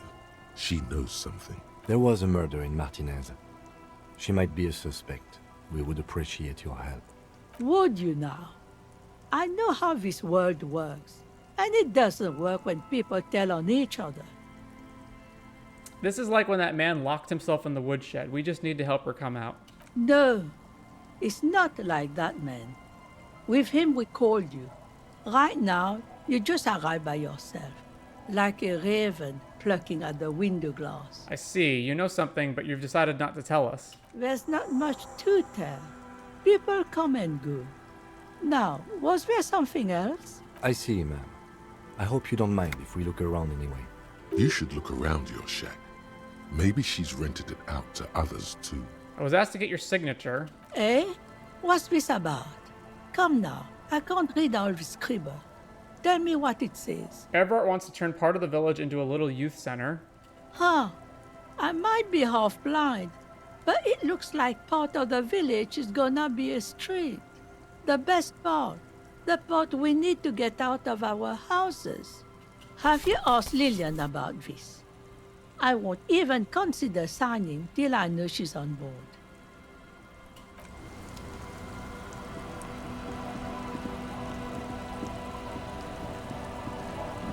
Waves are beginning to die down. Look at those little bastards. Why does she care about the waves so much? What is it with you and those waves? What is it with waves and fishermen? We need to be out there with them, fishing, making a living. So I asked them to accommodate me. But until that happens, I can try to assist you the best I can. I was asked to get your signature. So, what will it be, officer? Where are you? This says by signing, I agree to living with construction noise. What exactly is the Union building? Oh, youth center. What a nice idea. Wouldn't have thought that... She sounds incredulous about the niceness of the idea. Here, use my pen. Give her your pen. He has a pen and everything. Here you go. Thank you, take it back. Wait, why did you sign it? I shouldn't have. No, it's a youth center. Why shouldn't you? I mean, it's Evrart, so it's probably a mistake. Probably, but it is a youth center and I have children. Got to give them something else to do. They're cute and small now, but they're growing up fast. I had my first drink when I was 11 because I was so bored. Anyhow, you also need Isabel's signature. If it's a bad idea, she won't sign. You'll find she's a tougher nut to crack than me. Sound logic. Division of labor. She leaves the skepticism to the skeptic. Sounds like Isabel is the leader around here.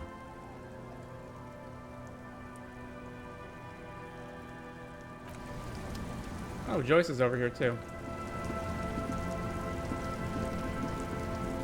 I'll just keep the Corda Leche in the channel, if that's okay. It's too shallow near the pier. Hi, ma'am. And it's a jetty, by the way. Of course. Jetty. I prefer a good jetty to a pier any day. Jetty. Hello, ma'am. Hello, detectives. It's good to see you here. I only just arrived myself. What brings you here, madame? Nothing, really. I've had my eye on this jetty for weeks now, so I decided to investigate it personally. This cluster of buildings isn't on any of the official maps, as far as I can tell. So by the way, we have an advanced, seemingly post-industrial world here, and she's a negotiator that needs to get around really quickly, and especially they've talked about the necessity of going through the Pale really fast, and she has a sailboat with literal sails and not an engine? Huh. That. And she's also keeping an eye on you. Have you been spying on us? Spying has such a negative connotation. I did track your progress along the coast, however, and decided I would be better able to assist you from here. Then there's the matter of that little scamp in old lady clothes. She threatened to paint the Corda Leche red. Like blood, you see. Well, I like it the way it is. White. What is this? Destruction of property? Hooliganism? Elder abuse? And who is this scamp, anyway? And who is this scamp? No need. Lillian and I are getting on much better. For one, she appreciates the concept of rent. So how do you like it here? How do I like it? Water drips down eaves of Eternite. The jetty below her feet creaks to the tune. The smell of salt and dog shit in the background. It's pornographically poor. The street has no name. All the men are dead or missing. And is that the carcass of a motor carriage over there? Fortunately for you, madame, the RCM is on the scene. All right. Politics time. Let's react. Real men, real politics, real thoughts in your head. You're right to be scared. This is all your fault. You're in no danger. The working class have no idea what's happening to them. Try not to be scared. This is just how the real city looks. The place is doomed either way. Maybe. Above you, they're clouds. Have I told you how they discovered this place? This fishing village? No. They're in Sealindian, Isola. No, you haven't. Well, your condition has left you no worse off than most of these people. The literacy rate is around 45% west of the river. 50 years of occupation have left these people in an oblivion of poverty. 45% is around where I operate. Things are getting better, though. I knew you would sympathize. Most Revacholians will never know what this place means. Our home. This island of matter. Or why they were ferried over in the first place. Remind me to tell you one day. For now, how can I assist you in this new location? Tell me now, we have time. Do we? I hear you have singled out a suspect and are in pursuit. This is cause for cautious optimism. I would not want to delay you. This story she will tell only before she leaves Martinez, at the very end of her stay. Maybe there is something else I can assist you with. What? Alright. Back to Isabel.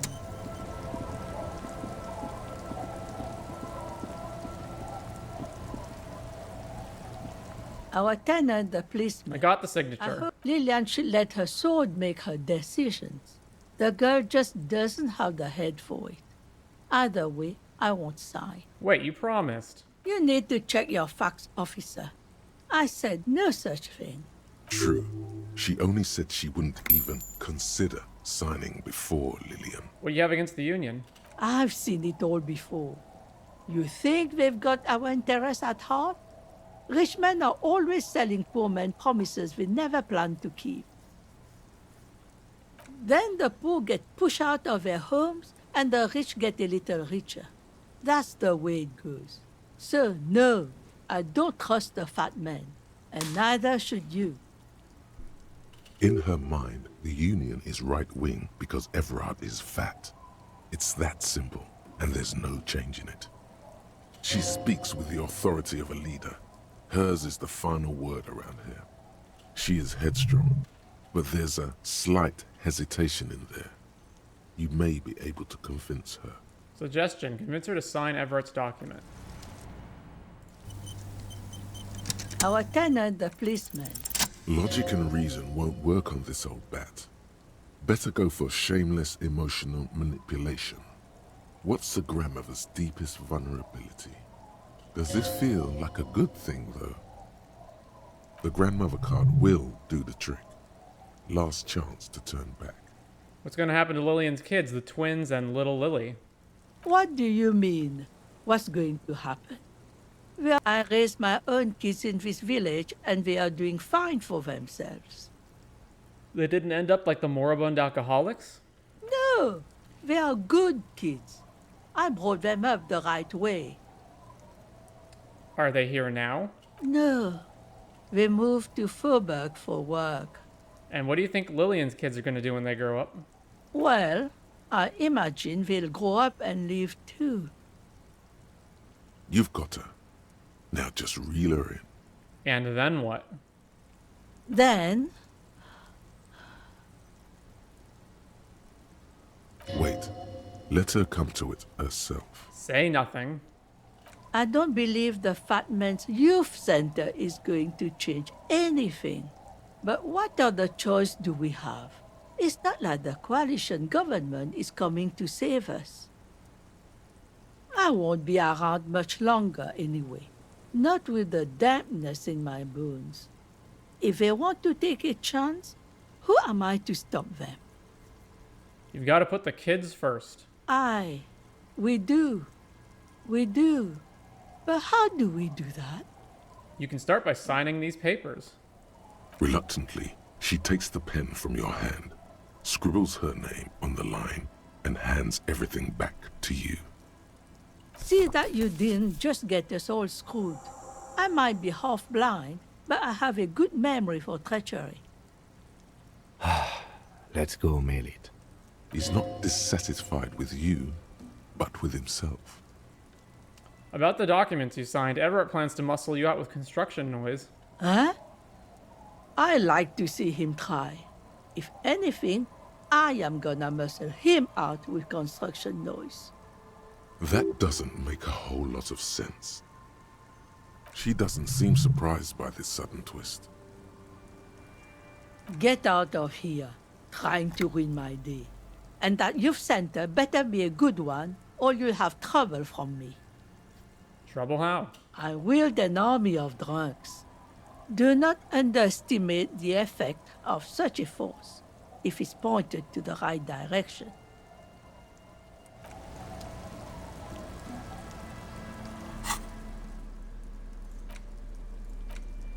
A white envelope with a stamp attached to the upper right corner handed to you by Evrart Clare. Inside are some legal documents bearing the signatures Isabel Sadie and Lillian Carter. You take the legal documents out of the envelope.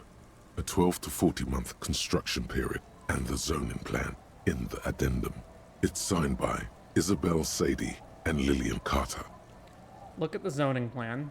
The youth center cuts into the ocean like the bow of some great modern ship. Apparently, it's going to cover most, if not all, of the street and the square between the existing houses. It's 3 stories tall. It's going to be awfully close to the already existing buildings, almost wall to wall. practically integrating them into the youth center. This is either an ominous or cool architectural choice. Hard to say. My money is on cool. Looks like a cubic pyrite. Kim, what do you think of this? I'm no property lawyer, but it looks fine. I like the print size. They're not selling or leasing anything. It's not a perfect solution, but... How else are you going to build something? It's always inconvenient to build things, and citizens inevitably have disagreements over such construction projects. But there's no other way. Logic medium. Try to find a loophole in the deal. Very high. Centers very close to houses. Ominous shape. -1 cool cubic pyrite. I have no idea what that means. Alright, logic. There is no loophole. The simple truth is, the current residents are going to lose their street access, and for the next 12 to 14 months, their lives will be dominated by constant construction noise right next door. What are the ramifications here? Once the construction starts, it will probably take a few months, a year maybe, for even the most stubborn occupants to get tired of living like this. After that, they'll sell their property for cheap and move out. I should have seen it. The people in the village are going to move out on their own accord sooner or later.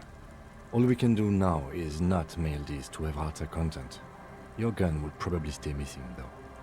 Damn it, I really need my gun and to see where this is going. Fuck these people, what have they ever done for me? We move on. I don't need my gun, I'm not gonna mail it. Damn it, I really need my gun and to see where this is going. Let's go get it then.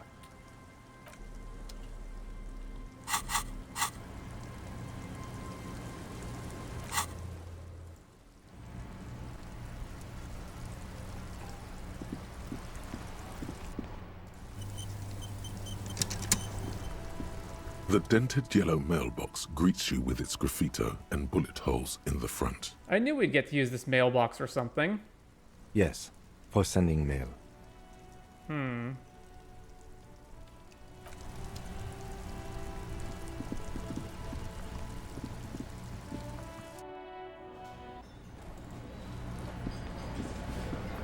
The Coppernado is back. What do you want? Yeah? What? No, alright. She said, what? We were talking. This, There he it feels, Friday afternoon. When no what? We were. There he it feels like you'll get to know soon. How do I back out of this? Sure. We will stop. Boyish. Here's Red. Di. She's good. Yeah, she's not, Glenn. Friday afternoon. What? More. Who's doing this? Lizzie needed some air. No one got. It's called a radio, you believe. The gardener may have played you a game when she stormed out. She has her own plan. What was she scared of? I told you. You. Me as in the RCM? No, you. As in the cop with the sideburns and the disco clothes. And a hole in his heart. That first. Don't forget the funny tie, too. No wonder she's afraid. I've come to declare the ending of the human experiment. She probably knew me from my singing days. I'm sorry, God, why does everything flee at this? I have no idea why she'd be scared. I'm just a normal cop with regular thoughts in his head. Sure. Normal. You know, when I first saw you limping here, I thought she was paranoid or sniffing her own supply. But now I'm not so sure. What else did Ruby tell you about me? She said you have a funny taste in clothes, and that you won't stop. Won't stop? Until you have something on her. She said she's heard of you from Jamrock, that you're a human can opener, that you play suspects against each other, open them up like cans. Fucking hell. Titus, did he just? Open Angus up like a can? Yes, he did. Now, we can whine about it, whack him, or we can go on with our lives. I'm having a go on with our lives kind of day, Al. How about you?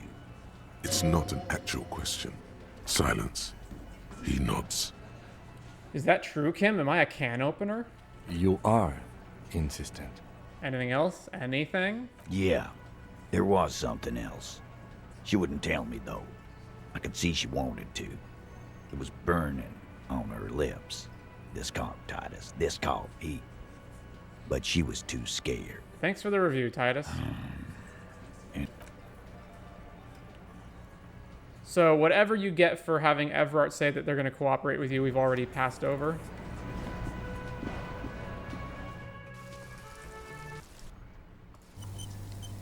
Alright. If they were going to make Evrart so far away, they really needed to make his office a fast travel point.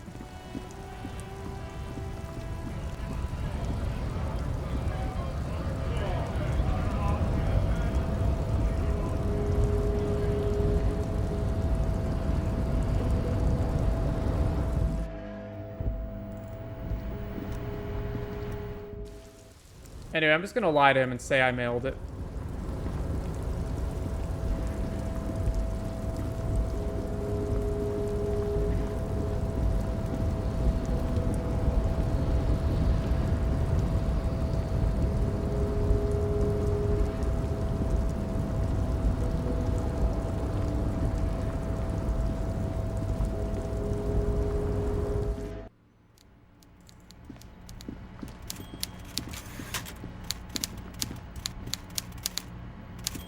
Mr. Dubois, every worker for himself, right? I mailed the signatures you asked me to get, lie. No, you didn't.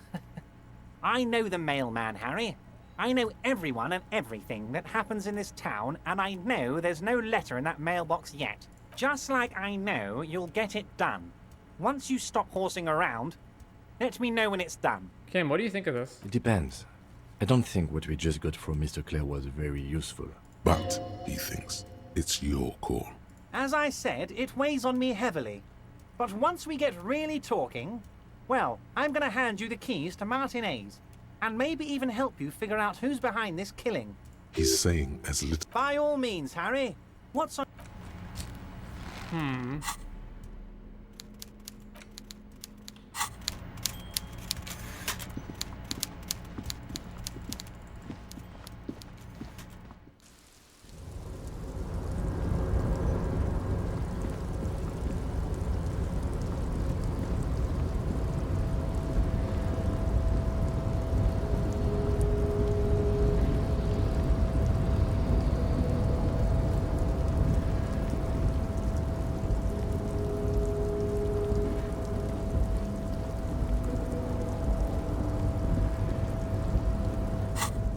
So... You take the legal documents out of the... We can't just take the contents out of the letter and then say we mailed them?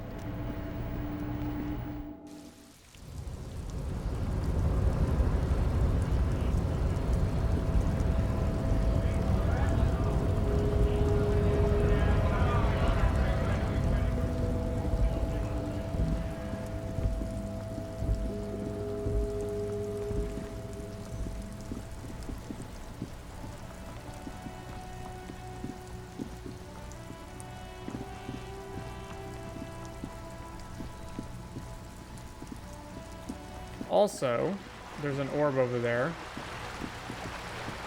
And we haven't been to Gary's house since all of that went down.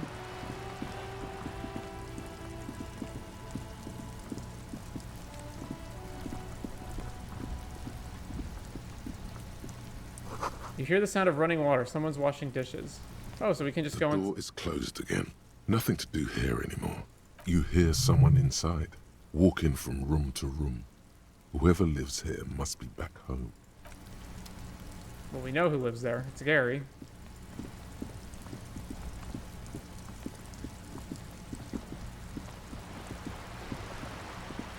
I really can't just remove the signed documents from the envelope and...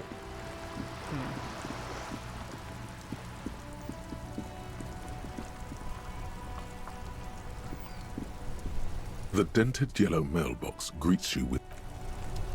What if I go talk to Lillian?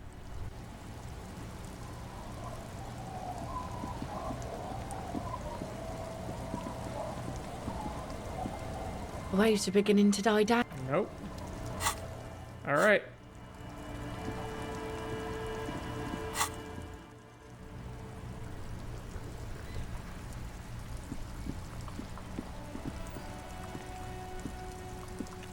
The dented yellow. Drop the white envelope into the You mailbox. drop the white envelope in the darkness. It lands with a soft thud on what sounds like a couple of letters. About a week's worth of mail as collected in there. They'll empty this very soon. For good or ill. The deed is done. Let's go back to Evrart. This better be worth it after what...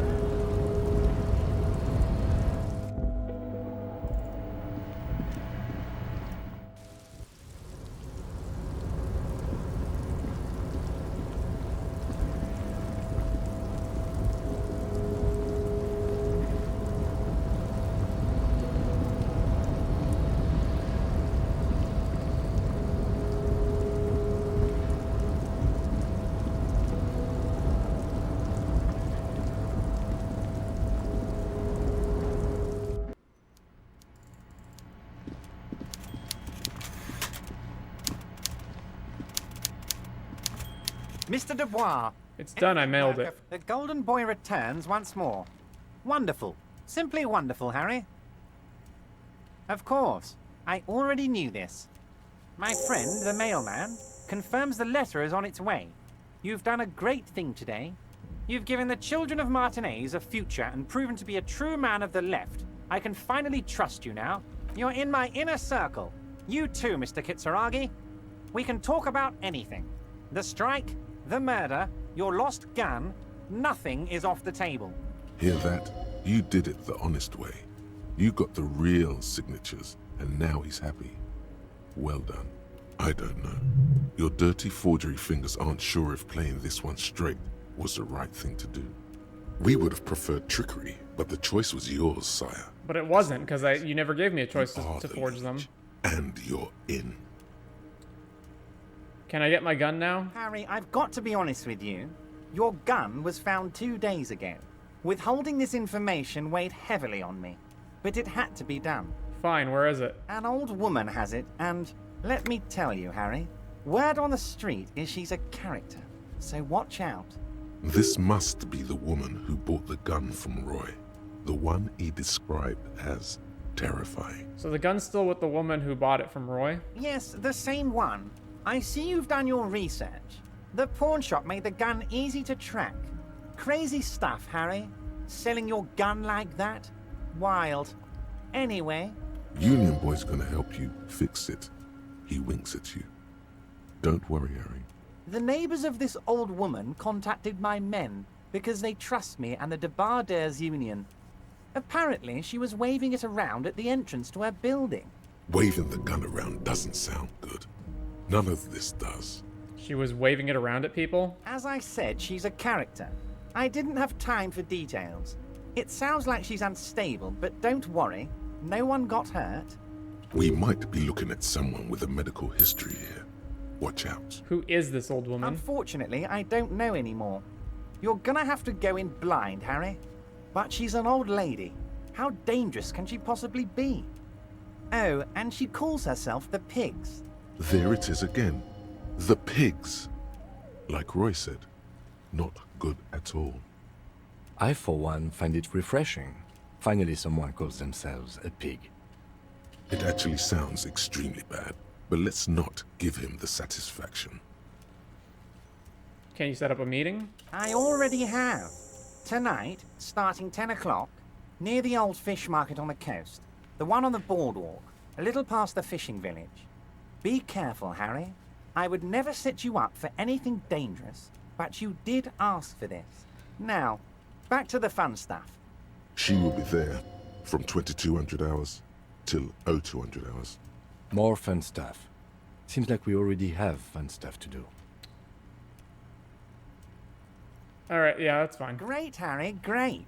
I think we have truly built a bridge between Martinez and Jamrock today.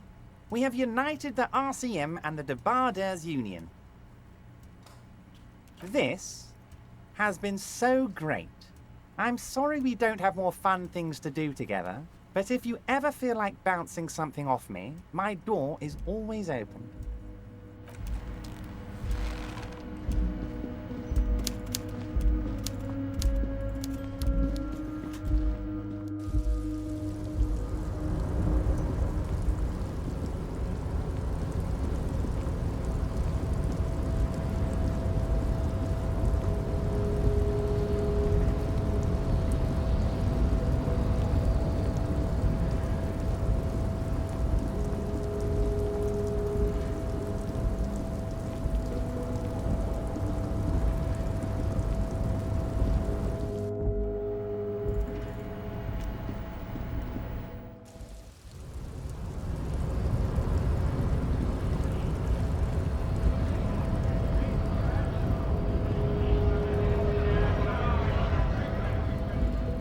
I guess I haven't dumped off the rest of all the remaining parts of my tear yet, have I?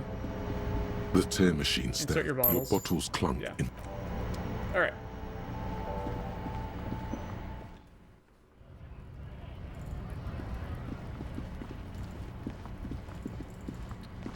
So I need to go fill up the traps. So I shouldn't just warp back to the village.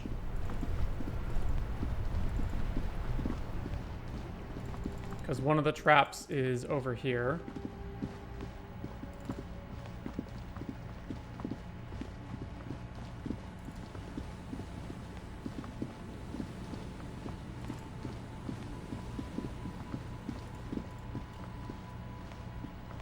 The Locusts aren't doing all too well, but they're still in there. Oh wait, no, we just have to go fill up the one trap that was empty, right?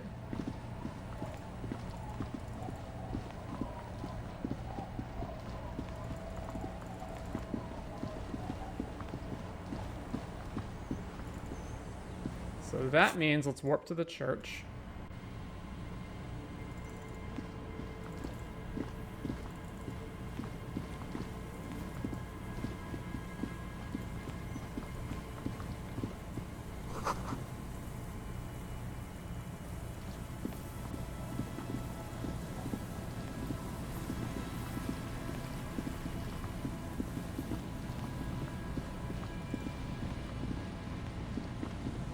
Alright. The trap stands empty. Release the Locusts. The Locusts, dazed from being transported. They're not really going to get the chance to get comfortable here. Good. Now that's done. When do you think we will return to our impending apocalypse of a murder investigation? Don't answer that. It was a rhetorical question. He doesn't want to. But if there is one more cryptozoological runaround, he must force the investigation back on track.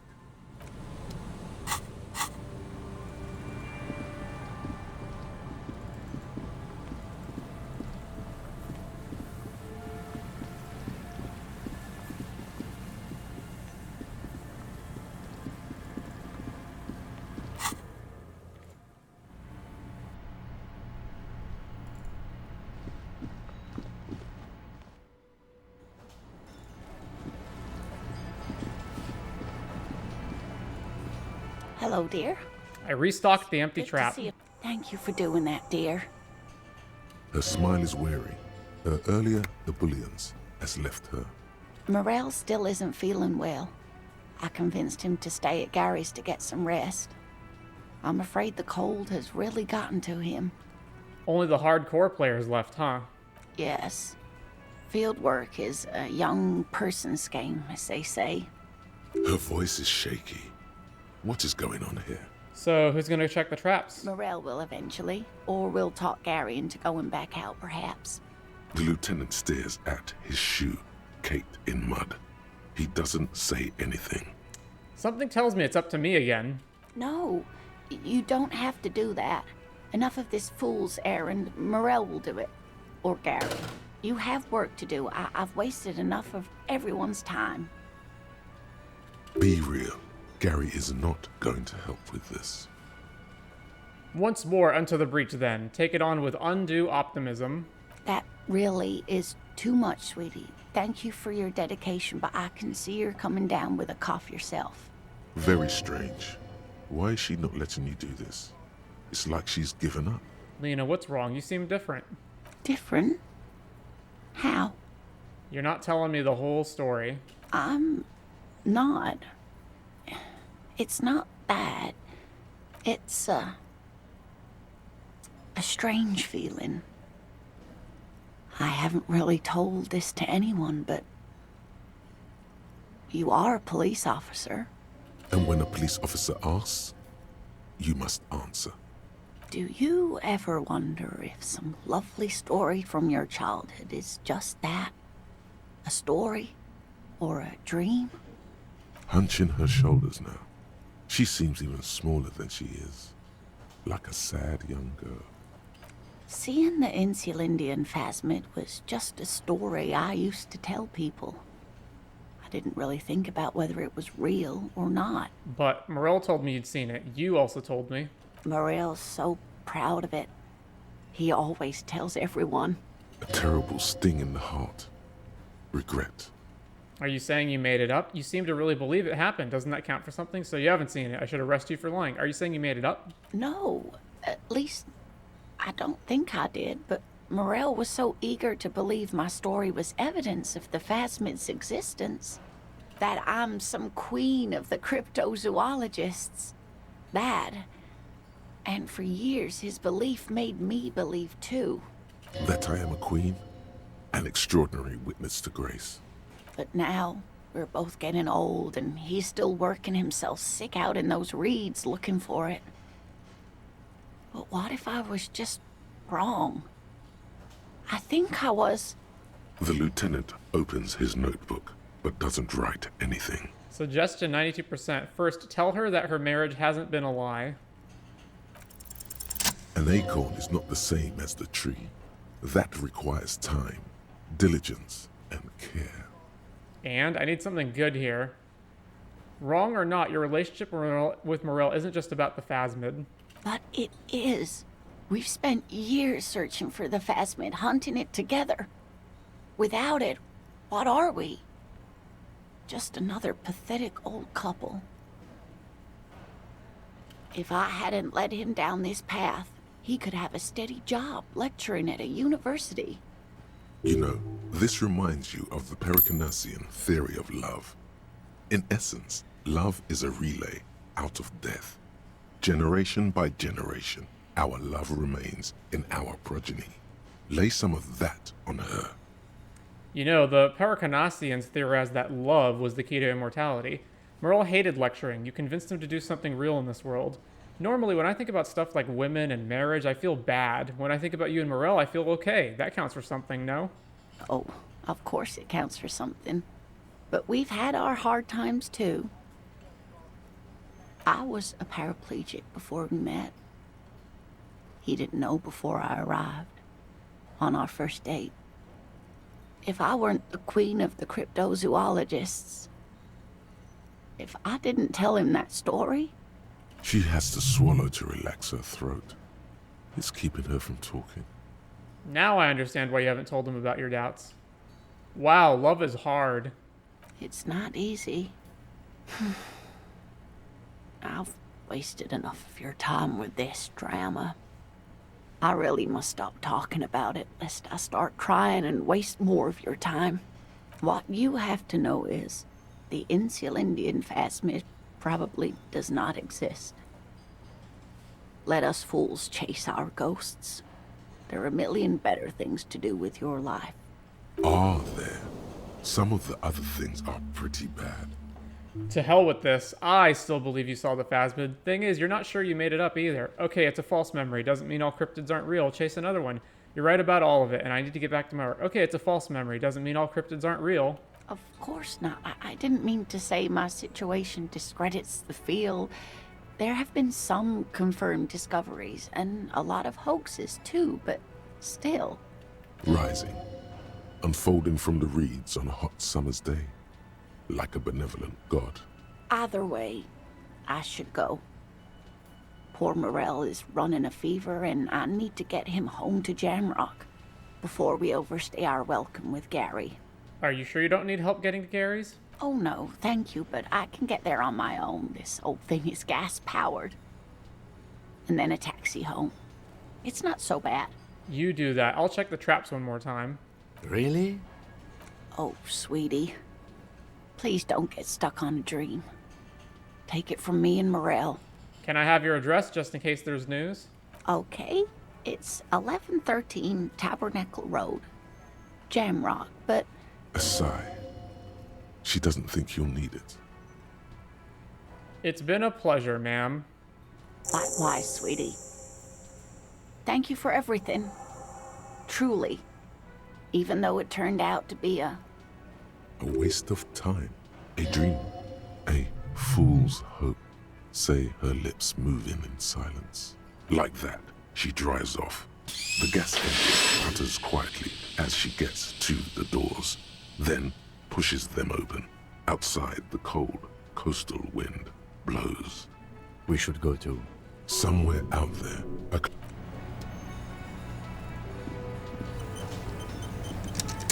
So when does it officially count as night so we can sing karaoke?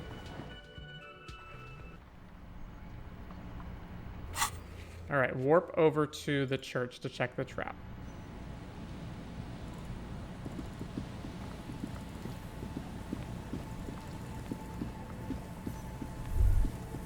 The light vanishes inside the concrete slit. The structure goes deep under the earth. Kim, any idea what's down there? No idea. Could be connected to one of the buildings around here. Think we might find Ruby down there? We might find her down somewhere. There's an old storm drain system beneath Martinez that's mostly collapsed. Revachol sewage system has been built and rebuilt 4 or 5 times now. In conclusion, she could be under any building. But not in there? I hope not.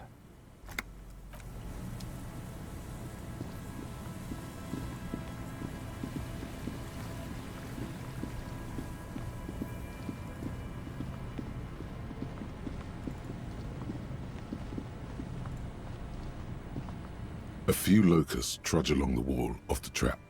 The rest are piled in a heap in the corner, dead. No phasmid anywhere. Poor things. Alright, so we're here anyway, so let's go and complete the church quest.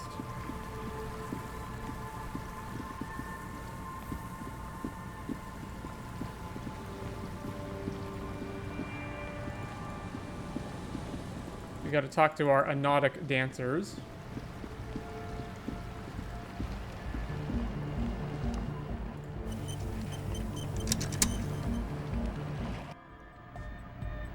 Hi again. So, how are things going? I'm here to talk about the church. Yes? Good news, I managed to convince Suna she's okay with you guys moving in, but on one condition, she needs your speakers for her project. We are grateful, Copman. You're an augury of a new era of Anodic dance music. You're gonna have to share a space for a couple of weeks until she gets her research finished. That's fine. We can manage. And you're still sure about keeping our little side business, right? Oh, you mean the illegal drug lab? There will be no shady shenanigans in the church, only love and Anodic dance music. Fine. We can make do. It's going to take us a bit to move our stuff inside. A couple of hours, maybe. Come check back later. Let's get moving.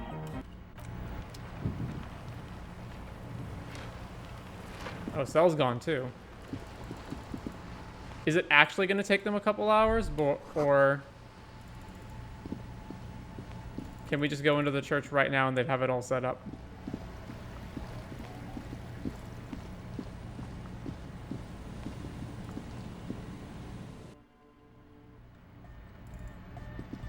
Yeah, they're here already. Yeah, it's all set up, man. Can you already imagine 1,000 people in here? 10,000! He waves his hands in an unbelievably lame, non-hardcore manner. Ecstatic vibrations, totally transcendent. And I've finished setting up the new compressor too. Now the only thing left to do is the name of the club. Will you do the honors, detective? What do you propose as the name, Andre? Acel, what would you suggest as the name? Egghead, you must have a lot of ideas. Noid, give me your 2 cents on the issue. Suna, do you have an opinion on this? Kim, how would you name the club? I wouldn't. I wouldn't build a club, and I wouldn't name it either. An underground place with no name? Sounds like something the Crabman would say. We're not going with anything the Crabman would say. Why not? The Crabman has ideas, Acel. Ideas from another level of consciousness. I don't care. I don't like the Crabman, and I don't like his ideas. His ideas are spooky. Next, please. So, what would you suggest? How about something simple? Like the club? Too modern and too ironic. We don't want ironic. We want real. Real and true and beautiful. Like a morning after the rave. Egghead? Yakokata! Yakokata! The place to be! Yakokata, the zone of ecological catastrophe. That's too morbid, Egg. Got anything else? Hardcore! Hardcore to the mega! No, it has to be bigger than hardcore. Yes, it has to be even bigger than hardcore to the mega. It has to be bigger than the scene. What do you propose, Andre? The name. Everything I managed to come up with sounds just wrong. Andre's overthinking it. Yes, you should do it, Detective. It would be good for the signs. Noid's right. You've helped us so much. It's the right thing to do. Noid, give me your 2 cents. The amnesia. Like the... I can't remember the name of the club, Amnesia. Amnesia! It's not amnesia, guys. The name. Everything I managed to come up with sounds just wrong. Andre's overthinking it. Yes, you should do it, Detective. It would be good for the signs. Noid's right. You've helped us so much. It's the right thing to do. Suna, do you have an opinion? I don't. Good. We have too many opinions anyway. I think I've come up with a name. You have? Well, what's the name? Nisco Elysium, No Truce with the Furies, Revachol West, The Return. The Return? What's that? The Return. I like the sound of it. The lieutenant isn't saying anything. He's watching you, observing.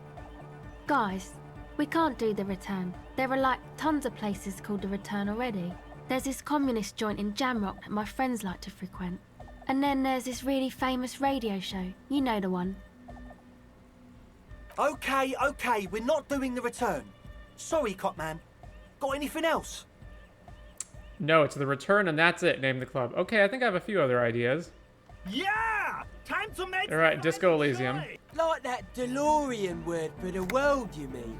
Elysium. But Disco Elysium? Isn't it wacky? Disco's kind of gone, isn't it? Forgotten. The past is the future, but the future is dead. No, it's beautiful. Beautiful and brave. Like we want it to be. And short. And memorable. It's settled then. Everyone welcome to Disco Elysium. Andre breaks into frenzied dance-like motion to celebrate the name. Someone turns up the beat. You should go with the flow. Join in on the experience. Start tapping your foot. It feels good. It feels right. But what is this? What is this thing that Andre is doing with his limbs?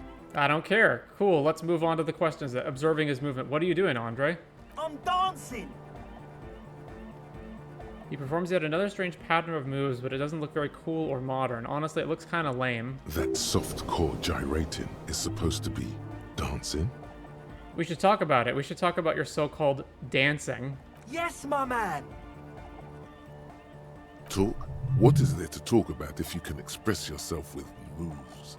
Audio waves thump against your ribcage. The speaker setup makes everything sound much better. But there's a noticeable lack of something. Savoir-faire check, 3%. I've been meaning to ask you, what's with the hair? It's to express my individuality. Is that a bald spot? It's hard to tell for sure, with the fused together spikes, but it looks like he's balding. Or is it because you're balding? Is it important for you to be an individual? Of course it is. Otherwise, I'd just be another poor guy with no education and no money. General issue, man. Now I'm all that, and I have radical spikes. Fair enough. Maybe it was a bad idea. Anyway... Savoir-faire. Goodbye, officer.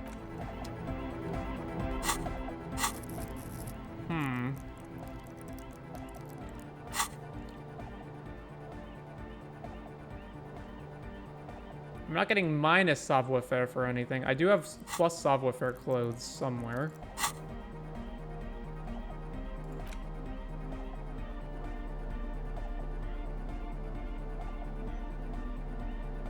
It's minus.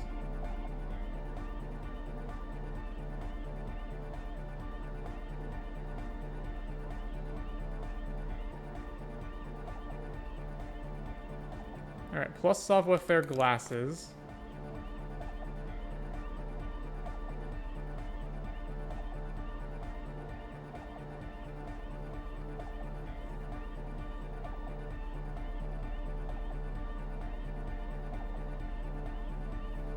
So just the savoir-faire glasses. Oh, hey man, it's good to see you. Still 3%. What's my savoir-faire at? 3. I think this one's probably impossible, because I should have seen some difference by putting on the clothes. No words, just dance. You close your eyes and dream of the shapes your body should form to bring this strange music.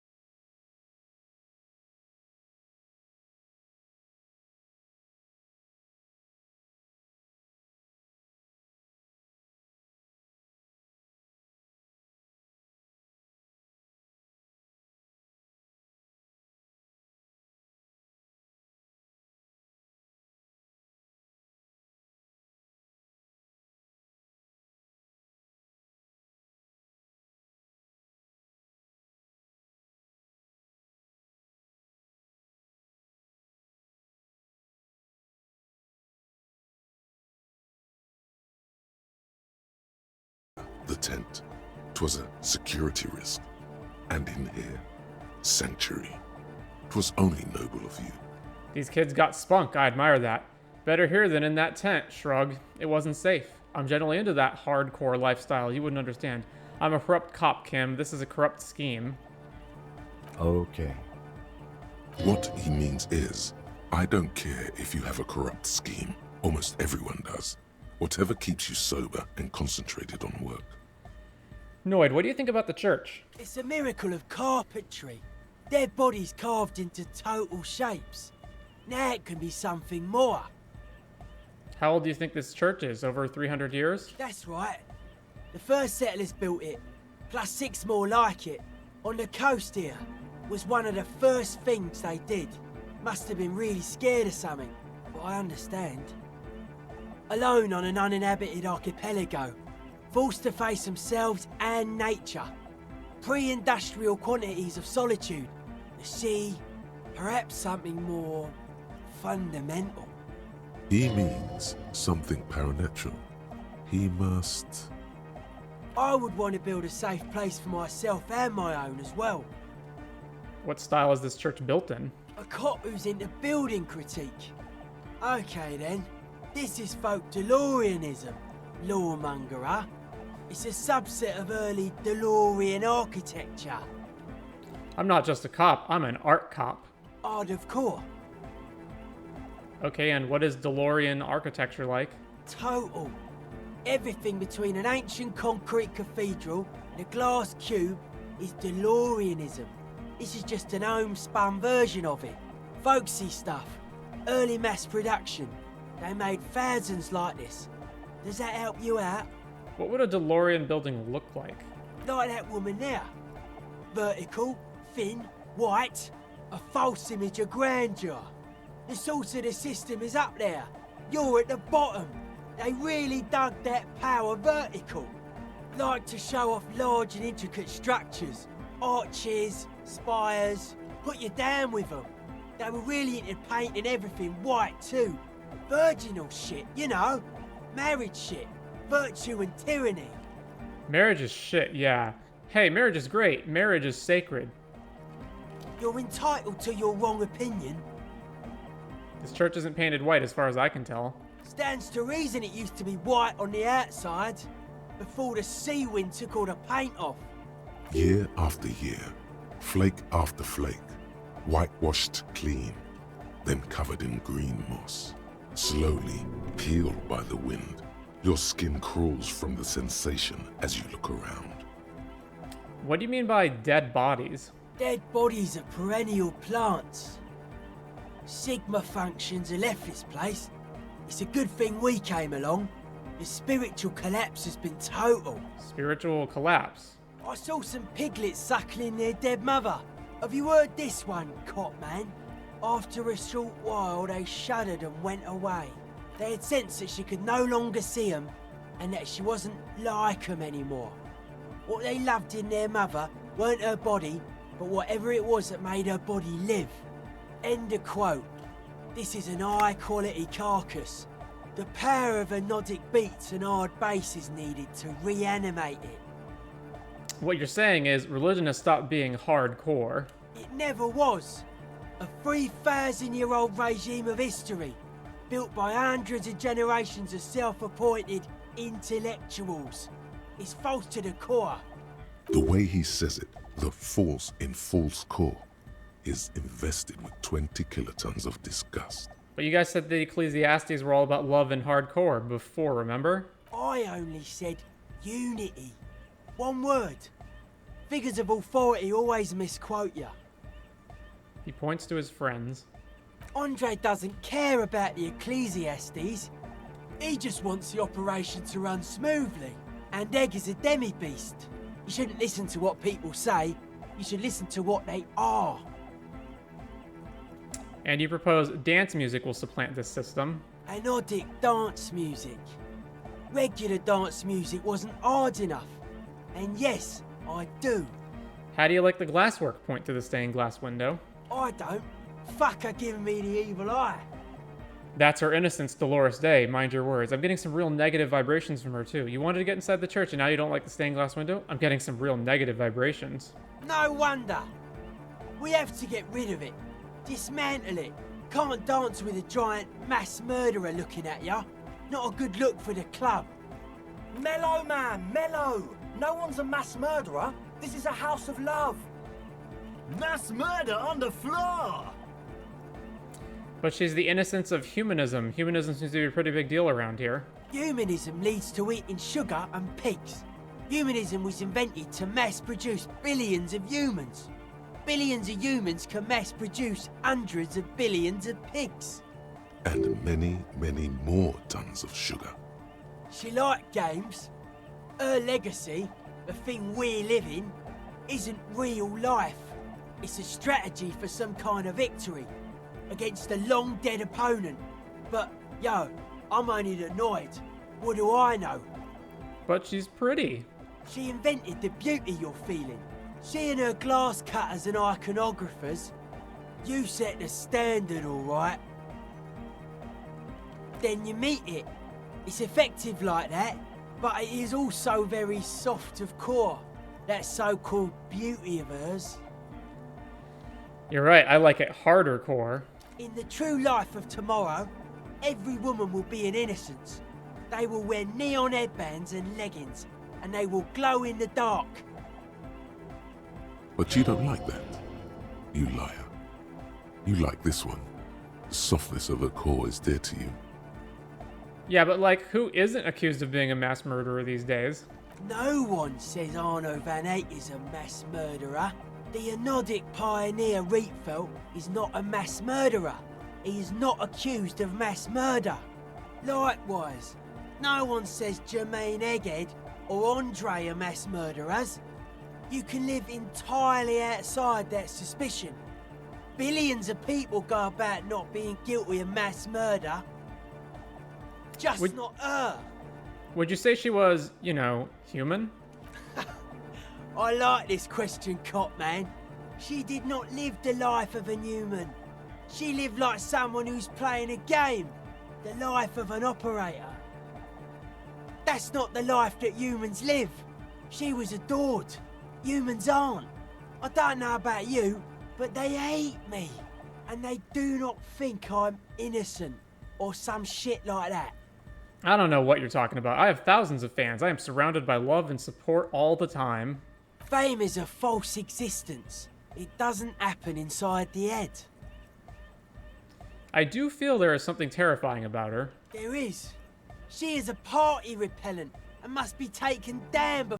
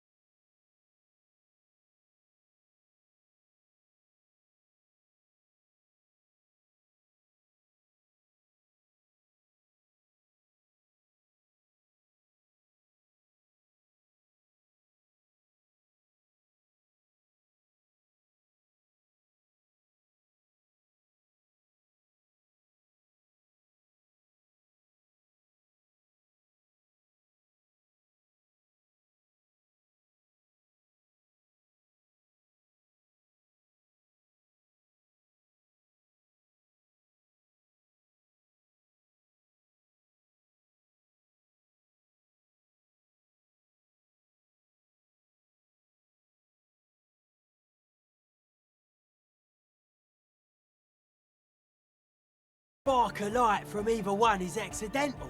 Their combined movement's only concern is producing enough pig and wheat for everyone. The end goal of humanity. The original mistake was assuming that words have more being than bodies. That's what led us astray, far from our true lives, but we may yet find a way back. Whatever this true life is, you feel it's the real centerpiece of this mythology. What's suspicious about the production of pork and wheat? It's our only shit. We should make better use of not being animals or cereal grain ourselves. What's bad about cereal grain? Having enough food could be a precursor for greater things. Yes, having food is means to an end, but the left never talks about the end, only the means. Caps are likewise suckers, constantly sleepless in worry. Well, that was certainly stimulating. I want to ask you about something else now. His eyes flicker. You mentioned true life. What would that be like? Life is true if it's free from fear, an internal division among oneself. And others, mankind has seeds of greatness in it. A germinal will come, a return to trueness. It will be hardcore. A life is true if it's free from fear. Okay, how would you go about returning to this true life? Beats and bright lights to shatter falsehoods. Nerve impulses for the collective body. We are very much alike in basic structure. An hard enough beat would awaken everyone to a truer calling. In unity. Just like that. The speed freak is right in your face. His eyes burning. His comrades look on worriedly. The young man is dead serious about this. Rejection of the right-left axis. Emphasis on unity. Appreciation of some primordial mode of being. What does that remind you of? Sort of like fascism, then. Nationalism, militarism, racism, an emphasis on a leader character are totally absent in hardcore. But shouldn't the ones that are more hardcore rule over the ones that are less hardcore, offer them guidance? If some want to lead and others want to be led, I think they are welcome to it. So you're advocating a noise-based society. Many non-Occidental cultures share a beat at their art. Thus, they are closer to true, hardcore life. There's just never been enough of them, and they had to rely on some extremely basic percussion. Lord of the Western Plain, it is really happening right here. The migrants are contaminating our youth. No need to get overexcited about it right now. Where were you?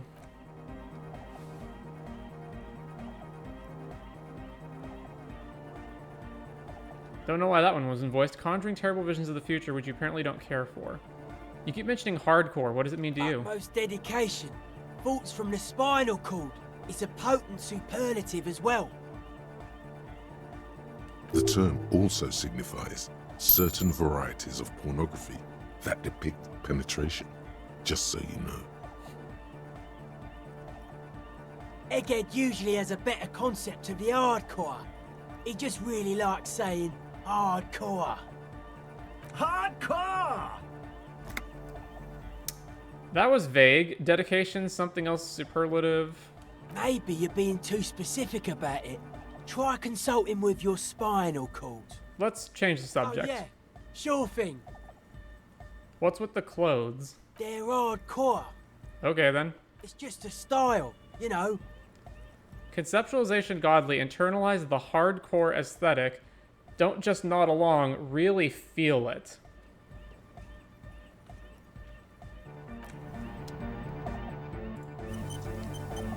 Yo, man, what's on your mind?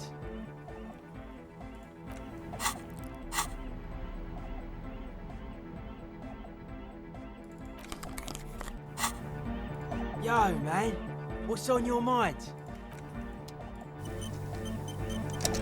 Yo, man, what's on your mind? Aggressive, monotonous.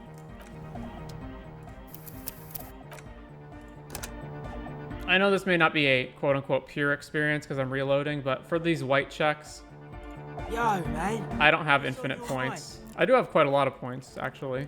But conceptualization's already at 6. dedicated, hyperactive, unified. You will have to add something of your own to understand this list of loosely formed qualities called hardcore. You need your own entry.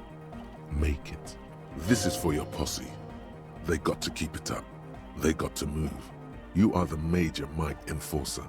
Jumping around, as this sort of music requires, is actually a taxing physical activity and should be dignified with a sports suit. Hard people, hard republic, hard cell, hard party, hard riot, hard government, core membership, core secretary, core teachings, core fighters. This is taking place in Revachol, hardcore rising. It could only happen here, in the bottom of the geopolitical abyss. Those are the war horns of today. We'll be given a fresh start.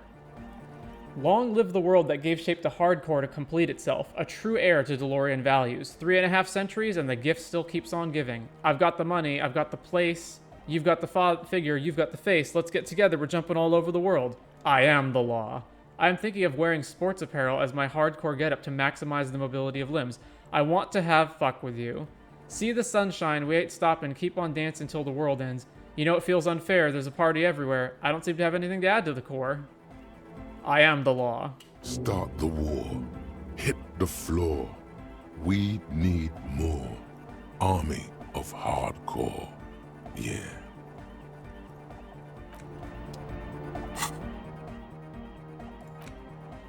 Hardcore aesthetic. Not only have you internalized the hardcore aesthetic, you've also contributed to it. How harder core could you possibly become? Low-core people come around you to correct your typos. It's hardcore here, hardcore there, hardcore core in a third instant. What's going on? Those aren't typos, man. That's how hardcore hardness works. If you don't know hardcore from our happy hardcore, what the fuck are we even talking about?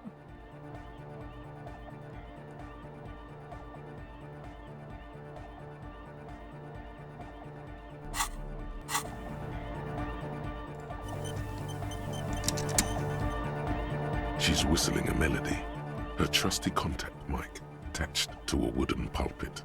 At the sound of your footsteps, she stops what she was doing and turns to you. Hey there.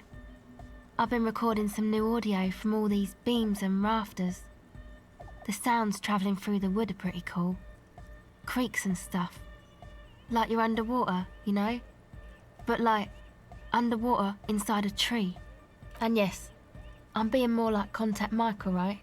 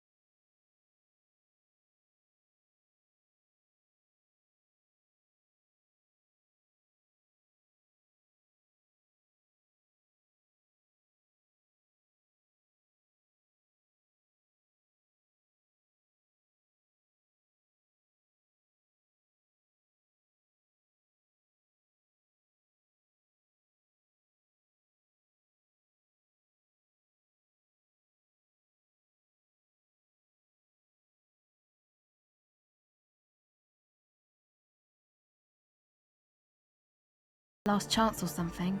Or maybe he was just high. I mean, not that he does drugs, just high, you know? On life? On his mother's love? Relax, girl. We're police officers, but we're corrupt, rotten to the marrow. You can tell us about drugs and shit. I don't give a fuck.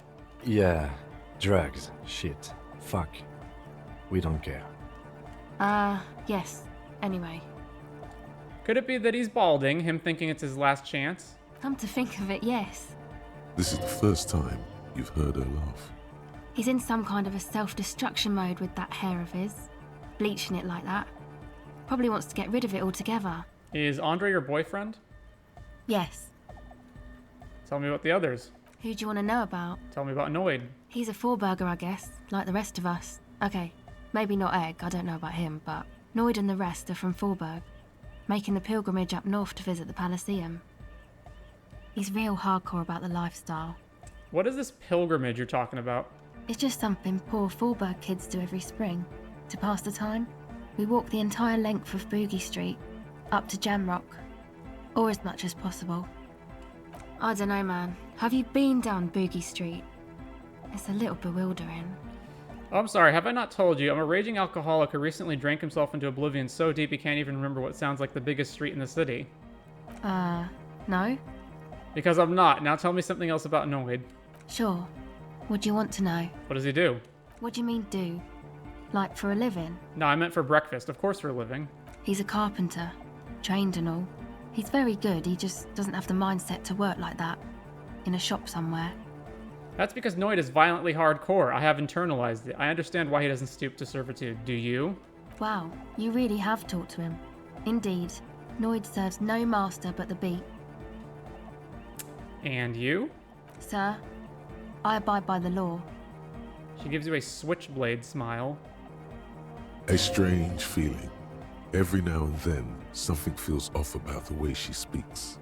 She doesn't change tone, but you feel as though there's more about her than she lets on. Actually, tell me about the others.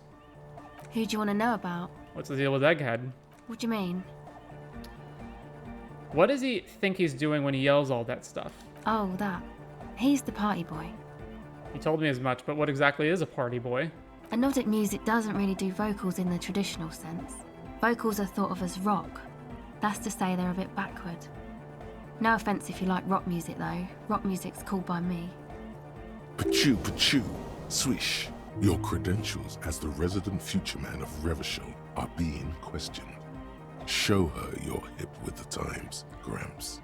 Goddamn right, rock music is the coolest. Rock music forever. No offense taken. Go on. You don't have to tell me rock is backward. I am the future man. I abandoned rock in the 30s. Stupid rock. Goddamn right. Yes, forever. Anyway, even if you don't have vocals, you still need someone to say something every now and then, right? To urge things on. That's where the party boy comes in. He basically just stands on the stage and dances and yells how awesome everything is. It's very catchy. I understand. People are usually afraid to do things if others aren't already doing them. Dancing makes you dance, like sneezing makes you sneeze, or yawning makes you... Anyway. Where's he from? How long has he been with you guys? Actually, we don't know where he's from. Or who he is, really. One time we were out partying somewhere in backwater Forburg. Or maybe even Coal City. I can't remember. Maybe it was Coal City. The worst of the banlieues. A wretched heap of closed-down mines, even west of Jamrock, on the dusty slope of Montmartin, the remotest possible area of Revachol. No one even wants to exploit those people anymore. Eyck was yelling along to some jam someone was spinning, all night long. Just kept yelling until he didn't have a shred of voice left. When the sun came up over the mines. There were mines? Yeah, it was in Coal City. Eyck came with us. He made this wheezing puppy dog sound all the way back. Couldn't even speak. It was definitely Coal City, because it took us 2 days to walk back to the fort. He just wheezed the whole way. We never really asked why he came with us, or who he was. I think his name is Jermaine. People are sweet. You can see it must have been a great night. The memory causes her to go silent for a moment or two. You wish you'd been there. Tell me about the others. Who do you want to know about? Actually, do tell me about yourself. Me? Again? Yes, I forgot. Tell me about yourself. I told you, I'm a silver bird. There's that phrase again. Really reminds you of something. What does that mean? It means I don't answer questions about myself. But I'm a police officer. You have to answer me. There's more to you than you let on. What am I not seeing? All right. There is. Fair enough. Thank you. Sure. Have you seen a red-haired woman around? No. Just no? It's pretty desolate here. I only hear the dogs bark at night and see the shadows move down the coast. That's good. No neighbors to complain about noise when you get the club going. Exactly. It's our chance to turn the grim desolation into an overwhelmingly fun dance party. Reaction speed, catch the silver bird. Welcome back. The silver bird has already flown away. I will catch it later. Reaction speed. Okay, so I have to save scum that because I can't put any more points into reaction speed.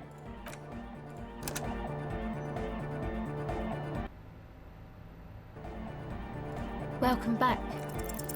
The silver bird has already...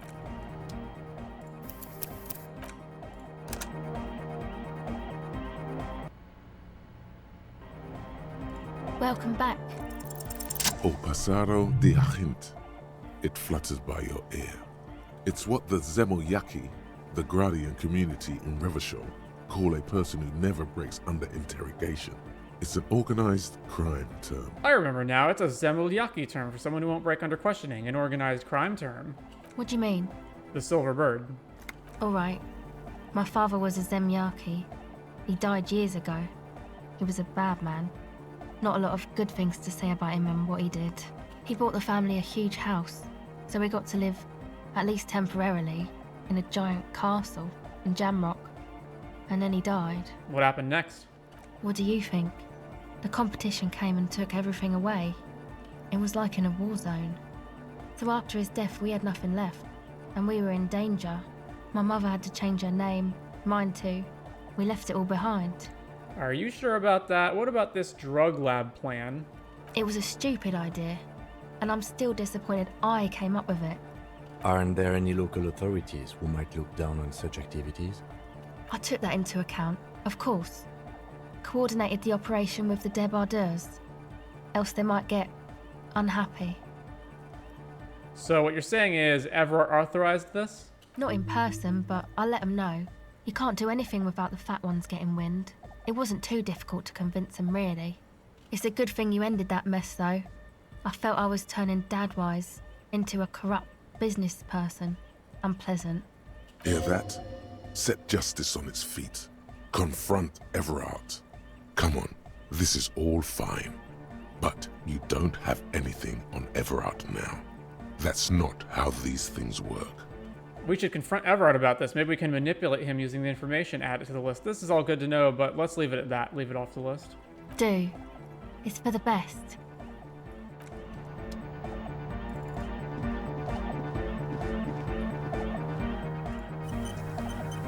I have a white check for the window. The mother of humanism stands above. Encyclopedia is locked.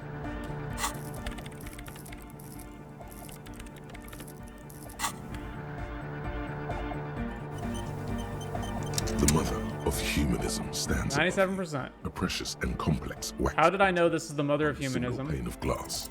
But despite the damage you've done to yourself, the title appears lodged in your hippocampus. This is Her Innocence Dolores Day, the innocence of humanism, internationalism, and the welfare state. Perhaps the most famous human being ever to have lived. No amount of Commodore Red can wipe her sad smile from your brain thing. It has survived the deluge and haunts you still. Wait. It will haunt you forever, as it haunts all men. Wait, what exactly is an innocence? I've heard of the system. The highest category of historic individual, an embodiment of the world spirit. A ruler? More, an innocence is elected to office by the founding party, a precedent that has taken place a mere 6 times in the entirety of history. The legal system of the Real Belt is built to accommodate inauthentic rule should it coincide with our time. And innocence is infallible. The decisions made by one are not decisions. They are inevitabilities. What would have happened anyway? Only accelerated, packed into decades instead of centuries. And innocence is a continuous, compressed event, a sacred human being. It is an honor and a glory to live when one is in office. Is one in office now? No, we are alone. Okay, when did she rule? 300 years ago, in the wake of the discovery of this Isola, the Insulindian, by explorers from the continent of Muindi. She is, among other things, the innocence of inter-isolary travel and the connected world. What else do I know about her? Many things. You know she was a woman of the court, the wife of an influential Marchese, and eventually the principal advisor to Irene la Navigateur, Queen of Serene, modern-day Sir Laclay. Also, that she was gorgeous beyond beauty. Draped in ancient sadness. Are you sure you want to remember this bit of historic trivia? Standing under a long, slender form like this, dwarfed? Yes! Big bummer! Boring history! Gotta keep it light, man! Keep it moving! Get fucked up instead! Where is this coming from? The past.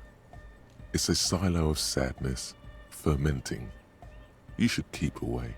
Fuck this pain, Bratan! It's unhealthy! No, you must know. Okay, what else? Was she smart?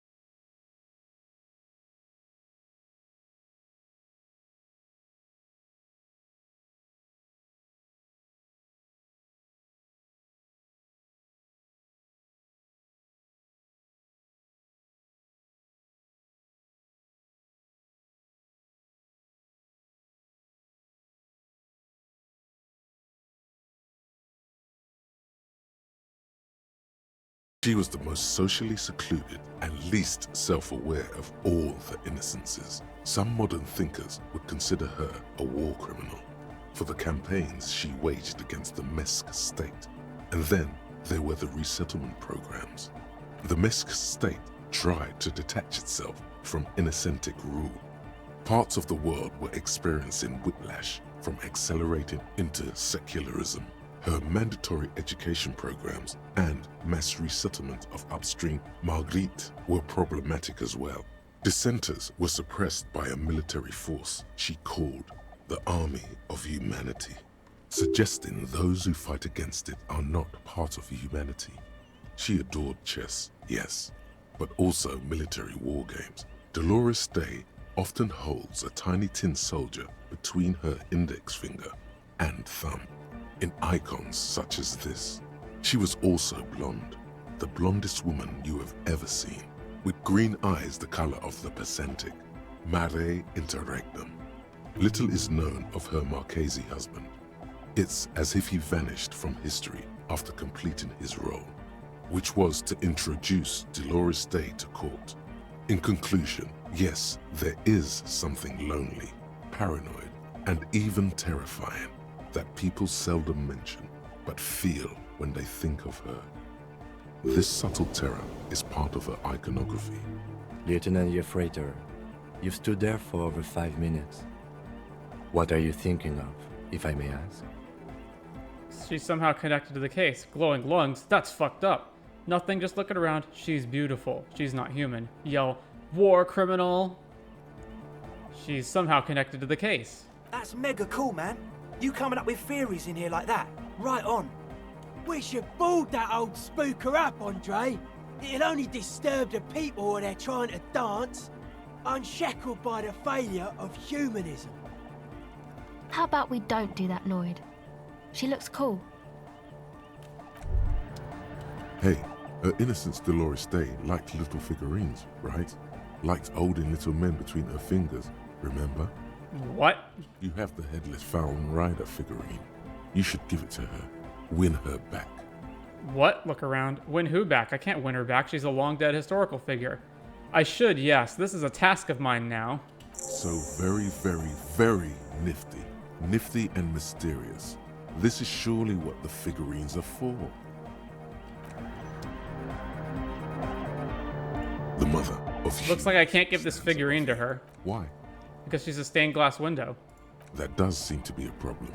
Maybe you meant something else? Like what? Is the task still on? I don't know. What are we thinking of? Part of your mind has gone on to other things already.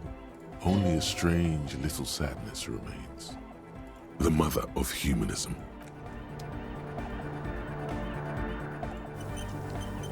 Alright, so did going around talking to everyone help this out a bit? Oh, hey, man. It's good to see you. A little. Aesthetic of Anodic music. Higher quality audio. Dance fever incoming. Standard anti-Whirral die. Goodbye, officer. Oh, I could put a lot into savoir faire. Alright. Oh, hey, man. It's good to see you. You close your eyes and But just a... put salvation. Goodbye, officer. Savoir faire. Oh, hey, man. It's good to see you. 17%. You close your eyes. But just... Put salvation. Goodbye, officer.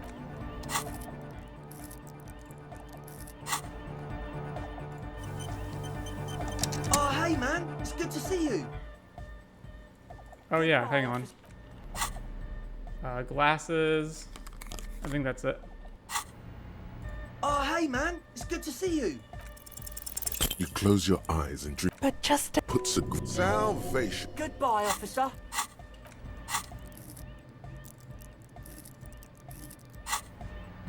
Oh, hey, man. It's good to see you.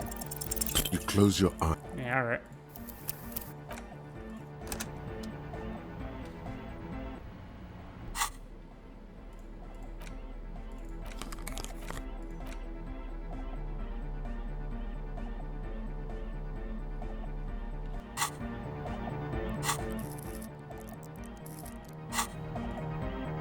Oh, hey, man. It's good to see you. You close your eyes and vacate your skull, leaving your brain to wonder, where did that little fluttering light go?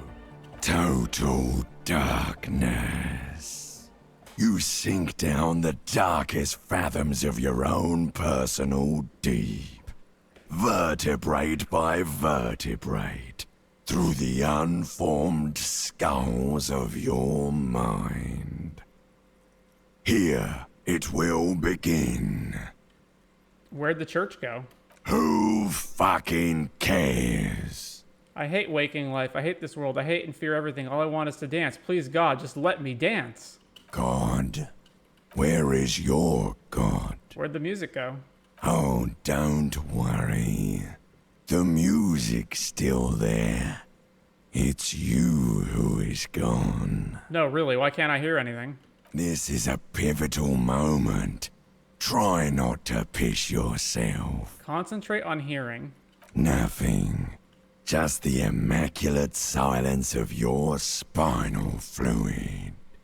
Electrified. What was that about unformed skulls? I'm gonna let you in on a little secret. Every vertebrae in your spine is an unformed skull ready to pop up and replace the old one. Like shark teeth. The one you're currently in has a little brain forming in it, waiting for its turn to rule the world. As it ought to be. Where is it? In the spinal cord. What do you want? From what I can see, it's about to bust a move. Bust a move. Don't bust a move. Bust a move. Foolhardy. Do you even know what's happening on the surface? Maybe 1,000 years have passed. Or maybe you started spazzing out like 2 seconds ago. With your eyes still closed, the first thing you feel, all the way back in the pivoting darkness of your own torso, is warmth. You have become a triumph of rhythmoplastics, somewhere in a smelly wooden church on the coast of Revachol. The wounds from the war you waged on your body are healing, twist by twist, turn by turn. As you open your eyes, you should scream, hyper, hyper. It seems appropriate. Hyper, hyper. You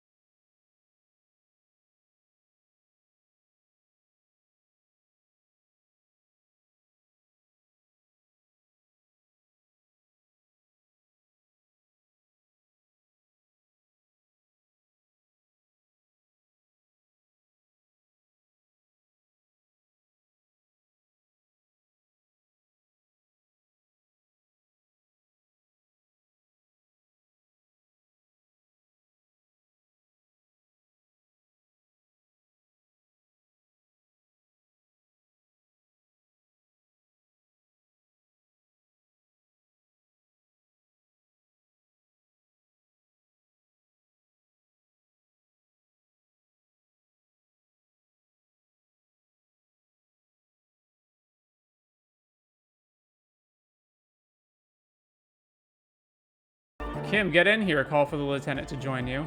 What's going on here? Delinquents. The lieutenant looks at you and the speed freaks grinding around in the church, a group of unhinged lunatics. This is clearly a Code 31 emergency. Code 31, Code 31. I said get in here and dance. Say to yourself, on second thought, maybe I don't need to involve the lieutenant in this pioneering dance-off. Code 31. The lieutenant squeezes the bridge of his nose. The lights reflect off his glasses. He's obviously having trouble adjusting to this new reality. A code 31 emergency? Yes, officer in need of assistance. On the dance floor. The lieutenant crosses his arms with a bemused look. What's happening? I'm undercover. I have become Dance, the Destroyer of Worlds. I'm not doing anything. The music made up its mind a long time ago. I'm just implementing. Help, Kim. I think I'm turning into some kind of hyperstar. I'm not doing anything. Good for you. Rock on, then. Hey, I called you to dance. What? I did say there was an emergency on the dance floor, did I not? The emergency? Not enough, Kim? Authority, that's it. Don't let the lieutenant leave without getting his hardcore on. +1 respect to, +3 outrank.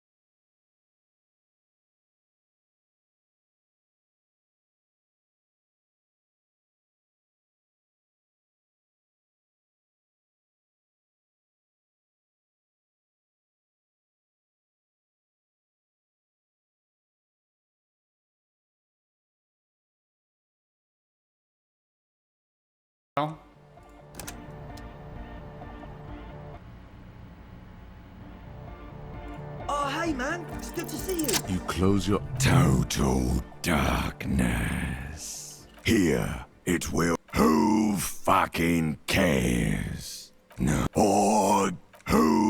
No. Or... Oh, don't worry. There's nothing. To roll the world in the spinal cord. From what I can see. With your eyes, as you open your eye, you have become free. Oh my god! With. He throws a screwdriver and a bunch of drill chuck. The young. Asil? Aren't you going to dance? No. The lead programmer throws the other young woman a knowing glance. She's still at her mate. The authority of the law is. Kim, get in here.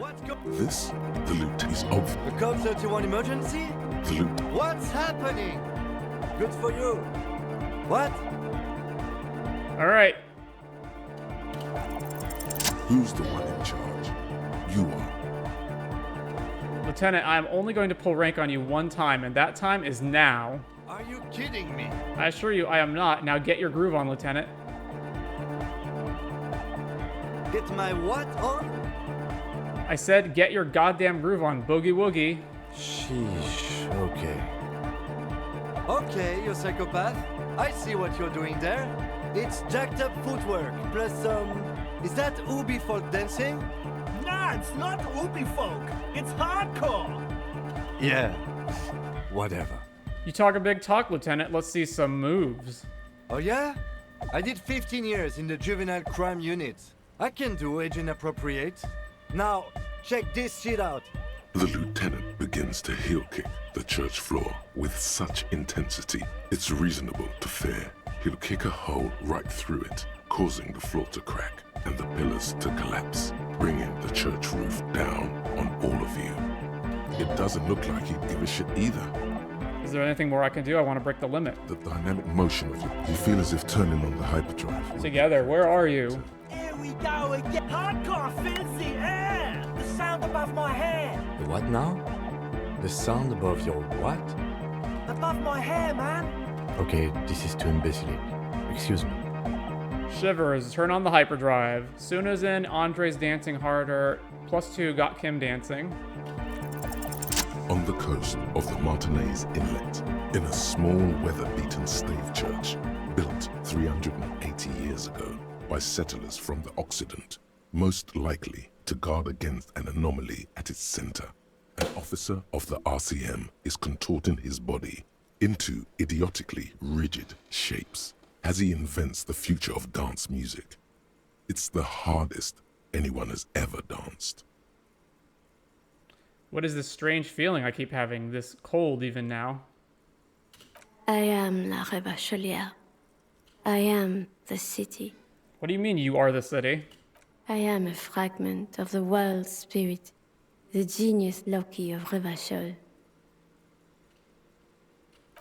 My heart is the wind corridor. The bottom of my air is red.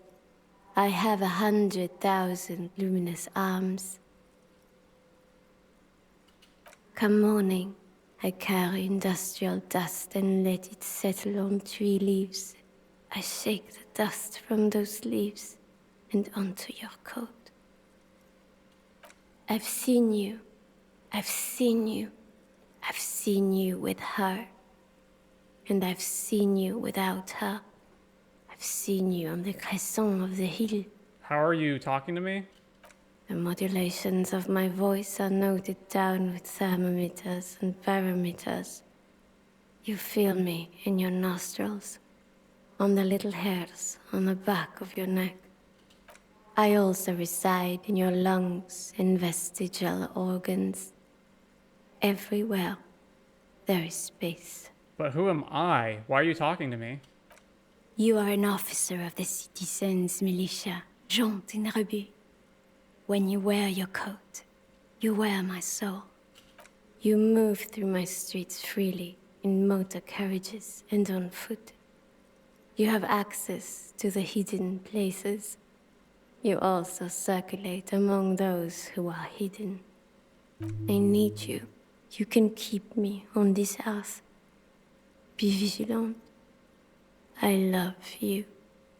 An officer of the RCM is lying on the floor of a small church with his eyes rolled back and his tongue lolling out. Several others are standing around him. He slowly comes to. Had a good rest there? I spoke to the city of Revachol.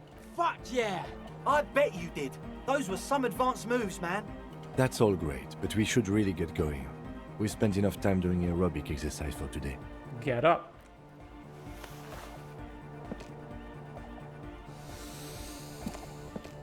You might be imagining it, but it feels like Egghead turned the volume down. Such is his respect. Man! Now, man! Now imagine if we could do that, right? But with like 1,000 people. End of human development. Mission complete. Right, ecstatic. All right. You're absolutely beat. Muscles relaxed and feet like noodles underneath. Goodbye, officer.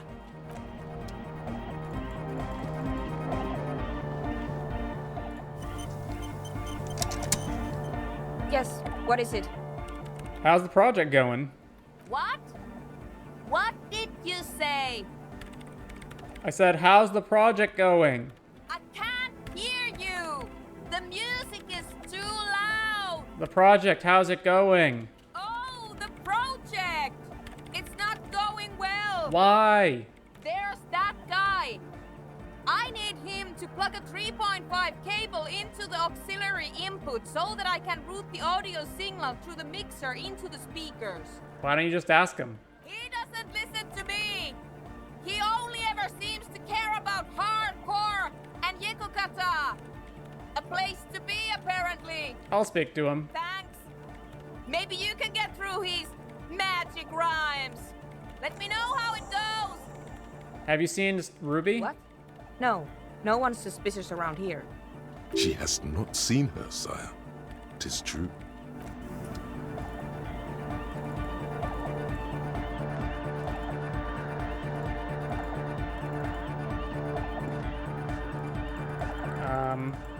Can't click on him.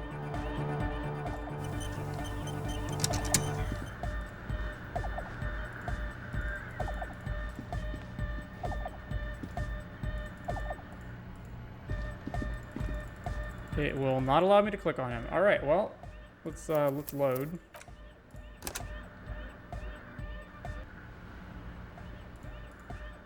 Good morning! Yeah! Hardcore! Physical instrument. Maybe your body can tell you what Arno van Eyck's jam is missing to make it harder core. Even dancing to this beat before, you knew it in your lungs where the pressure wasn't bursting, and in your heart that was alone, and in your solar plexus where the hits should have landed. So does every chordate animal. Needs more bass. What? The young man makes a sudden move like he's about to turn the volume down, but that would be ridiculous. And a melody. A good melody is what makes the song really stick so that you can't get it out of your head anymore. Point at your head. Wow, okay. We should start with the melody. But where would we get that stuff from? I don't know, I was thinking you would know. I'm sorry, I don't know anything about Anodic music. I'm just the party boy.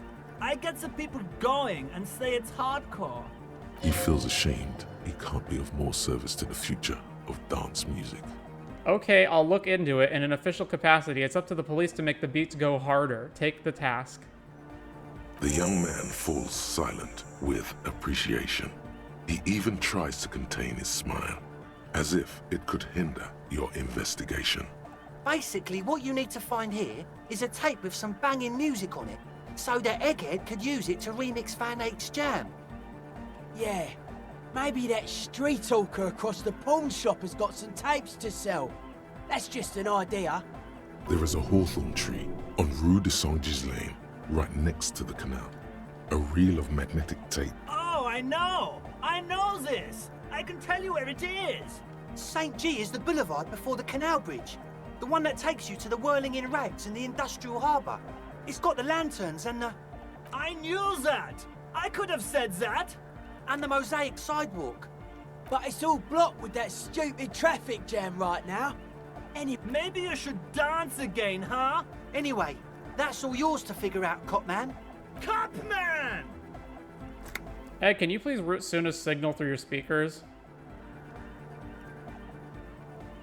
To the Mega! Yeah! I can route it through auxiliary. What kind of a cable does she use? It's 3.5. Oh, she uses 3.5. Yeah. The auxiliary lining is 4.5 millimeter. These two don't mix. Oh no, we're going to be in this church forever. Don't worry, I have an adapter for it right here. Hang on, this is a 4.5. We're all good, people! Whoa, thank God. Adapters noticeably degrade the sound quality. Great! Someone got through to him. Okay, let's get it all set up. Can we turn the music off, please? Egg, the music?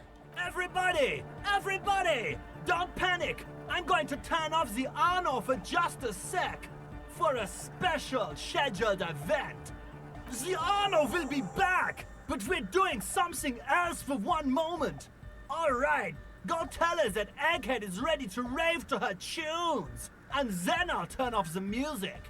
Hey, I have a tape with me. Maybe you can use it. Tape! Yeah! Spin the tape until the space escape! Yeah! I got you this banging mega mix. Give him the great door gunner mega mix. Alright! He listens to the audio, then shaking his head, he says. No! No, no! This is gonna make people scared! Keep it positive! Keep the love in the house! Yeah! How do you like it in the church? Yeah! Back on the case! No disgrace! Bring it down to party place! The first page of the second chapter! Could it be? Maybe for him, you only have a chapter or two left in you. Last of the penultimate, more like.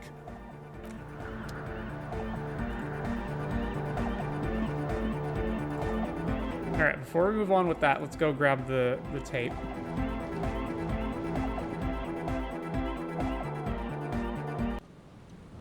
So it's over here.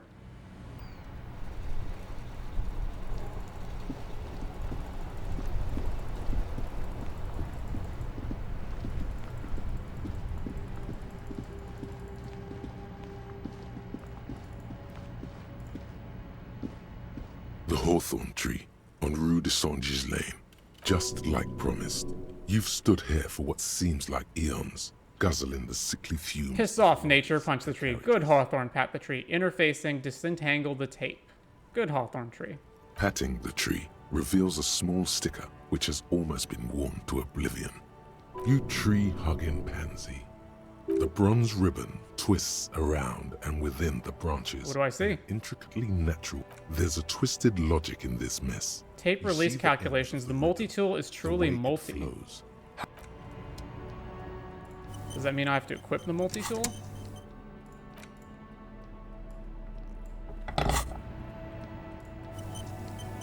The gnarled hawthorn tree on No, apparently not. Saint Lane. With slow and deliberate motions, pulling, bending, and unraveling, you manage to extricate the magnetic tape from the branches. It curls up into a mess inside your pocket. If only you could find a way to re-spool it, so that you could hear what's on the tape. Maybe Roy from the pawn shop can help you with... What's the tape for? It's for Egghead. I promised to make his Van Eyck jams hit a bit harder. How? It's broken and unspooled. I think at least one of the ravers would know how to fix a broken tape if they went to set up a nightclub. I'm not sure, but I'll find out. You could also get it fixed at the pawn shop across the street. Good idea. He might have the tools. Alright. To Roy's.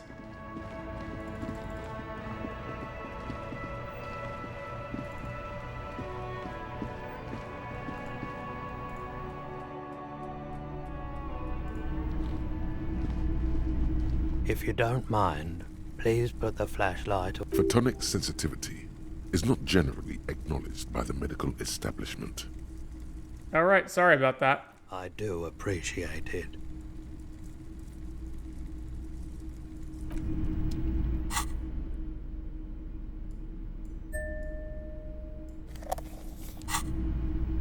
Hello, hello. Hey, do you know how to fix this? Show him the bundle of magnetic tape.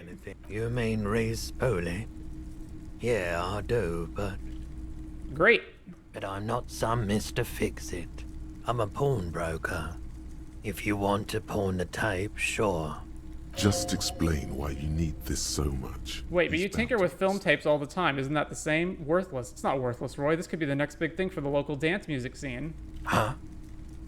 What do you mean? Do you know that old church down the coast? Yes. What about it? I helped some young ravers turn this place into a nightclub, and they play these weird beats there, which they call Anodic music. Is it any good? No, that's the thing. I mean... You can't believe how unbelievably thin the beat is. There's nothing to it, no bass. It just goes bzz, bzz, bzz. But this tape could make it hardcore. Man, you're really invested in this. Okay, I'll help you out. It's going to take a moment, though, so just sit back and relax. You take some time to look around the store. The play of visuals all around the pawn shop is mesmerizing. Look at the clock. Wait, this took more than just a few moments. That was at least 15 minutes. Yeah, it was. Re-spooling isn't that difficult. Although I had to mend the tape in a few places. Anyhow, it's yours now. Well, thanks for the help. Yeah, my pleasure. Alright, before it hits 2200, which is where I assume people leave the Whirling, let's go do karaoke.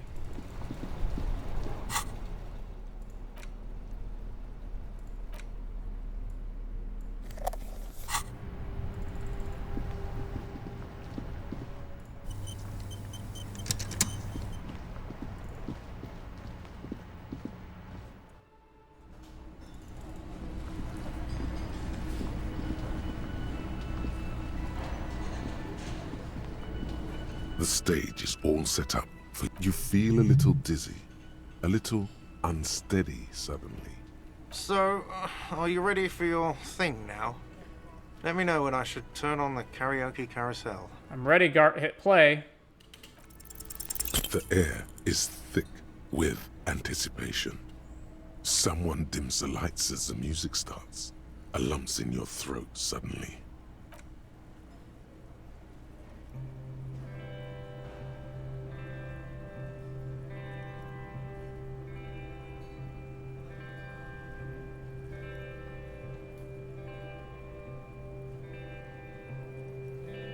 I would often go there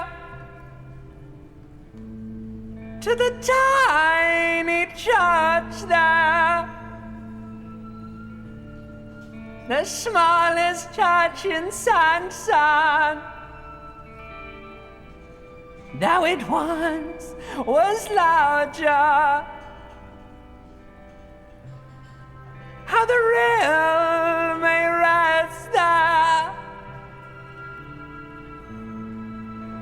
Down through the mist there. Towards the Seven Sisters. Towards those pale cliffs there. I would often stay there. In the tiny yard there. I have been so glad here. Looking forward to the past here. But now you're all alone. None of this matters.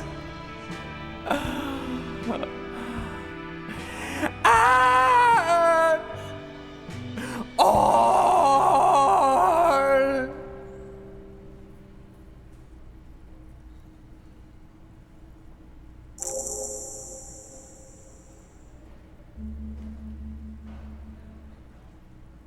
Do you hear that? It's the most pathetic applause in the world, Harry, made of pity. No one liked you. Say, you didn't like it, huh? I'm up here singing my fucking heart out and it's not good enough for you fuckers? Fuck you, I gave it my fucking best. I gave it everything and you shit on me? Say, you didn't like it, huh? Your words echo in the karaoke mic. People talk in the distance. A couple tries not to look at you. Quit yelling into the mic. Fuck you, I gave it everything. Someone walks out of the room by the front door. Some woman. Is it because of you?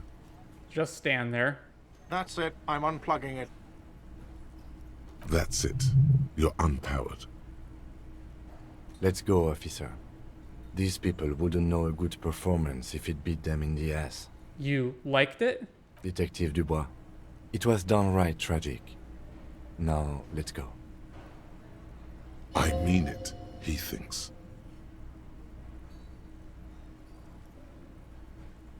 To him, being a cop in the RCM was truly expressed in that performance.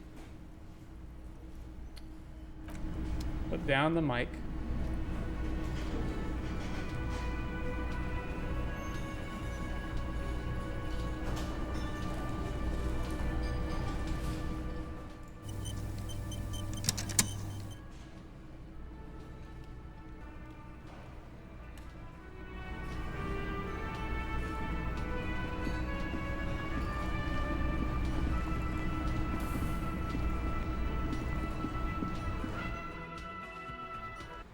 Back to the church.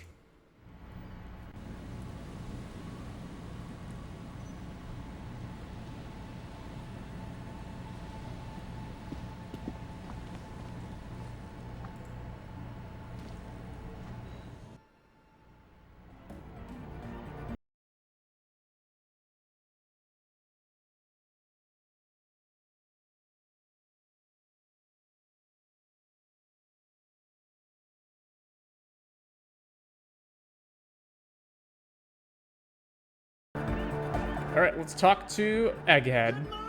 I found this real tape of maybe you can use it to hard up Eyck's jam. Yeah! Remix time! Tape goes here, into deck B. A hand on his ear, he listens to the audio through his headphones and shouts. Wow! Did you get this from Arno himself? A great excitement is bubbling to the surface within him. This is big. What do you mean? No, I actually found it tangled up in a hawthorn tree. Listen, I'm just going to show it to you. Ready? Ready.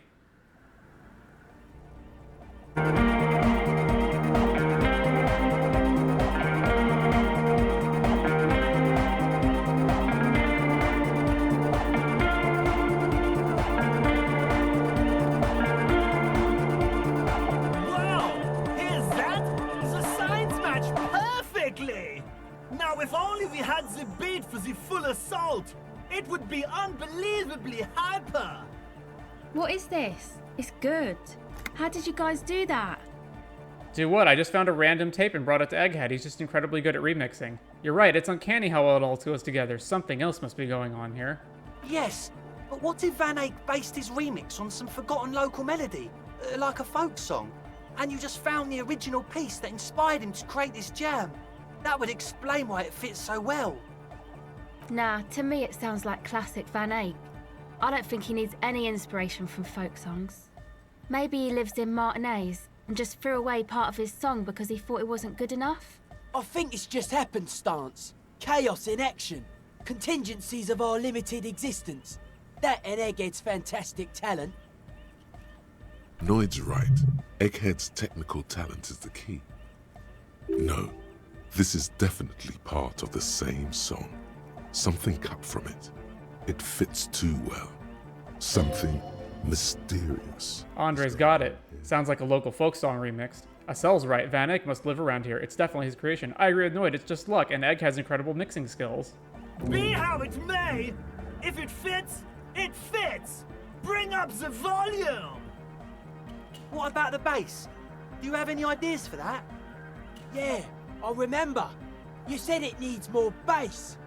You can't just leave it without a bass track. Honestly, nothing springs to my mind right now, but I'll see if I can come up with a solution down the line. Proceed with task. Yo, the warrior! The warrior of dance music! Don't be too hard on yourself if you don't figure it out.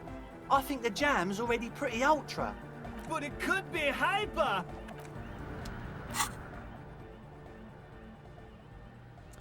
Arno Van Eyck. The question won't leave you. Why did the melody line from a broken and discarded tape fit perfectly into a song played by some spreed freaks in a frozen tent? Can it be a coincidence? Maybe it's the hand of the man-machine himself in his attempt to craft a perfect song. Maybe Egghead is actually Arno Van Eyck in disguise? Eyck? Egg?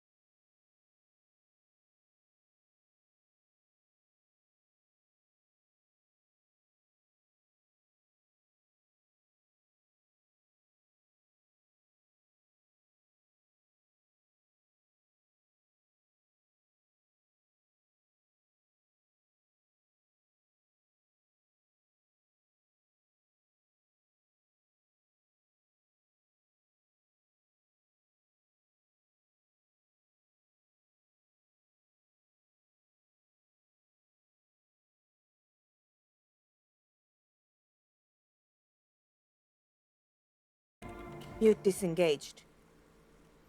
No wind outside, no waves, no floorboards creaking. Total, continuous silence. This is unnatural. The woman looks around. In the silence, you see dust move on the floorboards. The driver of the speaker vibrates in the air and then stops. Plasterwork begins to crumble down the walls. In the silence, a low hum starts creeping up your spine. It's a song inside you, not in the speakers, not in the room.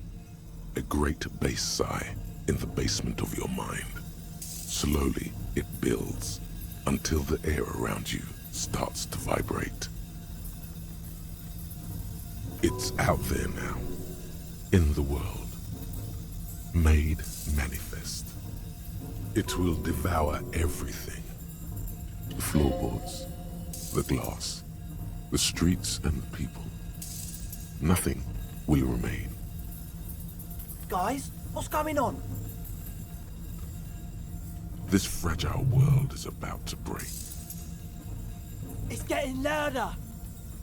In the basins, the water looks like it's boiling. Hosiana, mother of Mega! In his mind, a tidal wave approaching from afar, swallowing entire coastlines on its way. Salvation. Hey, what's that weird rattling sound? It was in me at first. I've never heard anything this hardcore in my life. The beauty and the beat! The future of dance! Planetary! No, Eyck! It's the window! The glass shards around Dolores Day's vacant heart appear to be vibrating from the sound. It almost looks as if she's alive. In the corner of your eye, the lieutenant steps aside, cautiously, his eyes searching for a possible evacuation route. The window is going to come down! No, the roof! Cracks appear on the stained glass window. Cracks run up the wooden pillars in the dark. Come down to us! Love! It's shaking the building's foundation. The floor twists. A great pulse arises in your flesh. That's it. I'm muting it.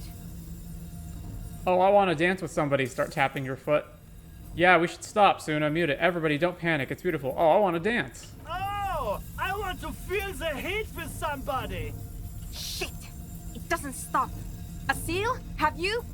Yes, I've turned it off. Andre, pull the compressor. The place is gonna come down. Fuck! I can't shut it up. The signal's passed.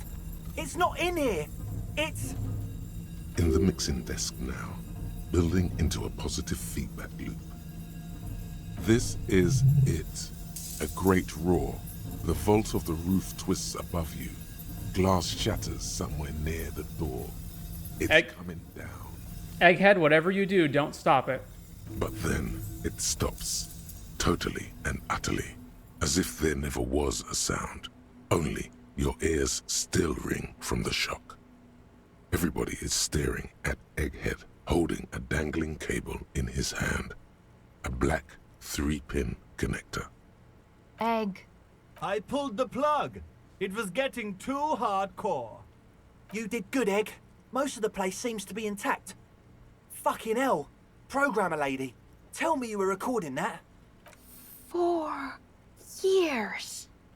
22 people. Millions of reals. All that time? This is what we were up against. Just erased it. Suliswolf isn't gonna believe this. Yeah, but did you record it though? It was dope. I think we can use it. Yes, Andre. I recorded it. Damn, I need to send some letters now. Thank you all for doing this. Eggman, you too. And you, officer. I don't know what we've discovered, but I know what it sounds like now. That's a start. Kim, did you hear that? It was very hard not to. I think you're right. There is something going on here. And you need to be very careful with it. I promise, officer. We will not play it again. What was that? I've never heard anything like it. It was mathematical information from the anomaly, presented as a waveform. That's what it was technically. Theoretically, I have no idea. I've never even heard of anything like this. A voice seems muffled in the silent church.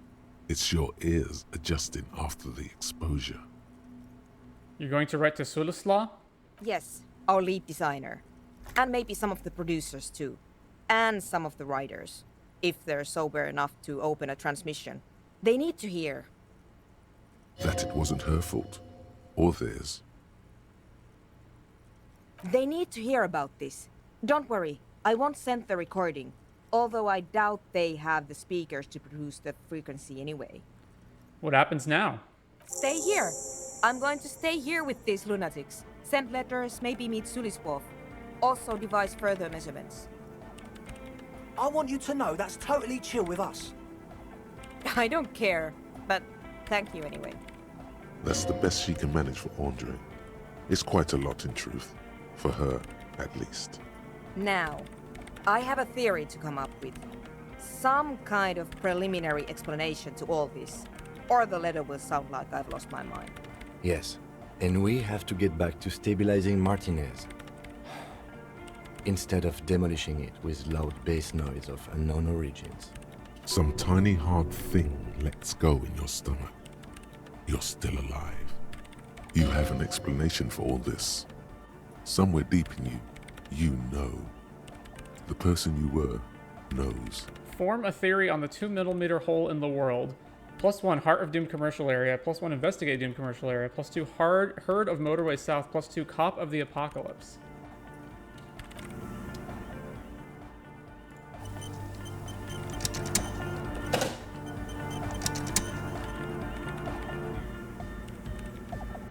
Yes, what is it? You don't have to. You already have.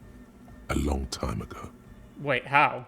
These thoughts formed in you somewhere, in a long-forgotten discussion, behind a kitchen table, in the evening light, drinking coffee and smoking, with a friend.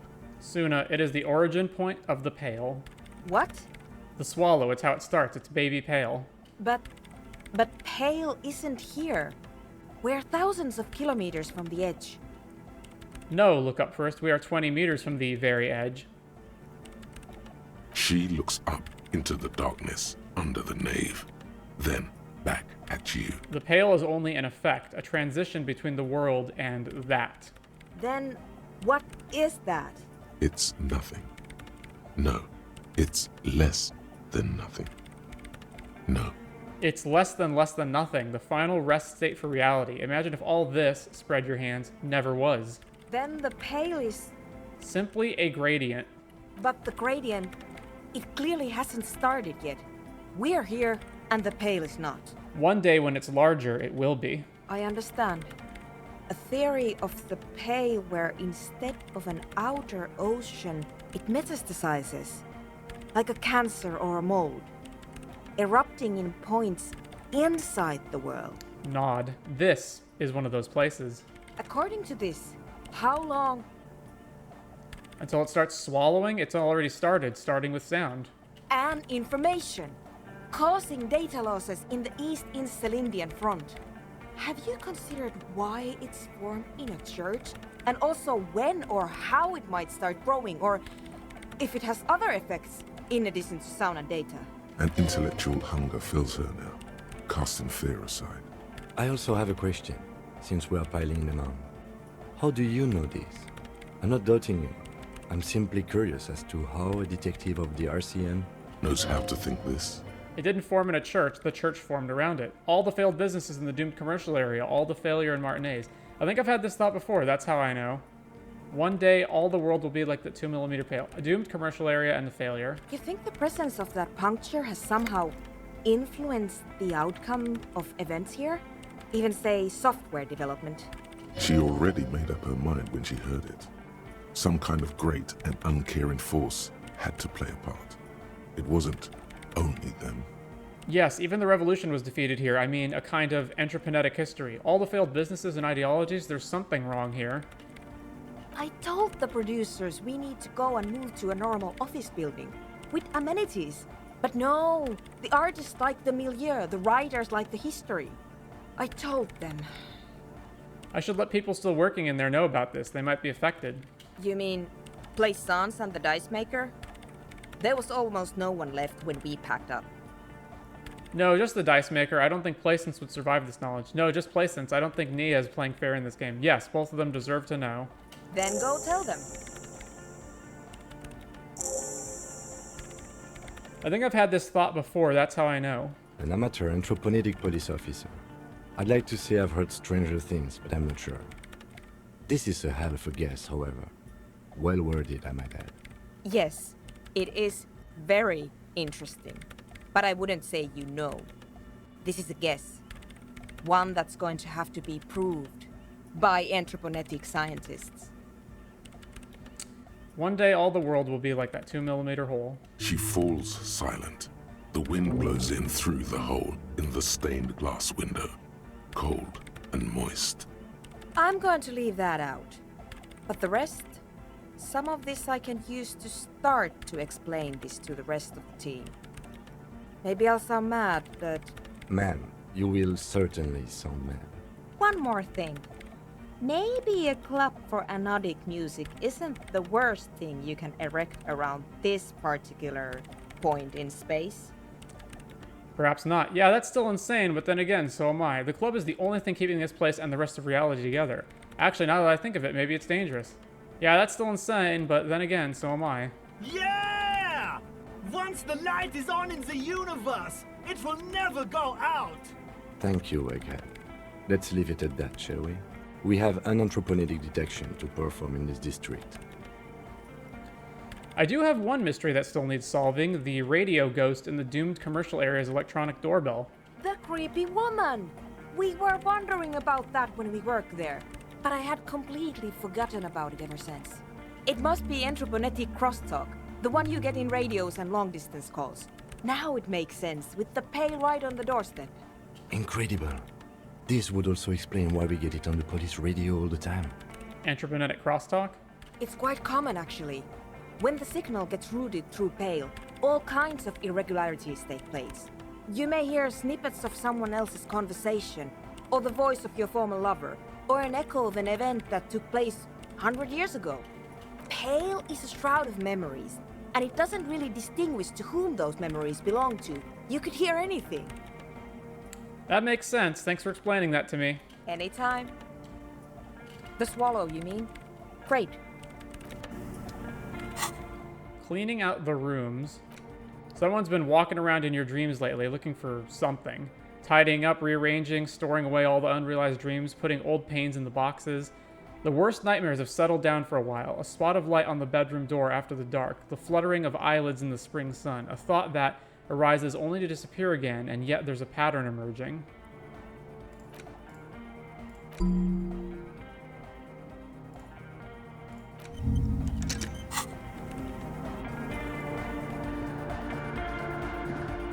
Good morning! Yeah!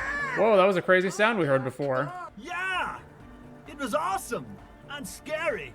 Very hardcore. Too hardcore, in fact. I couldn't control it at all. What happened? It sucks up all the air in the mix until it's the only thing left. Starts compressing itself and everything around it. Completely fills up the headspace. Extreme! Inside your chest, the heart beats still with the after effects of the sound. Imagine if you could harness that power, making it pulse. What if this is the answer to Van Eyck's jam? We could use the sound for the bass. But how? What about the compressor? The one with the spiky hair was setting up to achieve some sort of parallel processing. Interfacing godly. The audio onslaught can be tamed. Connect the dots.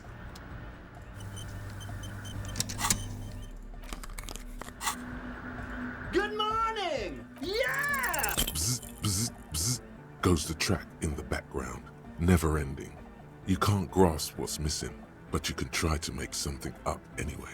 The young man bobs his head to the music, much. Interfacing.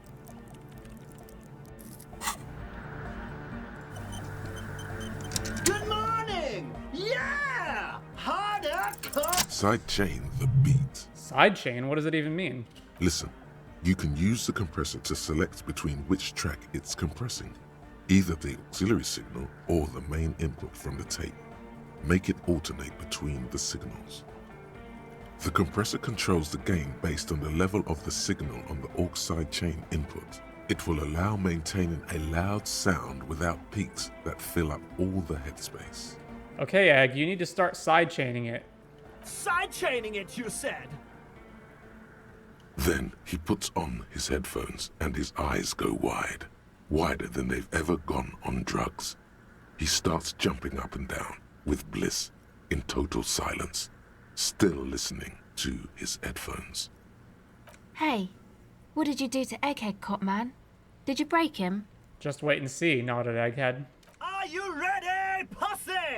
Noid straightens his back, ready for the beat. I was born ready, Egg. Give him a thumbs up.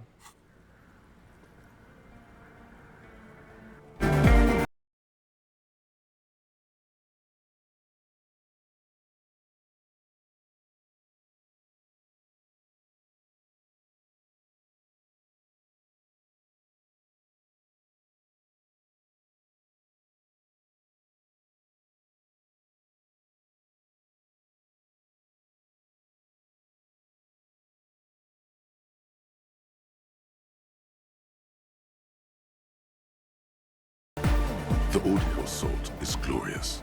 The speed freak dances on the stage, intensely waving his hand in the air. This is beauty! This is life! What in the world is going on? The way melody and bass flow together, it's unnatural. This one is for the Anodic generation. Introducing the ultimate sound! We have tamed the sound, made it our own. God damn it. This dance club idea might just work out. DeLorean Church! The place to be! Pump it! Pump it! This is it. This is a new era. The fabric of the world has been irrevocably altered. Who will be the innocence of hardcore Anodic dance music? Arno van Eyck. Okay, so Egghead is clearly not Van Eyck in disguise.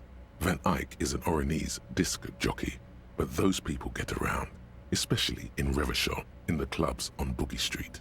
Perhaps he stayed here for a short stint and discarded part of the song he was working on, just threw it away, and then it ended up in the Hawthorn tree. But why? Did he think it was retrograde? It wasn't. Perhaps he caught a glimpse of the future and did not want for it to arrive just yet. Perhaps the city whispered the top line to him, and he was frightened by it. All Motorix white checks unlocked reveals Arno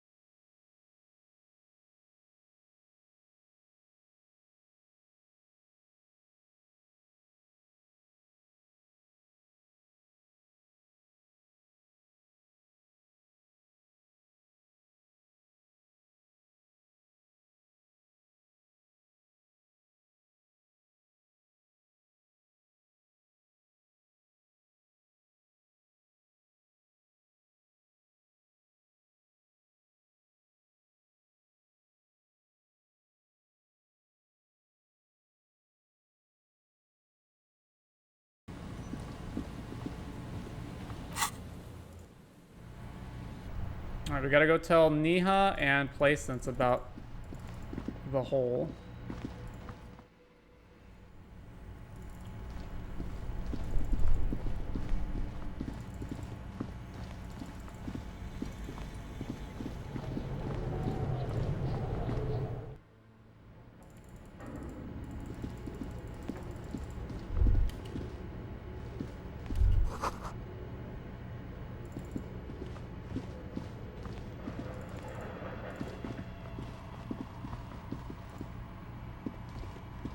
Oh, it's you again. I think I found the actual source of the curse.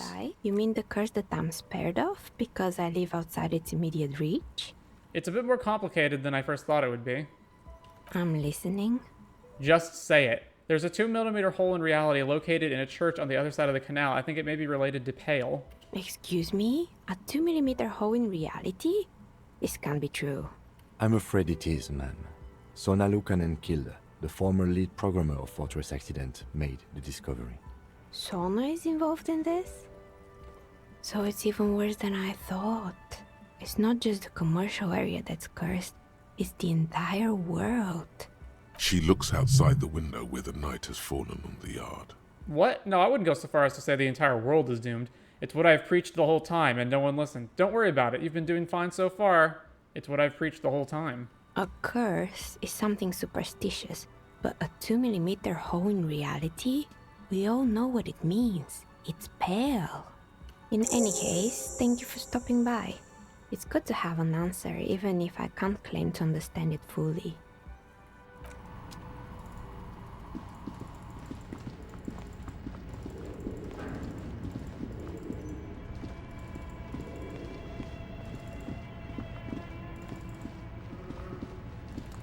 Oh yeah, I never finished the barbell.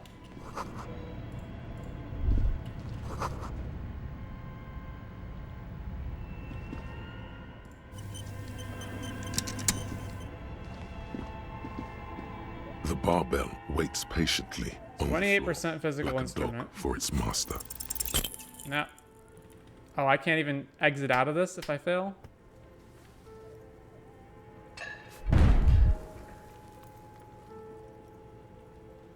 You managed to hoist it off the ground. See? See? This place... Weightlifting was never my favorite either. At the station gym, I mean. The barbell waits. It's a physical instrument check. Yeah, so...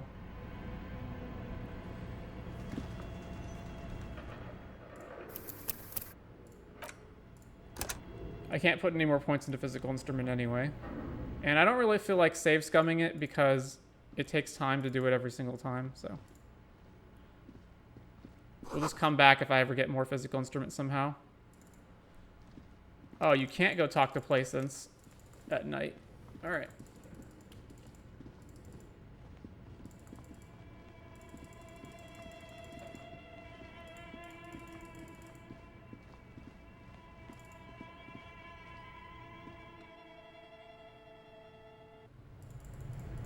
Alright, well, we got a date with the pigs, so we're off to that.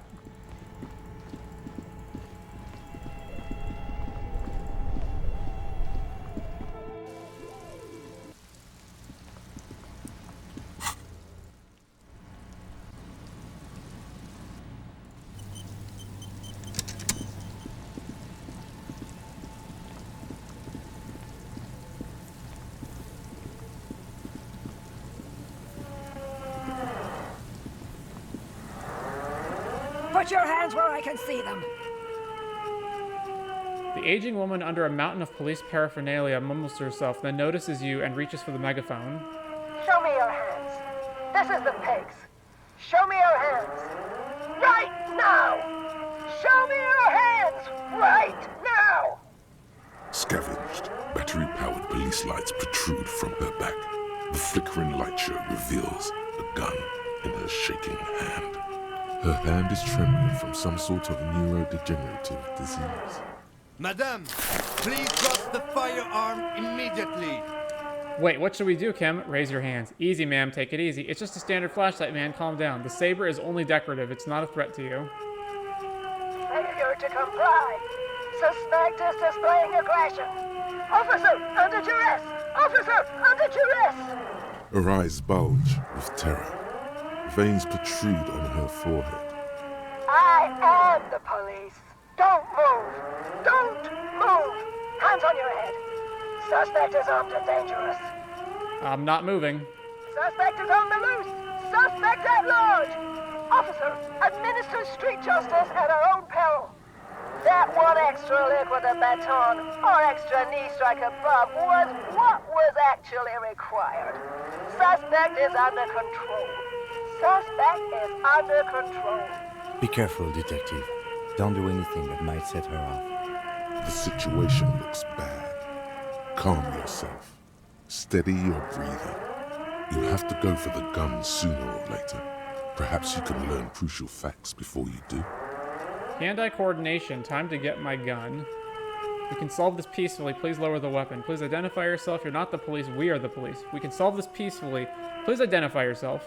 It's the goddamn police shitbag. Hug the pavement. You're under arrest. As she waves her hands, you notice familiar-looking ampoules and packets sticking out of the mountain of police gear on her back. Medicine or drugs? She thinks she's a police officer. Try treating her like a police officer. A lower-ranking police officer. Officer Pigs, Double Ephraitor Harrier Dubois, requesting your sidearm for inspection. Hold out your badge. What? She lowers the megaphone and stares at the gun in her hand. Patrol officer, you're in gross violation of the RCM Code of Conduct. Sir? She hesitates, looking around in confusion. The three-barreled pepper box wavers in her hand. In this moment of hesitation, she almost doesn't seem disturbed, but like someone suddenly waking from a deep sleep. Patrol officer, I have to sign you up for a disciplinary hearing. Slowly shake your head. Easy. Press her too hard and shit.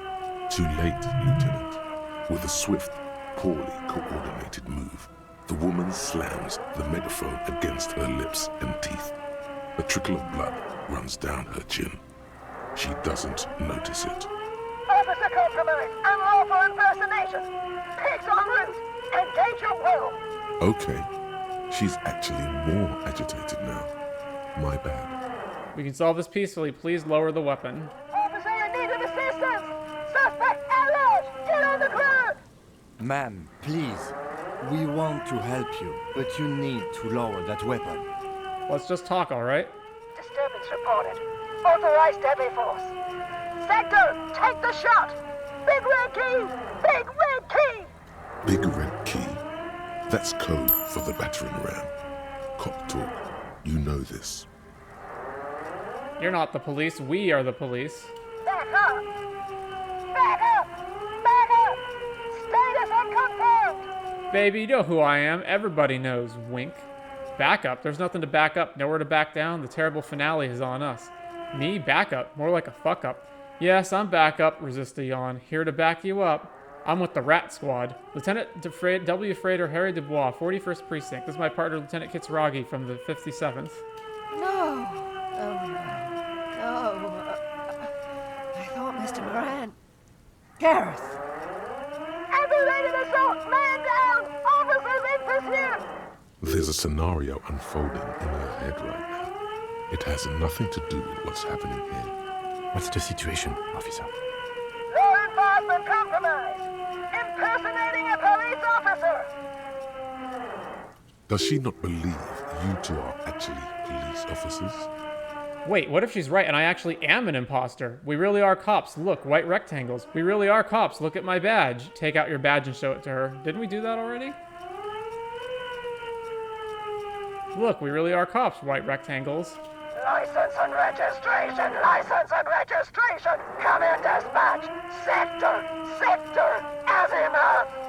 It's not a code. Just disjointed words. Are you on drugs? Confiscated contraband. Restricted access. 2 kilos missing. Eyewitness report compromised. I don't think she's on drugs. Being off drugs might actually be the problem here. Hand-eye coordination, red check 17%. Oh man, my hand-eye coordination's awful.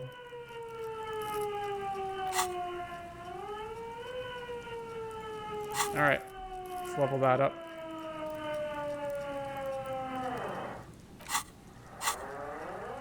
58. Here's the plan. You jerk left, dash right, close the distance, and cut her hand off. Ready? No, that won't be necessary. Look closer. The gun, all 3 barrels, red and blue light shining through. It's not loaded. Whisper.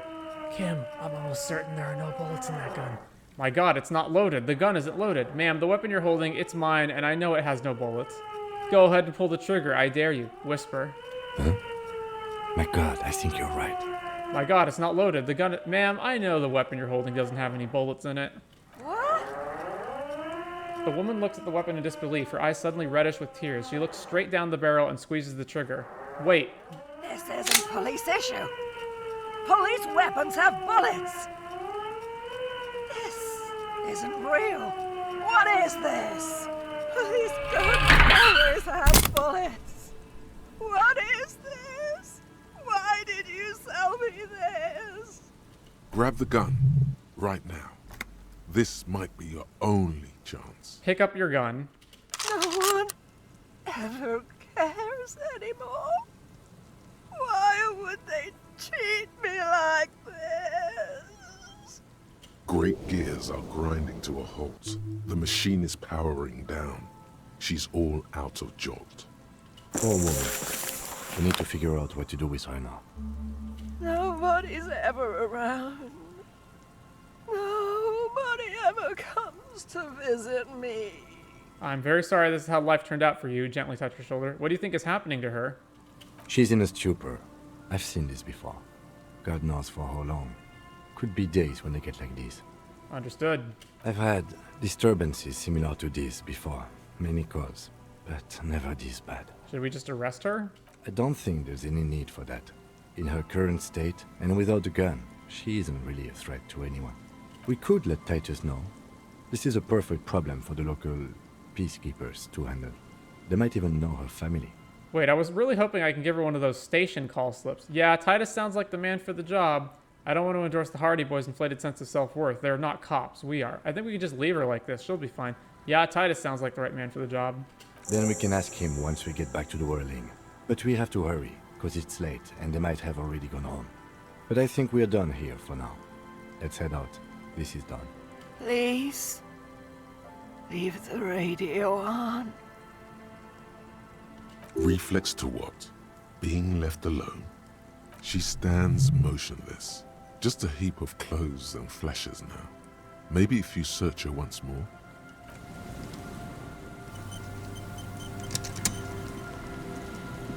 The woman stands slumped. She looks catatonic under her mountain of RCM paraphernalia. Is one of those things a police cap? There were narcotics in there too. You're thinking of taking them. Do. Pick up the RCM cap. She doesn't even flinch as you reach out and disentangle the familiar-looking lieutenant's cap from her mountain of RCM paraphernalia. Oh, is that yours? It's hard to say. It's been so long since you wore yours. I think so, maybe, probably, you know me. Mine? No, it's ours, the RCM's. Maybe. It's your hat.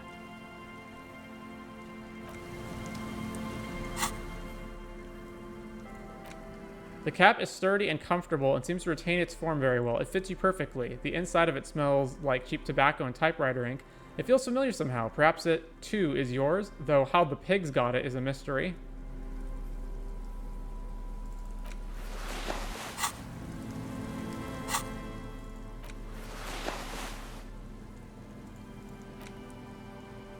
Villiers Pepperbox pistol. A 3-shot revolving barrel Villiers LaSalle pepperbox typically assigned to officers of the RCM upon reaching the rank of sergeant.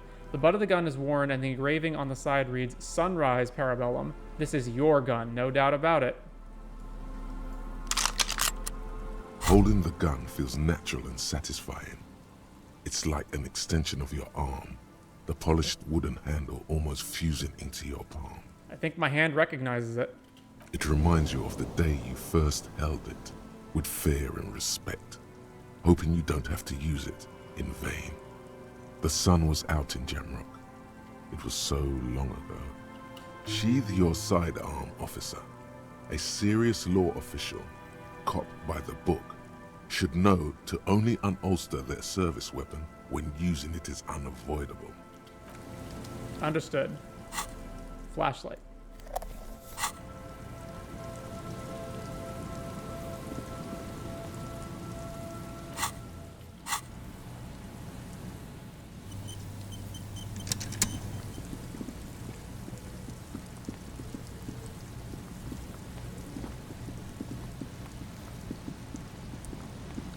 Alright, let's go tell Titus.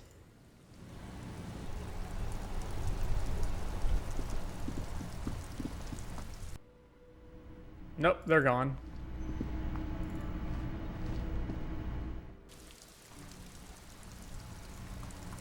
Wait, who was that?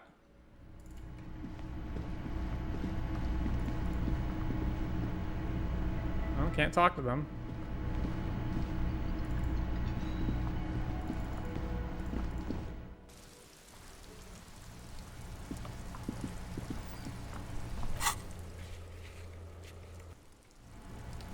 Alright, the search is on for Ruby.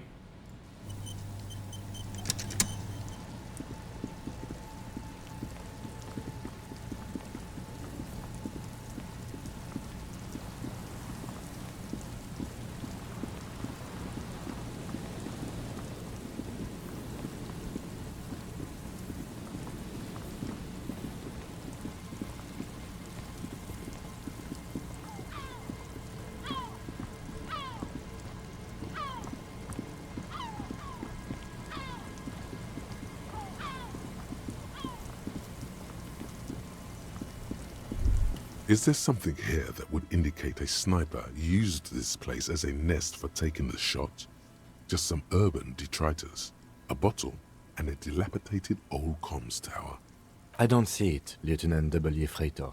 I don't see a person take a shot here and hit something there. In the Whirling in Iraq. Look over the water to the Whirling. 1.2 kilometers over the wave-crossed bay.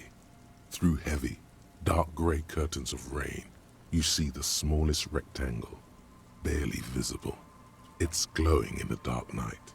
The lights are on. Klaasje must be in there. Looks like she kept her promise not to go out at night anymore. What about the cigarette butts? Those? A smoking assailant who favors Tumutiri to Astra or Joanne? Cigarette butts are everywhere. This is a common brand for all men. Tumutiri was a Revacholian colony on Ilmaran. The Suzerainty's population was mostly Ilmaran Areopagites, up to 97%. The region was known for its tobacco export, hence the name. I want to know a lot more about this. Oh, you do? The butts you saw. Okay, no, not really. Maybe the assailant climbed the comms tower. It's not possible to climb that ladder. And even if it were, why? There's no platform up there to aim from. It does look extremely rickety, and wouldn't help much either. Maybe the campfire was used by the perpetrator? To warm his hands before pulling the trigger?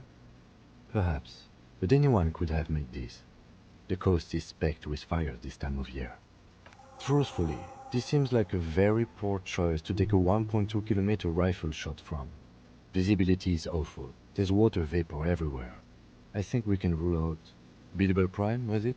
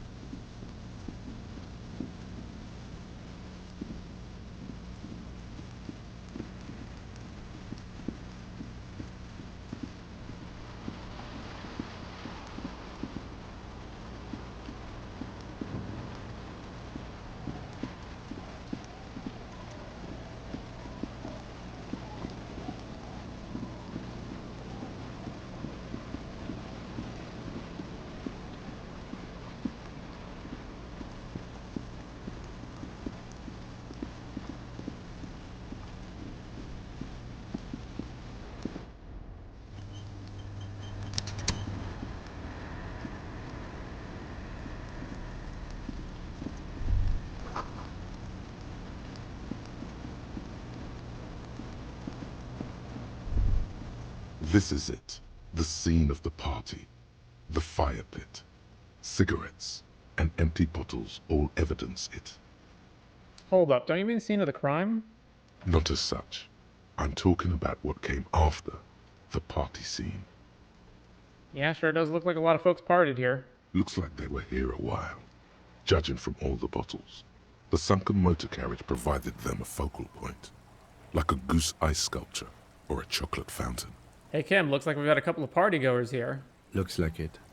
Looks like they had a great time laughing here. This was some kind of theater then, a circus production by a great clan. Was this party against the law on the ice like this? It was probably a public danger. Hey, let's keep moving, detective. Somehow, he doesn't want to dwell on it.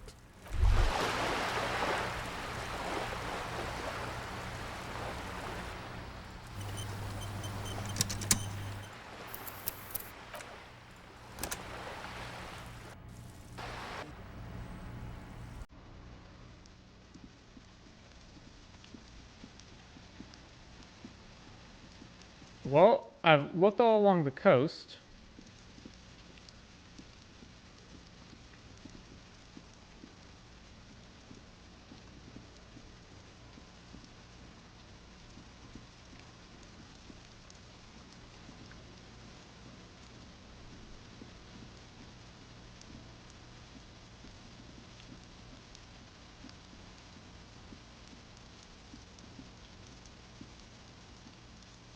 It's getting late, and it's raining.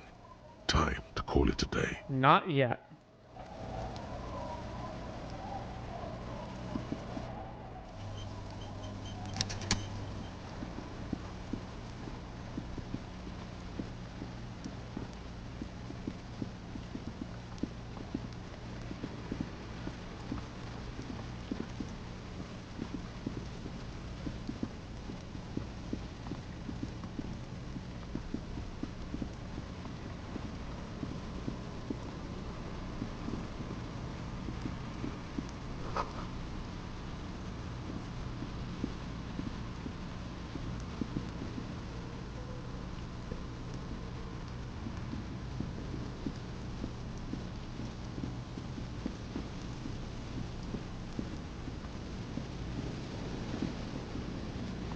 Where else do we still have to... What other tasks do we still have?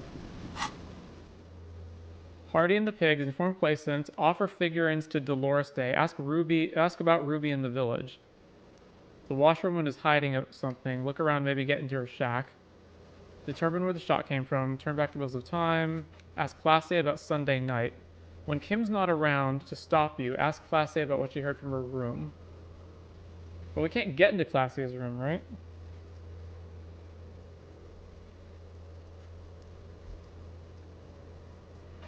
Find the murder weapon, find your heraldic bird, find all the armor pieces. Who made the phone call?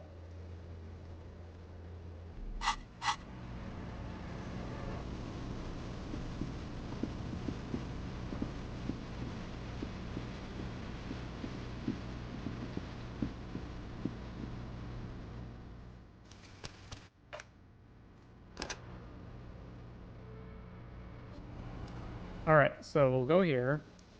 It's getting late. Good night, Kim. Good night, officer.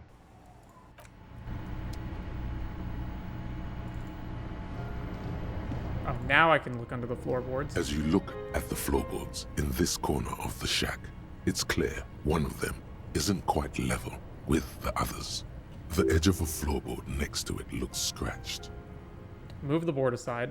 Hollow space underneath the floorboards is dark and damp. You can barely make out the mixture of sand and sawdust below. What's in there? Nothing particular catches your eye. Looks like more reeds. There might be something hidden inside the sand, though. Something bad.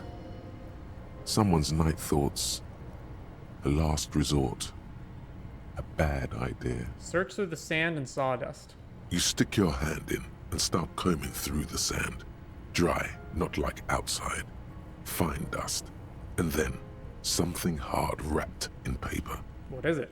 A small cylindrical object. You pull it out. A bullet. A 9mm bullet, to be exact. Fit for all muzzle loaders of that caliber. Like your own Villiers pistol, for example. A bullet, interesting. The floorboard doesn't care. But maybe the washerwoman does. You have enough to confront her with. It's extra ammunition. She's locked and loaded, ready to fight some cops.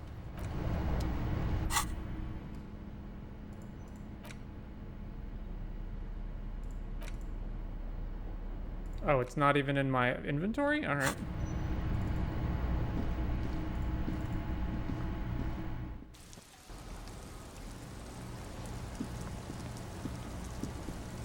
Our tenant, the policeman. Why was there a bullet under the floorboards of your shack? Damn that girl. And without anger, a long and harsh life has taught her not to buckle under pressure. I'm guessing you didn't put it there. Ruby did. Gone and hid things in there? She's usually a good tenant, and not a stupid one either. You rented the room to her? Yes, I let my room to that Ruby girl. As I've done before when she's been in trouble or just looking for solitude. I've made it clear.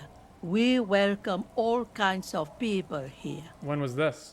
She came last Friday, left on Monday in a hurry.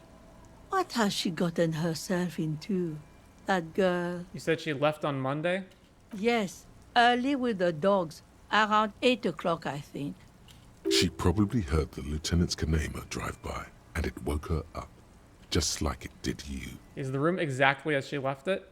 I cleaned it, like I always do. Was there anything else? No. The truth, sire. What is she like, Ruby? She's good company. Knows how to talk to an old woman. At my age, you don't get a lot of quality conversation. So I really appreciate that about her. This Ruby is an old lady whisperer. She knows how to work the village elder, unlike you. Did she talk to you much this time? No, she was mostly silent this time. Kept to herself. What do you mean? She tried not to let it show, but I could tell she hadn't come to fish. Usually she likes to cast a few lines, but this time she mostly stayed in her room. She wanted to talk to her, as they usually do, but she was brooding. Why do you think she left the bullet there? How would I know? She's a gruff one, but not violent. She doesn't go around toting a gun. You could ask her about your hunch, that it was a desperate measure. See if she thinks Ruby fits the bill. I have a possible explanation in my mind. Aye. Do tell. It's an exit plan. Exit from what? For life. No, she's a fighter. She really believes that. I heard she was a heavy drinker with anger issues. You ever witnessed that kind of behavior? Nothing of the sort. Sure, she was no stranger to the bottle. She fit in that way. But I only knew her to have a beer on the beach while watching the sunset. The sun sets for everyone. She isn't what you'd call a drunk. Even offered me some from time to time. Said it was part of the communal life. But I never saw her lose control of herself, the way some people do. Did she have any technical equipment with her, like radio stuff? Not that I knew of, though she was into nice music. She once showed me a few mixtape milieu she'd made. Although I guess she was pretty handy with the mechanical and technical stuff. Even fixed the heater in the shack. You should be thankful for that. She may simply have kept the equipment elsewhere. Where'd she go? I don't know. Further up the coast. She tried to leave quietly, but the hinges on that door screeched like a cat in heat. Woke me up. I heard her rushing in those heavy boots, heading up north. It's a peninsula. She might be trapped. You'll never find her, you know. She knows the coast like the back of her hand. You only just arrived. Further up the coast we go, then. You're right, this place is huge. She's a needle in a haystack, wipe your brow. Man, I was really hoping she'd be hiding in this village. Yes, it's going to be too much work for you to find her. Better for you to stay here, get a nice cozy fire going in the heater. A felled electric neuron. You feel like you should go look at it again. One thing, officer. If you do find her, please go easy on her. She really means it. It's an honest plea. She's a good girl. Whatever she's gotten herself mixed up in.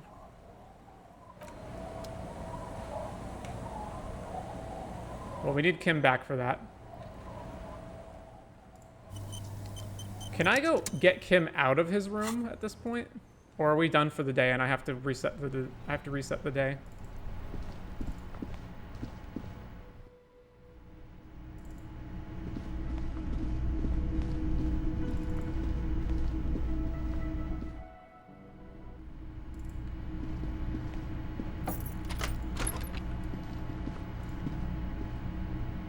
The lieutenant's door. Probably can. All right, I have to go talk to Klaasje on her own anyway. Or on our own anyway.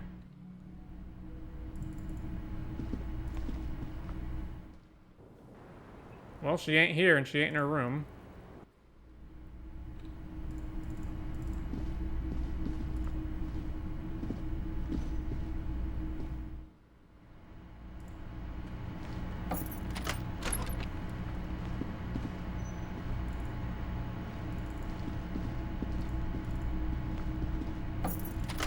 All right, let's go talk to Kim. The lieutenant's no response. What are you doing? Knock again. Still, no response. Is he not worried that you haven't found the murder weapon yet? Doesn't he want to go for a little drive? Anything to not face the hanged disco man yet. Tap out the tune Kim whistled on the swing set. You hear the sound of a drawer closing, followed by the shuffling of feet. Is that you, Harry? What time is it? No, thou art Garte. It is I, Garte, manager of this fair cafeteria. It's Garte, the barkeep. I wanted to go over the case again. I'm not ready to go to sleep yet. Do you want to go for a midnight drive to clear out our heads? I don't know, Kim. Well, we're not Garte. I'm not ready to go to sleep yet. Bad dreams? You'll get used to them, I promise. Sometimes it helps to go for a short walk. You're going to have to figure this one out on your own. Good night, Harry. Nah. Kim, I know I have a lead. Okay, well.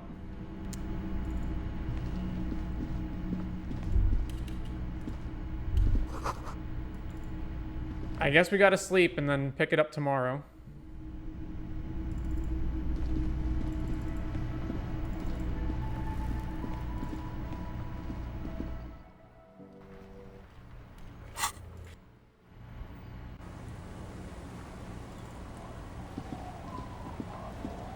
It's getting late, and it...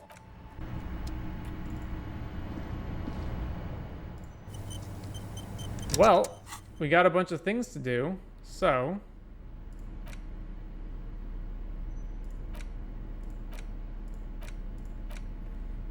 Hjelmdall man, the man from Hjelmdall. The cover of this tattered paperback features the man from Hjelmdall, standing atop a pile of bloody corpses. His two Zweihanders are crossed over his massive chest in a dramatic X, their blades dripping with gore. Hell yeah. Behind him rise the harsh, snow-capped peaks of his native Northlands. In bold red letters, the title, Hjelmdall man, the man from Hjelmdall, unfurls like a banner. In the foreground, a nearly nude woman lies spread in supplication, her privates strategically covered by her flowing black hair. Look at the back cover. The back blurb reads, his latest adventure serves as the perfect introduction to the savage Hjelmdall saga. Meet man from Hjelmdall, his faithful blood brother, Tyribald, the noble Lord Hrothgar, and some of their most fearsome foes yet, for the Northlands, for Hjelmdall. Below, in smaller font, you see the parenthetical, adapted from Man from Hjelmdall and the Necromancer's Treasure, Man from Hjelmdall, Lord of Hrothgar, and Man from Hjelmdall, the Curse of Nacht Hera. A brazen attempt to bilk fans for more money by splicing together old stories under a new title. Where there's a demand, there's always a supply. Nothing wrong with that. People find comfort in familiarity, remembering old experiences, looking at old photos, reading old stories. Read the first couple of pages. The story opens in media res. The man from Hjelmdall and his band of northern reavers are in the bowels of an ancient temple, surrounded by an army of gibbering whites, led by the deathless necromancer. One by one, the brave Northmen fall to the relentless crush of undead, only to join their number as reanimated corpses. By nightfall, only the man from Hjelmdall and his blood brother, noble Tyribald, are left standing against the dead horde. It is an honor to die by your side, brother, Tyribald cries, as his battle axe beheads one of their reanimated comrades. Wow, they're in trouble now. 9, Tyribald. The man from Hjelmdall bellows over the army of flesh and bone. Have courage for the Northlands. For Hjelmdall. He leaps to the mezzanine to face the black-eyed figure, and like a mad ice bear, whirling twin Zweihanders, Sturm and Drang, he plows through the ranks of the deathless, surrounding the necromancer. The writer has never held a sword in their life, let alone two-handed swords at the same time. It is physically impossible for a human being to effectively dual-wield Zweihander swords in any kind of real-life combat situation. And with deadly finesse, his twin blades scissor the necromancer's head from its body. The undead legions collapse like ragdolls as the dark magic leaves them, and the two Northmen stand alone in their cursed temple, where the bodies of their lost brothers litter the floors. Skip ahead. A few chapters later, the man from Hjelmdall and Tyribald are in a completely different setting, high above an arid desert, riding a pair of griffins that always seem to appear at narratively convenient moments. This book makes a mockery of the very idea of good plotting, though something tells you coherence was never the point. The Northmen find themselves in the court of a powerful southern king, Lord Hrothgar. The old king beseeches the man from Hjelmdall to rid his kingdom of the Nachtherra, a subterranean clan of blind wizards who traded their souls for demonic powers. The man from Hjelmdall extracts a high price from the desperate king. He asks land for the homeless desert pygmies living exiled in the kingdom's borderlands. Hrothgar offers the hand of his eldest daughter instead, but the son of winter does not budge. All aboard for slaughter and glory. You skip past a section detailing an elaborate banquet with many toasts, as well as the long and perilous journey from Hrothgar's keep to the ancient forest of Jesdal, where our heroes infiltrate the Nachtherra's dire hall. In the center of the great hall stands a blood altar on which a pair of Nachtherra are disemboweling a shrieking peasant, an unholy rite that empowers the Nachtherra forbidden magic. As the vile ceremony ends, the sound of steel unsheathing draws the Nachtherra's attention to a pair of cloaked figures standing in the doorway. Swiftly, the visitors toss off their cloaks and unsheathe glimmering northern steel. It's the man from Hjelmdall and his valiant blood brother, Tyribald. Whoa, I did not see that coming. In an instant, the Nachtherra summon a horde of gibbering orcanoids who rush our heroes. The hall fills with the clang of blades and the screams of the dying as the floor goes slick with steaming orcanoid viscera. Oh, for fuck's sake. When the din of battle settles, only the man from Hjelmdall and Tyribald remain standing. Exhausted and dripping with the entrails of their foes, the two Northmen confront the foul Nachtherra. The man from Hjelmdall's soda-like blue eyes fill with indescribable fury. For the Northlands, he cries, rushing headlong into a desperate melee. Cut him up, Hjelmdaller man.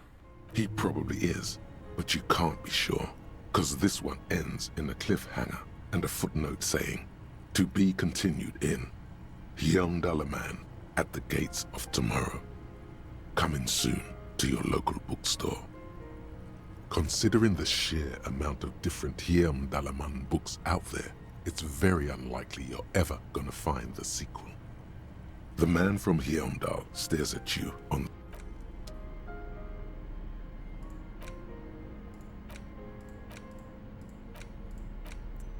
Dick Mullen and the Mistaken Identity. In your hand, you hold Dick Mullen and the Mistaken Identity. The brittle paperback feels fragile to the touch. Examine the cover. The cover features a pastiche of different scenes. In the foreground, a man in a dark overcoat clutches a pistol to his chest. Rising up behind him are two silhouettes wrapped in a passionate embrace. The tagline reads, Detective Dick Mullen must prove his innocence after an old friend is murdered by someone who looks just like Dick Mullen. That seems to sum up the premise nicely. Needless to say, it violates nearly every RCM regulation for a detective to investigate a murder in which he is a suspect. Start reading. The story opens with a knock at the door.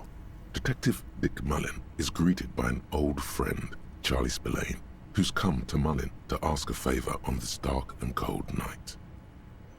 Spillane needs Mullen to drive him in from Vespa to a small town along the Insulindium coast. Despite his friend's apparent agitation, Mullen does as he's asked, then returns home where he passes out drunk, as he does most nights.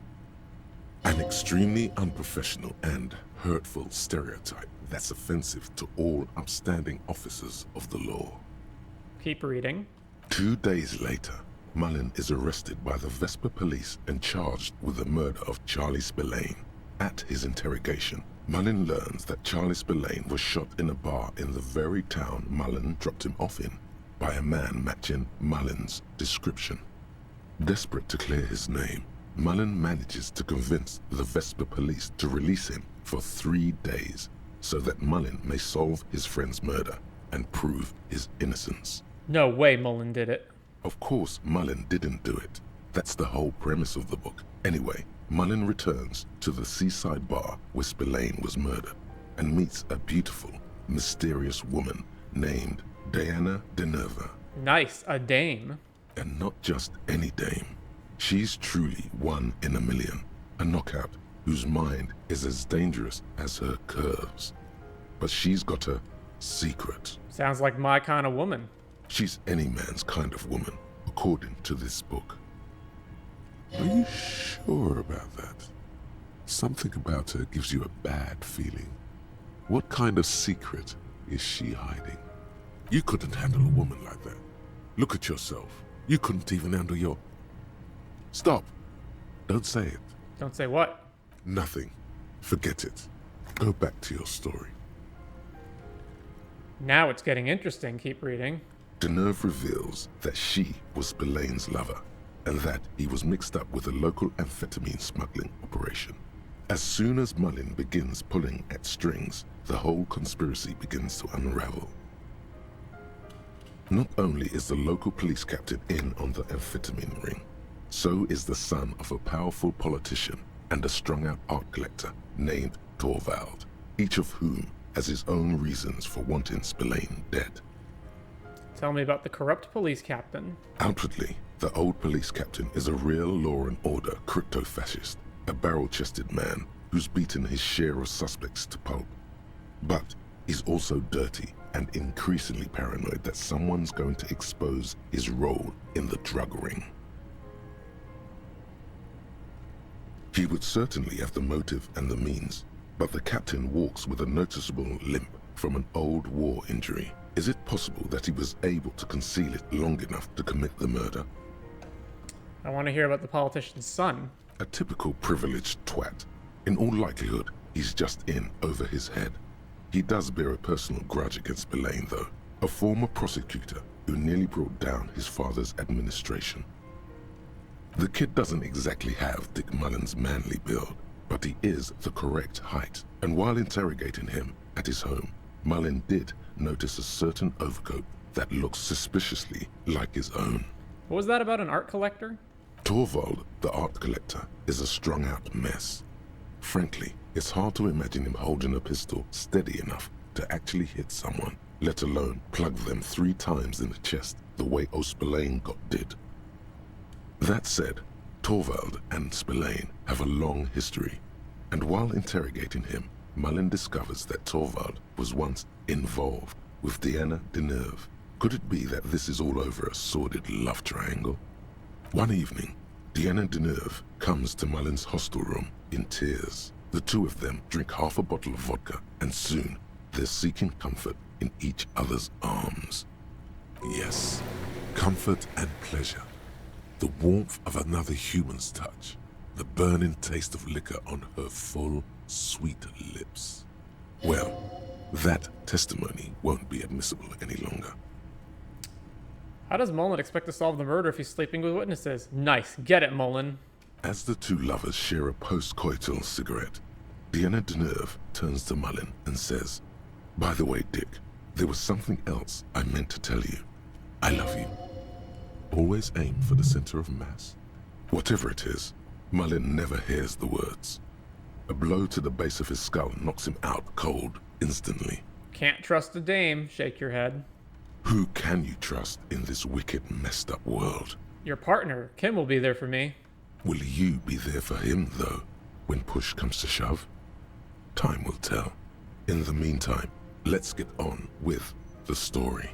When Mullen comes to, Deneuve is dead on the hostel bed next to him. To make matters worse, his clothes are covered with her blood. Double fuck. Mullen trashes his blood-stained clothes and flees the hostel, knowing it's only a matter of hours before the cops discover Deneuve's body, if they haven't been tipped off already. Fleeing a crime scene, destroying evidence. Even if Detective Mullen didn't commit the murder, he should be facing years behind bars. Dick Mullen won't be sent to the clink for the sake of some legal niceties. The heat is on. If Dick Mullen can't solve both murders before the cops catch up to him, he's going away for life. Can you solve the case before the cops close in? Wait, I've got some questions first. What is it, Detective? Why does everyone close to Dick Mullen wind up dead? It's a dangerous line of work, but somebody has to do it. That's why Dick Mullen never lets anyone get too close. Why did Dick Mullen become a detective in the first place? There was never a time when he wasn't a detective. He was born a detective. Was I not born to be a detective? For a moment, you cease to read the story on the page and see the book for what it is. A collection of brittle, cheaply printed pages held together by glue made from the hooves of horses. From nowhere, you hear the screech of sneakers on a waxed floor, and you feel the burn of rope against your hands. You won't find the answers you're looking for some other life. In other words. Why bother solving crimes when the world is so evil? I don't have any more questions. I figured it all out. So, who did it, Detective? Who killed Charlie Spillane and Deanna Deneuve? Love did them in. The dirty police captain, the junkie art collector, the politician's twat son, Dick Mullen, the art collector. Could be. Who knows? Only one way to find out. Finish the book. You begin furiously flipping through pages. Even as you know these books follow a series of well-worn tropes, you find yourself completely engrossed. You're turning pages so fast, you don't even notice the ancient spine coming unglued. You try to grab the pages as they come loose, but your fingers aren't quick enough. They're gone. Dozens of pages scatter across the floor. The last fifth or so of the book seems to have been lost. It's possible that you could gather and reassemble the pages, but it would take way too long. Ugh, now I'll never know. That's right. You never will. But then, isn't that how it is in real life, Detective? Last year, more than 71% of murders in Revachol went unsolved. In Revachol West, that number was closer to 85%. In your hand, you hold 4 Honestly was invested in knowing the end of that. Guide to Cockatoos. A cockatoo is a parrot with an erectile crest, found on the Seminine Islands and in southern Fas-a-la-Mer. Known for their intelligence and general precociousness, cockatoos are popular birds in aviculture. However, they often exhibit various behavioral issues. Okay, what more?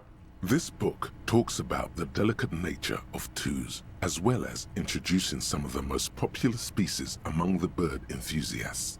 The funeral cockatoo, the major majestic cockatoo, and the most common bang bang cockatoo. It's colorfully illustrated. All right, what problems do these birds have? Where to even begin? All cockatoos are known for their needy natures, requiring attention for at least 2 full hours a day. They love to talk and have been described as lovable clowns who just don't know how to wrap up. Who would ever want a chatty companion? I want someone who knows how to listen. Pet owners also report moodiness, loudness, and hostility as recurring issues. If left unsatisfied, cockatoos may scream non-stop, pluck their feathers, or become aggressive. Right, that's pretty bad. Anything else? It is not recommended to get a cockatoo if you're not able to cook them food every day and give them the full care that they need. These birds will never understand that you have a life of your own. Yes, but there has to be something great about cockatoos as well. You're right. Cockatoos are magnificent creatures. They love to perform, cuddle, and show off, and will even scream for fun, often as loud as up to 135 decibels. Ouch, that must hurt. Not great for the neighbors. Performing? Yes, birdie. Read about the funeral cockatoo. This is a yellow-tailed black cockatoo. Its specific name, Psittacus venereus, relates to its dark and somber plumage. This bird looks as if dressed for a funeral, 24/7. There is something indisputably ominous about it. Read about the major majestic cockatoo. Perhaps the most impressive of all the species, the endangered major majestic cockatoo, is often described as the most flamboyant bird in the jungle. Its pink-colored wings and flowing crest embellishing its proud and bumptious nature. In the words of poet-explorer Sir James Fournier, few birds more enliven the monotonous hues of the verdant forest than this big, bold, and beautiful species. It must be glorious to behold, dark pink and snow white. Read about the most common bang bang cockatoo. Despite its banging name, the bang bang cockatoo is actually the shyest of the species, common in almost all Seminoles forests, as well as zoos and homes all over the world. Its plumage is mainly gray and white. The Seminoles name, bang bang, is thought to be of onomatopoeic origins. Honestly, this bird does sound a bit like me. Yes, but all those cockatoo species are so different. Which one are you? The gray and common bang bang, that's me. Only the funeral cockatoo in its darkness can truly grasp the depth of my doom-laden soul. Isn't that obvious? Major majestic, here I come. But what if I am just a fuck-up-a-two? A fuck-up and a cockatoo? I'm clearly a major majestic one. You're right. Your Majesty embodied. This big, beautiful bird belongs on your heraldry. We found our heraldic bird. Book The Greatest Innocence. The Greatest Innocence by João Paulo Salomão Lopes de Fuego. The book is large and heavy. Crack open the immense tome.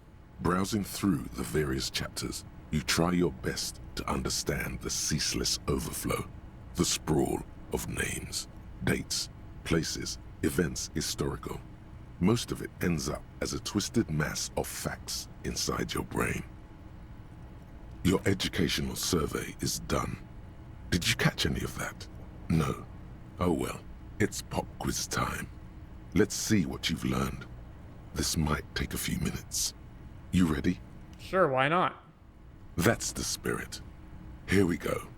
Question 1. Who was the first Innocence? Oh yeah, this is what I was made for. That's so. Alright, go on, give me all the hints you got. A pop quiz is a short examination designed to test your knowledge without any prior warning or announcement. Such exams allow the teacher to assess how thoroughly the students have retained the material at hand. Voila. Now blast that first Innocence. Thanks for nothing. Dolores Day. Dolores. Is she the first, or is she just the most prominent?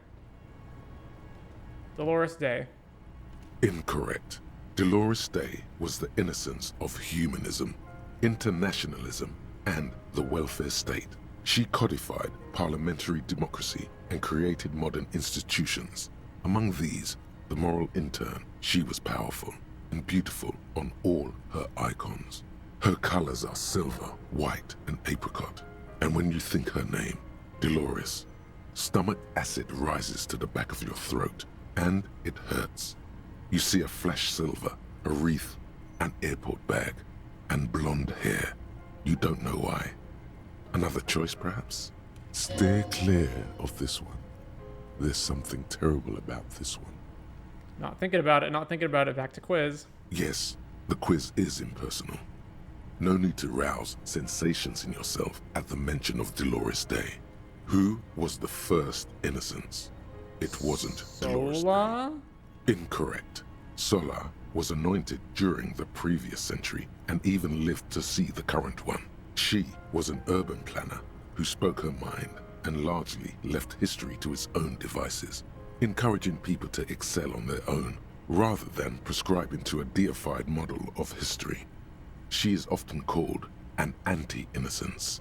Sola resigned after an assassination attempt by a Yugo nationalist who blamed her for not taking the side of the left during the turn-of-the-century revolutions. Innocences don't usually resign.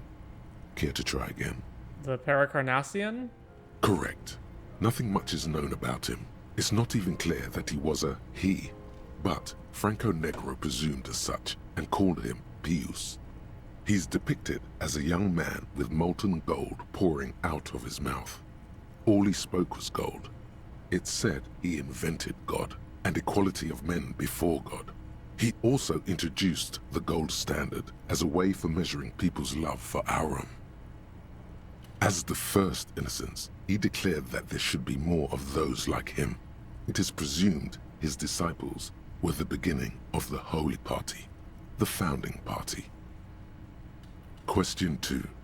Who was the strongest innocence? Easy. Everybody knows the answer to this. You, me, anybody. Sure, try again. I trust you've got my back. An innocence is the highest category of historical personage in the world, a literal personification of history. Traditionally, an innocence, when anointed, assumes supreme rule over the Occident or the known world in general, at least the parts that matter. I can do better. Okay, so commonly an innocence does not enforce his or her power through military power. This is seen as unnecessary. The innocence wins because an innocence can't help but win, for their deeds are inevitabilities. Did this help? No. Damn. Dolores. Alright, this one's Dolores. Incorrect. What? Again. While she originated many modern institutions, launched several successful expeditions, and was even critical of the innocentic system itself, and somehow keeps popping up in your mind, she is not often considered the strongest. Even though the words most associated with her rule are l'amour, la compassion, la autodiscipline, love, compassion, self-control, which could be seen as facets of strength. Would you like to try again? Please, relax. Franco Negro. Correct. Named the innocence of militarism, he codified hereditary rule, but at the same time ended serfdom and established the Inter-Isolari Real as the global reserve currency. He also established the concept of the nation.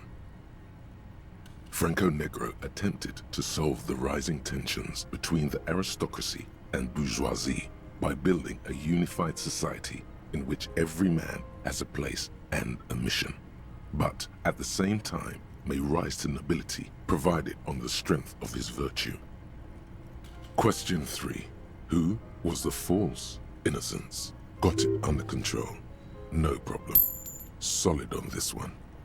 You gonna be helpful this time? I could use a hint. Information. Yes, there exists a group called the Founding Party, known as the Holy Party, during the time of the Paracarnassian. This, the world's oldest international organization, spends its time in search of either the re-emergence of the Innocents or new members. There seems to be a mix-up with the sources. It's not my fault. At least it clearly wasn't Dolores Day. She wouldn't be false. She's beautiful. Erno Pasterik? Correct. There have been a number of counter or false innocences, some assumed to have innocentic qualities, some who just thought so themselves. Occasionally, they have the support of a faction inside the ecclesiastic organization, and accusations of foul play have arisen. The most famous and important of these was Rene Pasterik. He was into torture, despotism, hymns, cannons, and world conquest, but got defeated and humiliated by Stepan the Despicable of Kedra. Final stretch. You've come so far and learned so much. This is the most important one. Question 4. Who was the greatest innocence? I've got it. Honest. Okay, are you sure this time? I'll bite. Hint me. Of course, this is my thing. The reason I exist in this world. The correct answer is Franco Negro. You're absolutely certain of this? 0 doubts. Okay, it's not. It's Dolores. Correct. The Mesk might see Franco Negro as the father of nations, but as of this century, there's been a great shift in attitude. Dolores Day has become widely regarded as the greatest innocence. A most radical change to the whole fabric of the world. Everything from inter-esolary travel to the connected world to 3 consecutive scientific revolutions can be traced back to her. Every decade that passes, she seems less human somehow, and more beautiful. Congratulations on finishing the test. The results and your subsequent grade have been calculated. You get a C, vaguely passable. A solid effort with nothing much else to show. Nice going, mediocrity man. You would have done better if you just left Dolores Day for the end. Dial the Dolores Day down a bit. Damn you, you arrogant book. You are shouting at an inanimate object, like a real weirdo. No wonder you seem to have trouble with the right answers. Man, something's weird about this book. You should do something fun instead. Rock out. Forget about it.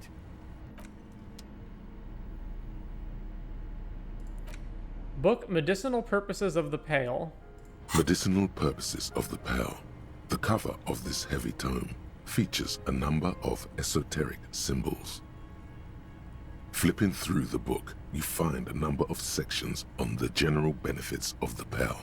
A large pharmacopoeia makes up nearly half of the book. What's a pharmacopoeia? You come across the following explanation. While modern pharmacopoeia are continually updated by so-called experts based on the results of clinical trials, readers will find assembled here the timeless wisdom relied upon by generations of traditional Seolite medicine practitioners, Mesk mystics, and Ilmaran folk doctors. It's all quackery, in other words. Finally, something to calm the angry spirits that have been plaguing you. It seems to contain descriptions of the medicinal properties of various ingredients that may be gathered from the Pale, as well as instructions for producing a variety of herbal remedies. Is there anything in there about restoring lost memories? There are a number of Seolite tonics that promise to improve your short-term memory, but nothing that speaks to your condition. Anything about curing an apocalyptic hangover? There's nothing in here that speaks to hangovers directly. However, while browsing through the various descriptions, you become convinced that you could assemble something from the ingredients listed here. Want to give it a shot? Rub your hands together. All right, book, let's see what you got. First, you need to choose a base ingredient. Ginger root, a spring of fresh mint, common meadow rue. Ginger root. Next, you'll need to combine the base ingredient with an appropriate vehicle. Mix it with a dram of whiskey, boil it with tea made from birch bark, mash it into a paste with some aloe vera extract. Boil it. Lastly, is there anything else you'd like to add? A few pomegranate seeds, a spoonful of sugar, some wild ginseng root. The ginger root will help with the nausea, and the birch bark tea will help you flush out the toxins. The ginseng should give you more energy, as a nice bonus. The very thought of this tea causes your muscles to relax and your mind to clear. You're more present and in control than you were a moment ago. Savor the feeling a moment longer. A tingle rushes down your spine, and you feel your toes uncurl. If only it could always be like this. Alright.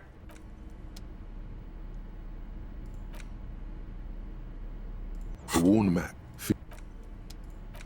Handwritten note from the fridge. Yeah, we did that. Book La Fumée, Volume 1, Number 4.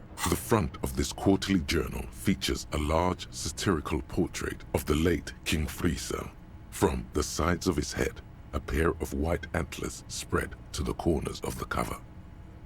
Why Friesel? Because Friesel was incompetent, foolish, and cruel. In short, the embodiment of everything the communards wished to overthrow. It's satire, you see. Flip through the pages, see what catches your eye. To your disappointment, there aren't any full-color pictures to direct your attention. Just column after column of closely set text, interrupted occasionally by little doodles in black and white. No advertisements, you notice. So who's funding this radical commentary? After rifling the pages with your thumb several times, you return to the table of contents. The magazine is divided into several sections. International development, Kunst und Kultur, and local concerns. Just inside the cover, there's also an editor's note. Read the note. Comrade, as you know, this journal takes its name from Mazov's immortal expression, Du cristal à la fumée. This was his way of describing the way the rigid, crystalline structures of capitalist ideology turned to smoke under communism. But, like the structures of capitalist ideology, we too are at risk of going à la fumée, unlike many publications which are content to spoon-feed their readers reassuring drivel. La Fumée is committed to telling the radical truth, even when that truth may drive away potential subscribers. Only 4 issues in, and it sounds like they've already alienated their readership. Perhaps they've overestimated the market demand for this kind of commentary. So please, if you value our radical Mazovian perspective on contemporary politics, culture, and international affairs, please consider subscribing today. Yours in struggle, the editors. You flip back to the front of the magazine. The table of contents unfolds before you. I want to catch up on international developments. This section includes a long, tedious critique of the latest round of free trade negotiations between the EPIS nations and the Free State of Semenine. You also skip over an article about heavy fuel oil smuggling along the Messina border, something about bear wrestling in Samara, book riots in Yugograd. Whoa, whoa, whoa. Bear wrestling. Flip back to that. Alright, let's see what this bear wrestling is all about.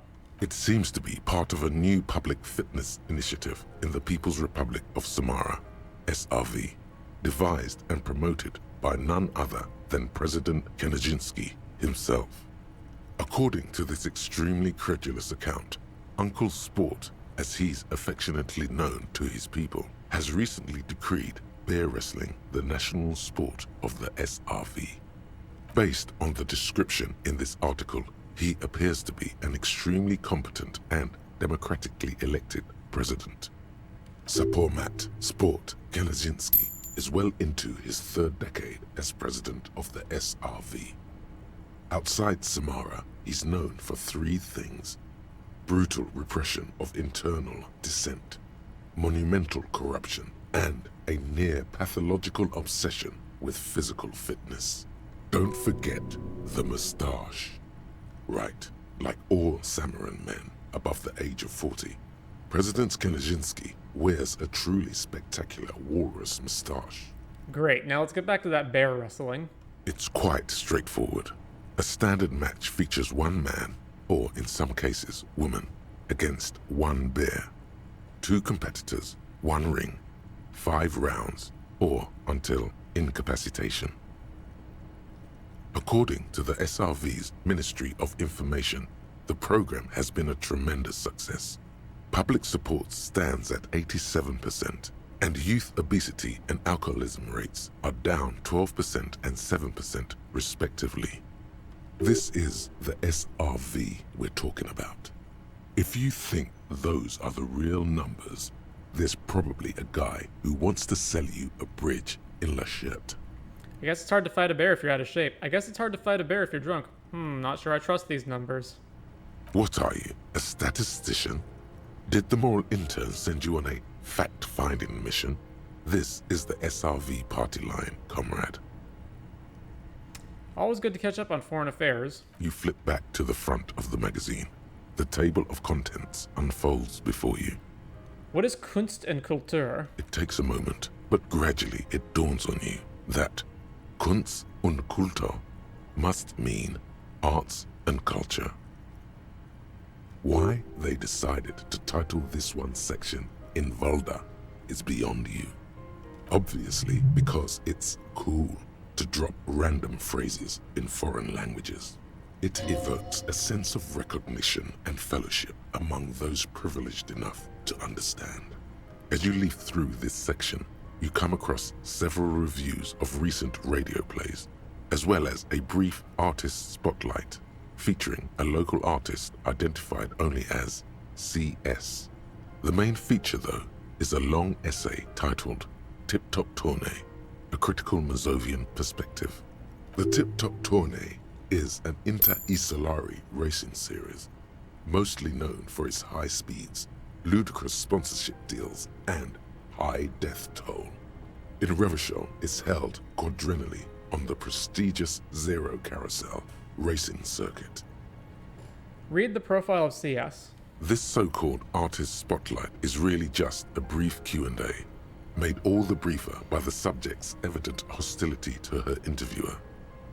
That certainly sounds like a certain delinquent youth who likes to harass you from her balcony. All right, let's see what these communists have to say about Tip Top. You think you're settling in for a relaxing recap of the most recent season, maybe sprinkled with some nice anecdotes about a few of the more colorful drivers. Instead, you find yourself skimming a 10,000-word feature about all the politically problematic aspects of Tip Top Tourney. Wait, what's wrong with Tip Top? Where to even start? For one, there's the crass commercialism of its sponsorships, and then there's the practically criminal emphasis on deadly motor crashes. So, all of it, basically. Hang on, who wrote this stuff? Oddly enough, this article has 2 bylines. Nasteb Encolada Bernal and Exilus Buka. There's no way those are real names. Wait, aren't they real names? Have you ever met anyone named Exilus? Come on, they're plainly pseudonyms. More than that, they're likely anagrams. What's so bad about sponsorships? Under capitalism, the article says, every pursuit has its price. Every pleasure, even one as elemental as the joy of racing others around a track, is reduced to an advertising opportunity. Thus, the so-called tourney becomes a competition between increasingly meaningless brand signifiers. Your discount laundry detergent racing against a pack of Astra cigarettes, or even a Fritta. Right, but then you get to see them crash. And that precisely is what's problematic about it. Were it not for the promise of random, spectacular violence, audiences would quickly lose interest. At the end of the day, it's the destruction of these 750,000 Wirral races that you're really watching for. No, I'm pretty sure I like it for the racing. Wow, you're right, I really am just in it for the violence. You see, one cannot avoid the conclusion that Tip Top Tourney is simply the apotheosis of spectacular entertainment under capitalism. You flip back to the front of the magazine. The table of contents unfolds before you. Let's see what they mean by local concerns. Unsurprisingly, much of this section is taken up with articles declaring unqualified support for the dock workers' strike. You skim the headlines. Paint the harbor red and white. Martinez tames the wild pines. A city in revolt. First we take Martinez, then we take La Delta. Finally, there's a brief article by the writer, G. Martin, accusing the owner of the Capeside Apartments of illegally attempting to evict certain communist tenants simply for not having paid their rent. Ah, this must be Gaston's handiwork. Damn communists should have killed a lot of them when they had the chance. If it weren't for the wild pines, all those moochers would be out of a job. Charging rent just to live somewhere is pretty outrageous. Wouldn't it be better for everyone if labor and capital could reach some reasonable accommodation? Why should I care? This doesn't have anything to do with me. Charging rent is pretty outrageous. The writer G. Martin remarks dryly that capitalists love wealth redistribution, so long as it's only redistributed upward. Good thing your rent-paying days are behind you. You flip back to the front of the magazine. The table of contents unfolds before you.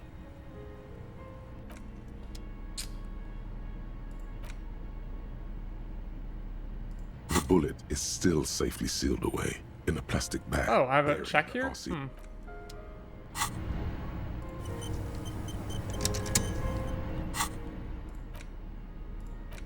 The bullet is Try to determine what type of weapon shot this. In a plastic bag bearing a rifle. Revolutionary period. Your bullet looks to be an old... Alright, make. The 4.46 caliber was widely used with the Elmer Grave rifle. Incidentally, you have just such a rifle with you. The dusty old thing you found... Is anyone still making these rifles? No, but Zeliger, a major firearm manufacturer... Alright, who uses Bell Margrave rifles these days? So, antiques enthusiasts, guerrilla fighters in distant countries, a few lucky jamrock bangers. You're looking for the same thing you found in that hidden weapons cache. Back at the station, the lieutenant is standing at a counter, diligently filling out paperwork to hand over to a tired records clerk. You should share your findings with him as soon as possible. Alright. 16 days of coldest April. In your hands, you hold 16 Days of Coldest April by Yekaterina Dahl. The cover image shows a row of concrete apartments above which span a black and white rainbow. Feels heavy. Indeed, the book is unusually heavy in your hands, as though the cover were lined with lead. It would do that in Garte. How long is this book anyway? You flip through the book. The pages are thinner than you realized, and the type quite small and tightly set. It's nearly 600 pages long. Real art is dense and difficult. If it didn't feel like you had to wrestle a suicidal bear to get through it, you weren't really reading. Look at the back cover. The back cover is dominated by a black and white photograph of the author. What does she look like? She can't be much older than her mid-30s in this photograph. And yet, from this cover, the eyes of a sad old woman stare back at you.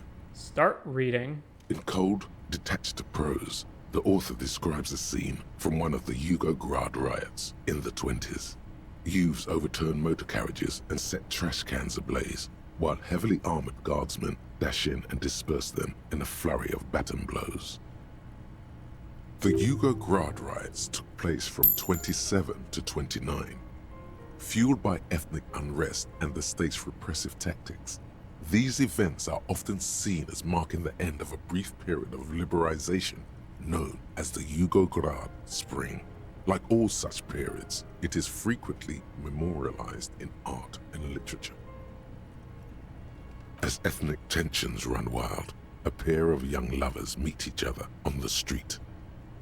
Somehow, in the middle of all the chaos, they manage to lock arms and look into each other's eyes. What happens next? It would physically hurt you to keep reading. Are you sure? Read 10 more pages. They go through a brief and somewhat awkward love affair. And in the end, they betray each other and succumb to the absurdity of Guardian life. The man becomes a lens grinder, completely abandoning his former existence. He toils through the daily drudgery at the Lenka Polyfabricate. Happiness and fulfillment have eluded him his whole life.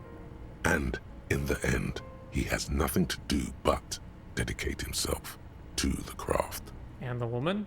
She spends the next several decades standing at a conveyor in a Sosnovo fish processing plant. The smell of fish guts slowly seeps into her hair and skin as every single one of her dreams dies, one by one. The memory of their short time spent together tortures the former lovers ceaselessly until the end of their days. Years pass in solitude, their bodies growing ever more decrepit. This is terrible. As life leaves their remains between the soil sheets, their final thoughts are filled with regret.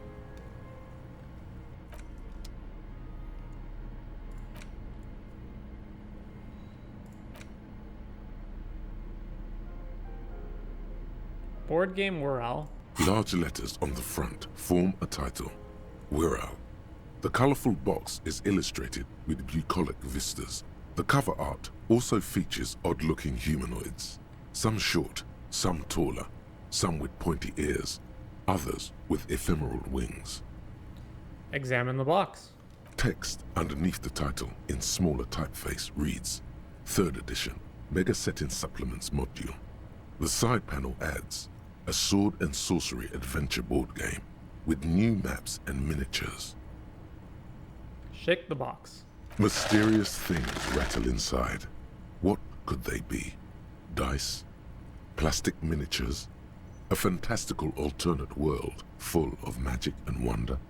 None of that witless man from Hjelmdall, fascist dross, hidden behind faux realistic allegory.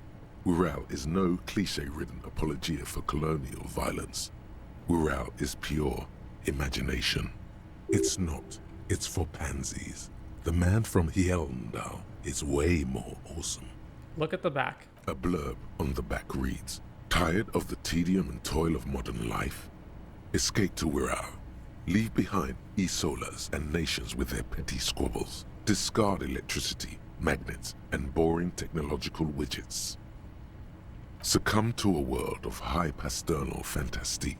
Unleash your imagination and create an adventure of endless possibilities.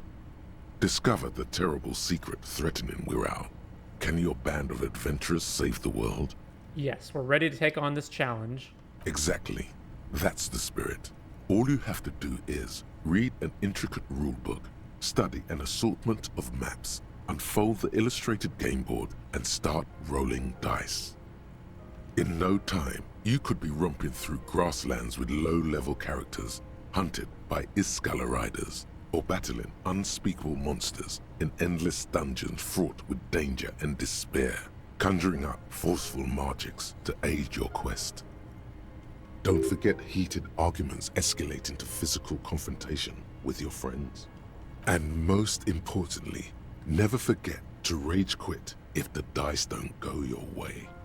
Open the box. You pry open the box. Inside you find a folded up map, a small booklet, a 24-sided die, and a little plastic figurine. Look at the map. A reprint of a crude hand-drawn map. The top left corner reads, Lands of Wirral. The map features both small villages and mid-sized towns with odd names, in addition to meadows, forests, hills, lakes and seas, also with odd names. It doesn't seem to correspond with anything you've seen thus far. It's not a very helpful map. Look at the booklet. A quick guide to the magical races of Wirral. Create your own hero, choosing from any of these completely unique and fantastical backgrounds. The options are in order of importance.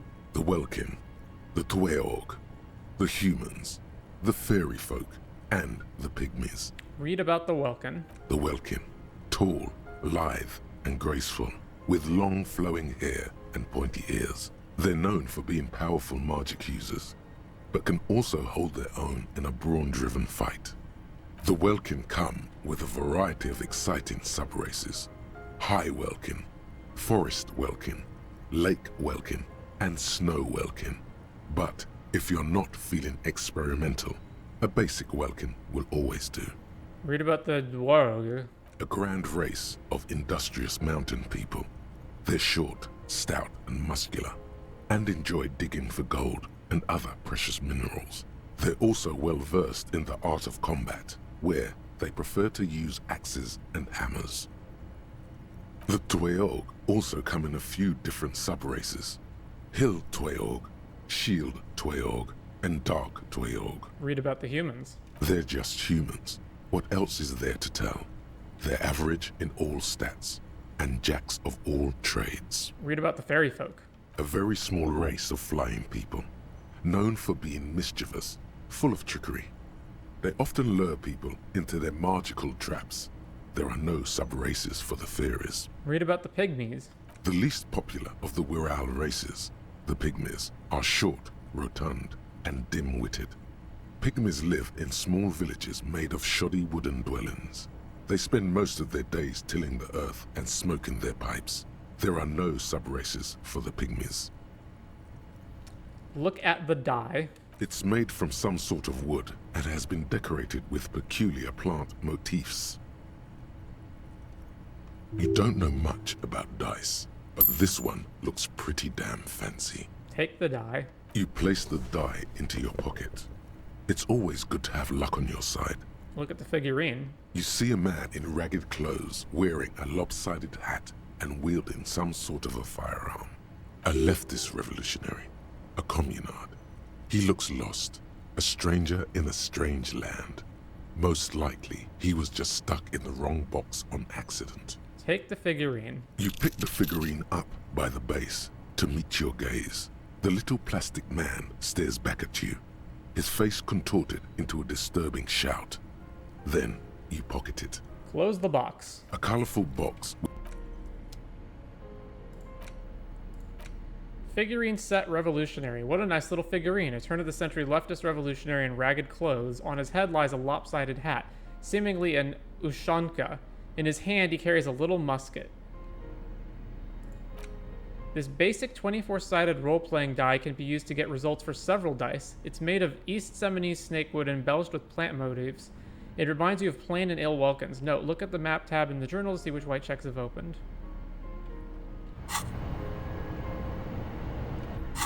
And that's everything but the suzerainty, but it's a game, so I need Kim to play with for that.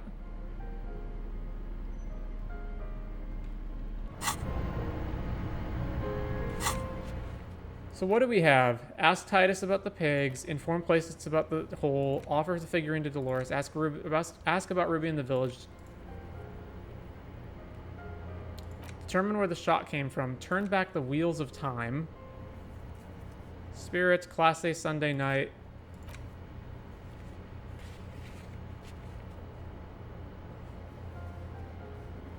when Kim's not around. Find the murder weapon, find all the armor. Alright, our tasks are actually pretty cut down.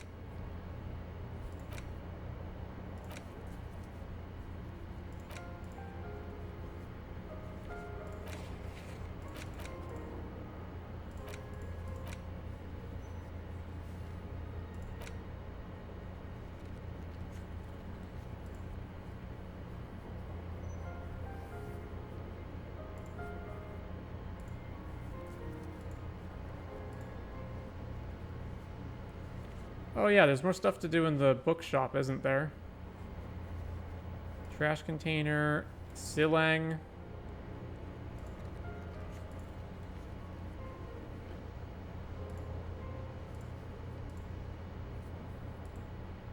Okay.